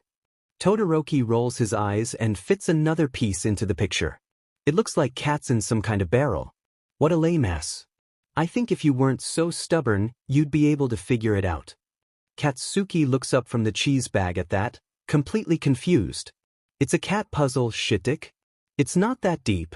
Katsuki puts the bag back and closes the fridge. You're fucking weird, you know that? Katsuki doesn't see Todoroki roll his eyes again as he makes his way towards the elevators. Bakugo's room is the same as it always is. Messier than it should be, smelling like a florist, and full of sour memories. The UA staff had made quick work of fixing his bathroom, so at least that was back to normal. After a change of clothes and an internal debate, while sprawled across his comforter, Katsuki makes the move to unlock his phone and check his messages. Raccoon eyes, 45 messages. Tape F-11 messages. Dunce, 9 messages. TU, 3 messages. Class 1A group chat, 95 messages. Shitty hair, 1 message. Against his better judgment, Bakugo clicks on the singular message. From shitty hair. Why? The blonde stares at the text for a long time. Why? It was a fair question. In fact, it was one that Bakugo had been asking himself this whole time. Why am I unlovable? Why couldn't I have been good enough? Why does everything have to be my fault? Why do I have to forget my first love? Why am I hurting? Why am I crying? Why? Katsuki doesn't answer the message. He wants to, and he knows he should, but there isn't a single properly formulated answer that he can give. There is no FING-Y at this point. Everything just is. And it FING-SEKS. Katsuki has to pee. Not that badly yet, but enough that it's slightly uncomfortable. Of course, there are things far more uncomfortable and pressing right now, such as how he's on hour 3 of being tied to a chair. Tamura Shigaraki is sitting on the counter of a shitty, run-down bar. On a stool beside him is that freaky blood beach, and standing in the corner is a guy who looks like he lost a bet with a deep fryer. They're needling him as they have been for ages. Asking about information, telling him he should join them. Bakugo has denied their requests enough times that they seem to be growing bored with asking him for sheet and have instead taken to general argument. Do you not see how corrupt hero society has become? Has All Might tainted your mind that much? This is why the Emser finds you all to be so foolish. Can you see with that hand covering your face? Toga snorts. She doesn't even try to hide it. This is such a shame. I really like this one. She pouts and folds her arms. Can I kill him now? Like hell you will. I could take you on right here right now. Bring it. Way to go. You set the dog yapping again. Extra crispy groans, pinching the bridge of his nose. I'm not if dog. I'll kick your butt. Dabi straightens from his position of leaning against the wall and makes his way over to the chair where Katsuki is bound.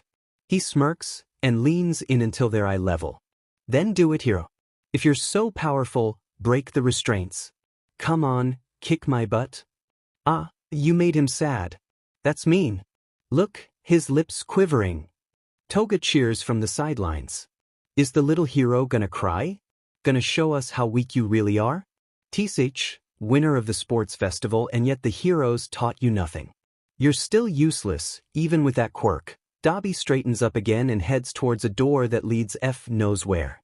It's a shame you have to room with us for a few more days as a hostage. I'd quite like to be around to watch you die. The memory starts to get fuzzy and morphs into something stranger. The walls turn to purple smoke that looks strikingly similar to the haze of Kurogiri's warp portals. It makes Katsuki cough and starts to fill his lungs.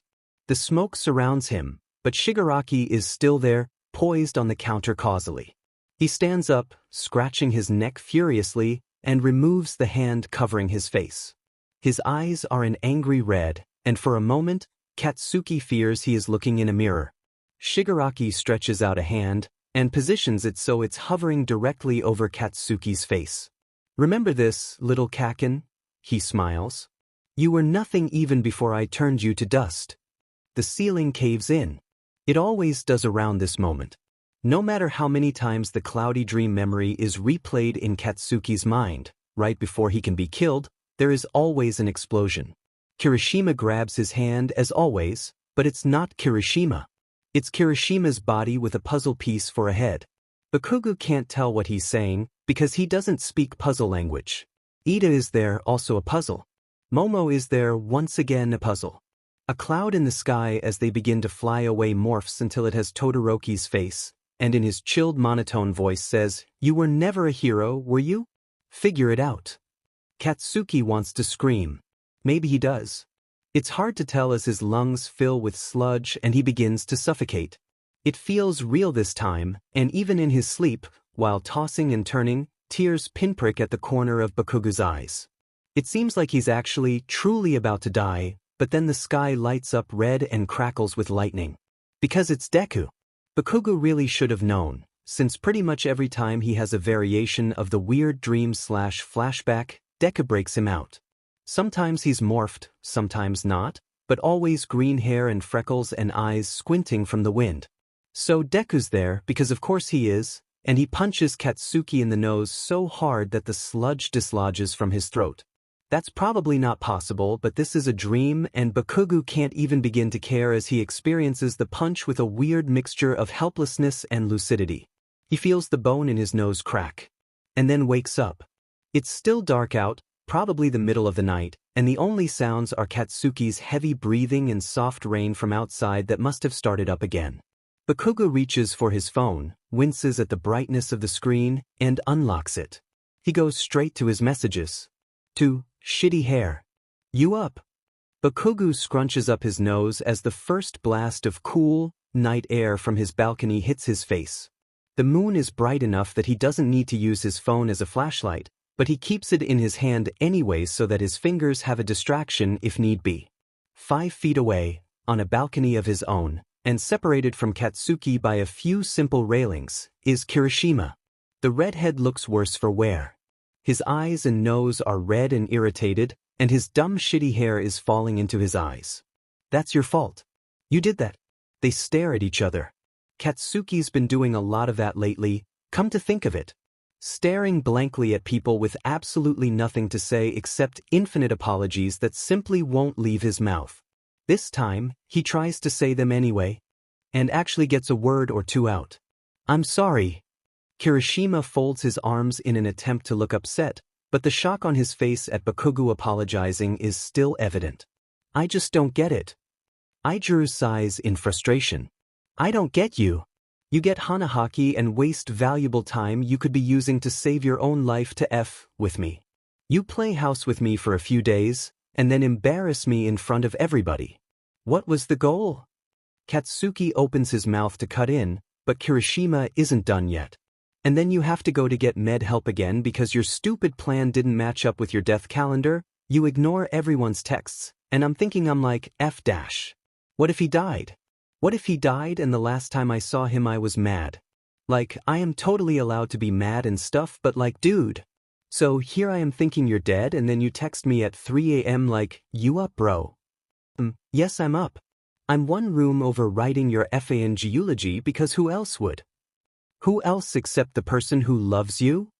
Aizawa is breathing, and there are crocodile tears forming in his eyes. So, I'm gonna ask you again, and you better answer, Bakugo Katsuki. He wipes snot from his nose. Why? You love me? Kirishima yells in frustration and yanks on his own hair, probably waking up everyone within a mile radius of campus. Of course I do. You already know that. That's why you F'd with me. Is this revenge for something? Did I hurt you that bad and you plotted this to get me back before running off into the sunset? Katsuki has never been more stunned. I thought it came back because the love has to be reciprocated. The blonde whispers, looking at Kirishima's feet. Huh. Shitty hair looks like a confused puppy. I do love you, shitty hair. Kirishima's eyes widen. Oh my god. What? You're so dense, oh my god. The redhead starts to smile a bit. Ashtio mentioned that oh my god dude. What in the hell is suddenly so goddamn funny? Katsuki complains. And what's alien got to do with it? You don't love me, dude. Why does everyone keep saying that? I mean, yeah, you love me. But you don't love me. You said the same fucksing word twice, hair for brains. You love me as a friend, bro. Friends don't. Yes, they do. You feel safe and happy around me, right? Like it when I'm in a good mood? Want to see me succeed? Wouldn't mind a hug or two? Katsuki doesn't answer outright, but the huff of annoyance and aversion of his eyes is enough of a yes for Kirishima. But you don't really want to kiss me. It wasn't like bad. That's not what I said, dude. I know I'm manly as hell and great at kissing. Kirishima sighs and leans on his balcony's railing, taking a deep breath. So, you thought it was me? Yes. Katsuki suddenly has the urge to jump the gap between their balconies to be held. I really did. They're both crying a little bit and neither one really remembers who moved first, but the hug is the most bittersweet thing Katsuki has ever felt. Like walking into a place you used to go to when you were a kid, but it's changed just enough to feel wrong. It's gonna be a while before I get over, well, you, Kirishima pulls back first, smiling and wiping his eyes. But I'll get there. I'm glad it wasn't you. Dude, I know we just made up and shit, but, wow, bad timing. No, Katsuki slams his palm into his forehead. I meant that I'm glad I won't have to forget you. What do I mean? I'm getting the surgery. Wait, for real? Are you sure? Yeah. 3 days from now. Baku bro, are you like sure that's what you want to do? Like, that's a no backsies kind of thing. You're just gonna forget a person altogether. Bam. Gone. What if it's someone important? If he's important, I won't know that because I've already forgotten. DMN. I have to do this. I'll be there for you when you come back. A pause. Maybe not right away, but I'll be there. Thanks, E. Nah, Kirishima laughs. You lost privileges when you broke my heart. Stick to shitty hair. You guilt-tripping motherfucker. Katsuki is cut off by the sound of Kirishima turning around, hopping the balcony gap, and walking back into his dorm room. While the blonde walks back inside, there's a new text on his phone. From Shitty Hair.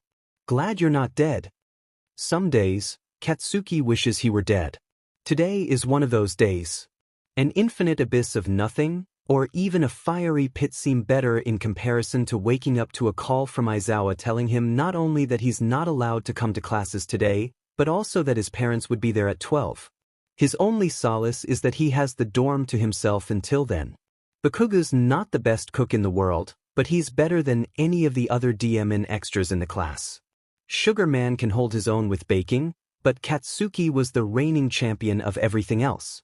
It's around 10 in the afternoon, 2 hours before he's forced to talk to his parents, and Bakugo is plating a bomb but spicy stir-fry. While chewing and looking out the window, Bakugo thinks about all of the times he's almost died, and if he should have in those situations. Sludge villain. Nah, he should still get to win the sports festival. Lead kidnapping, maybe. They had some good points about his uselessness. This Hanahaki sheet, absolutely yes. Love is dumb and kicks you in the butt, and Katsuki would rather not deal with it or anything similar to a human emotion for the rest of eternity. More than that, he was just tired of hurting people. If he wasn't alive, everyone would be so much happier. All Might would still be number one. Kirishima wouldn't have gotten upset, Deku would have. Deku would have more hero notebooks and less anxiety and would smile more and wouldn't flinch when someone raised their hand up to high-five him. Deku would be the next All Might and meet that goal so much faster than he is now. Deku would be better off just like everyone else. Because everything shitty that has happened to that dumb nerd has been Katsuki's fault. Then the dumbass walks into the dorm with his arm in a sling and a sheepish expression, and it startles Katsuki so much he almost knocks his plate off the table. The F are you doing here? Oh. Deku startles, surprised that Bakugo would start a conversation. I messed up my arm during a drill, so Aizawa just sent me back for the day. I think part of it is him wanting me to check on you, heh. I don't need babysitting. I know. It wasn't my idea. There's an awkward pause. What's in the pan? Stir fry. Cool. Deku turns to walk towards his room. Well, I'll just. You can have some if you're hungry, shitwad. Really? Thanks, Kaken. Deku lights up and scrambles over to the pan with the leftover stir-fry. Awkwardly, with one arm, he fixes himself a plate and sits down directly next to Katsuki at the table despite there literally being an infinite amount of options for places to sit that are not near Katsuki, so why the hell did he? Kaken? You okay? I'm fine. Bakugo mumbles, shoving another bite into his mouth. The two eat in silence besides Deku's random exclamations of how good the food is. It's enough to distract Katsuki for a while, especially when both of them keep going back for more until there isn't anything left. Deku offers to do the dishes, and Katsuki yells at him because how the hell you gonna wash a plate with one hand, huh? Gonna borrow another quirk that helps you wash dishes. Izuku giggles at the snark instead of shying away, and it sends hundreds of alarms blaring. In Katsuki's ears. Better than blowing up silverware by accident. The shorter male muses, stepping back immediately as he predicted the lazy smack that Katsuki had aimed for his good arm. The good nature of the moment is killed when Katsuki's alarm goes off, signifying 30 minutes before his parents show up. I've gotta go get dressed in something nicer. Why? Deku tilts his head to the side like an idiot. Parents are visiting. They're not taking you out of UA, are they? Or is something worse with the you know? Or dash. Don't worry about it, DMN nerd. It's none of your business anyways. I just want to make sure that you're. I'm peachy, Bakugo gently flicks Izuku in the forehead. Go do whatever nerds do when they're bored and crippled. Oh, Kaken, that hurt. 3-year-old Izuku whines after being flicked in the forehead. The toddler has gone cross-eyed trying to look for what he is certain will be a red bump. Toddler Katsuki giggles and rolls onto his side, stretching out over the picnic blanket with something that can only be described as arrogance. Don't be such a baby, Deku. It wasn't that hard. If we're gonna be heroes, you're gonna have to take hits a lot harder than that. Izuku pauses and considers this before nodding with determination and wiping some tears from his face. You're right, Kaken. Let's be strong heroes like All Might. Hit me again, I can take it? That's boring. You're expecting it this time. I suppose that would take away from the exercise a bit, wouldn't it? You talk fast lately. And use big words. Slow the hell down, Deku. Only if you can catch me. And just like that, the game of chase between two stubby-legged toddlers in the Midoriya backyard began. They tore through the fenced-in grassy area, shouting out names of attacks they planned to use once they were big and ready to fight villains more menacing than grade school kids.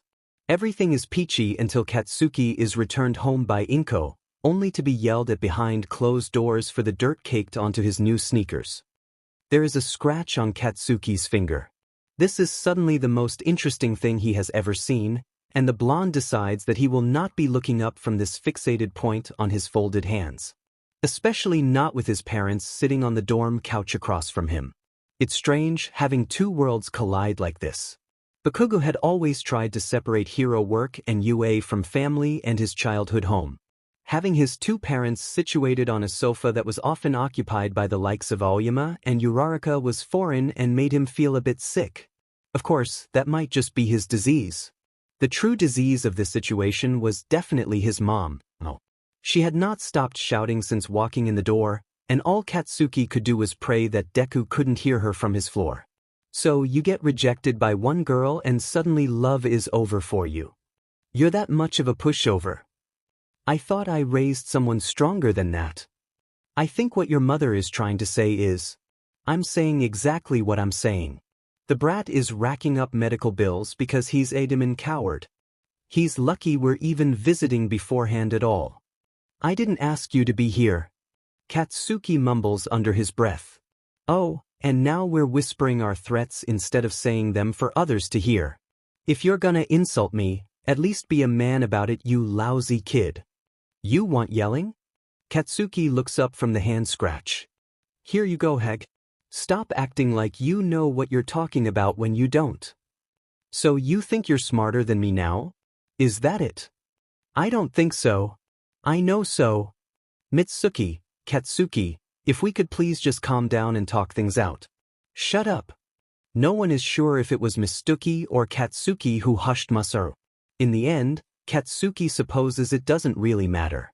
Cat, you useless brat. Just admit you're afraid that no one loves you so we can figure out what girl you're confessing to and I can go home. People love me. Katsuki looks back at the hand scratch in order to hide his stinging eyes. My friends love me. As if you have friends. The only people that love you are the two of us. And that's all it's gonna be until you figure out how to be a hero. Mitsuki stands up and grabs her purse. Or, at the very least, a functional human. Now, pick the girl you like. Confess to her. She might not love you now, but she won't want to kill you, so she'll come around. If I end up needing to see you in 2 days, you will feel. Got it? The explosions going off in Katsuki's hands drown out his response, but it was definitely something along the lines of F off, or get out. It's early Saturday morning, 2 a.m. early, and Katsuki is finishing up packing his duffel bag with what he'll need for the hotel and hospital trip. He'll pack, put his bag by the door, take a jog, come back, shower, and leave for his train. By Bakugo doesn't really want to think about what the wrath will be when his mom finds out that he got on the train. That he's getting the surgery. But he doesn't really care, because this is the last day of throwing up flowers everywhere. Last day of suffocating. He just hopes it'll be a worthy trade-off. The bag is slung over Katsuki's shoulder as he makes his way down the stairs, ready to head towards the gym and shower there after his run. This would be the last time in the dorms with this stupid plant inside him. Katsuki's got one foot out the door when someone speaks. Kaken. God f***ing dammit sheet f dash. Izuku had fallen asleep on his usual couch, again, surrounded by notes and papers, again. And now he was sitting up, and probably going to try and talk to Katsuki or some sheet, which he really didn't have time allotted for in his tight schedule. Go back to sleep, Deku. Where are you going? Not important. I'll be back on Monday. Does Aizawa know you're leaving? Yes. Now either off back to your bed or shut your demon eyes again and forget this happened. Izuku swings his legs off the couch and sleepily stumbles over to the door. The moonlight catches on his bare shoulders, and Katsuki knows he couldn't count all the freckles if he tried. Where are you going, Kaken? It's not a question, it's a direct demand. And at this point Katsuki cannot be bothered to prolong the conversation, so he answers. I've got a doctor's appointment. What's the bag for then? It's out of town. But there's a hospital like 3 blocks over. Izuku folds his arms in a gotcha way, even though he does not have anything. Need a special doctor. Katsuki turns and continues to walk out the door into the night. To his dismay, Izuku follows, barefoot and bleary-eyed, still pestering. What could you need a special doctor for that recovery girl can't? Surgery, dom d. F surgery. I'm getting the surgery tomorrow and gotta check into my F hotel by tonight. Happy? No. What do you mean no? Katsuki is about ready to rip his own hair out and tries to keep walking off of the porch and onto the pavement. Deku's hand on his shoulder stops him from getting more than a few steps. If you get it, you'll forget. And? So effing what? I'll forget a classmate. I can just be reintroduced. Not a big deal. You're going to lose every memory of that person. Izuku is shaking now, and Katsuki can't tell why. You'll forget everything. I read the terms and conditions, DMN Deku. God. Izuku's crying now, fists shaking.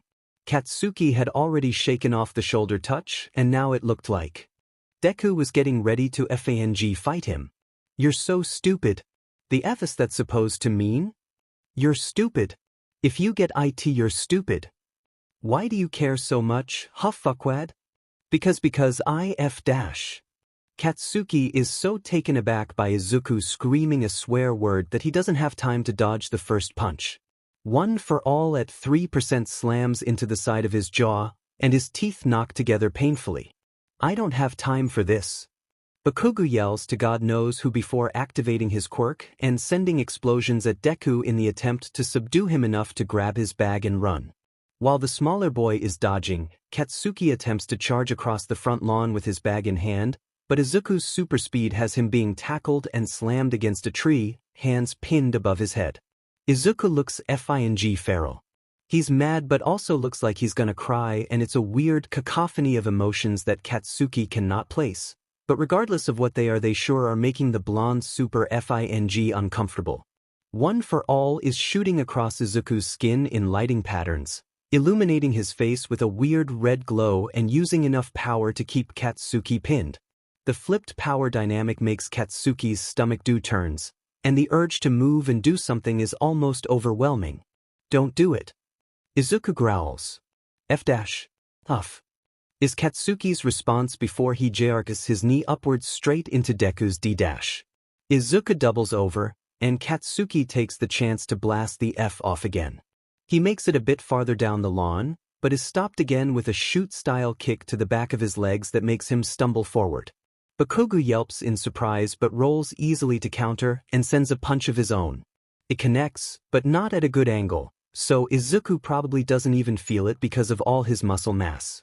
The blonde uses an explosion to get himself into the upright position, and decides to forego running for the train station in favor of pummeling Deku and then running to the train station. They circle each other for a bit, exchanging blows occasionally but using most of their energy to dodge the other person's full-fledged attacks. Wind whipping through both of their hair, as well as smoke and ash from explosions, Katsuki allows himself to smile for a second. Deku isn't holding back. The attacks get even more intense, to the point where Katsuki's not sure how much more of Deku's super speed he can actually dodge. The euphoria of actually fighting someone who wasn't afraid of hurting him quickly dissipates to frustration over how weak he's gotten.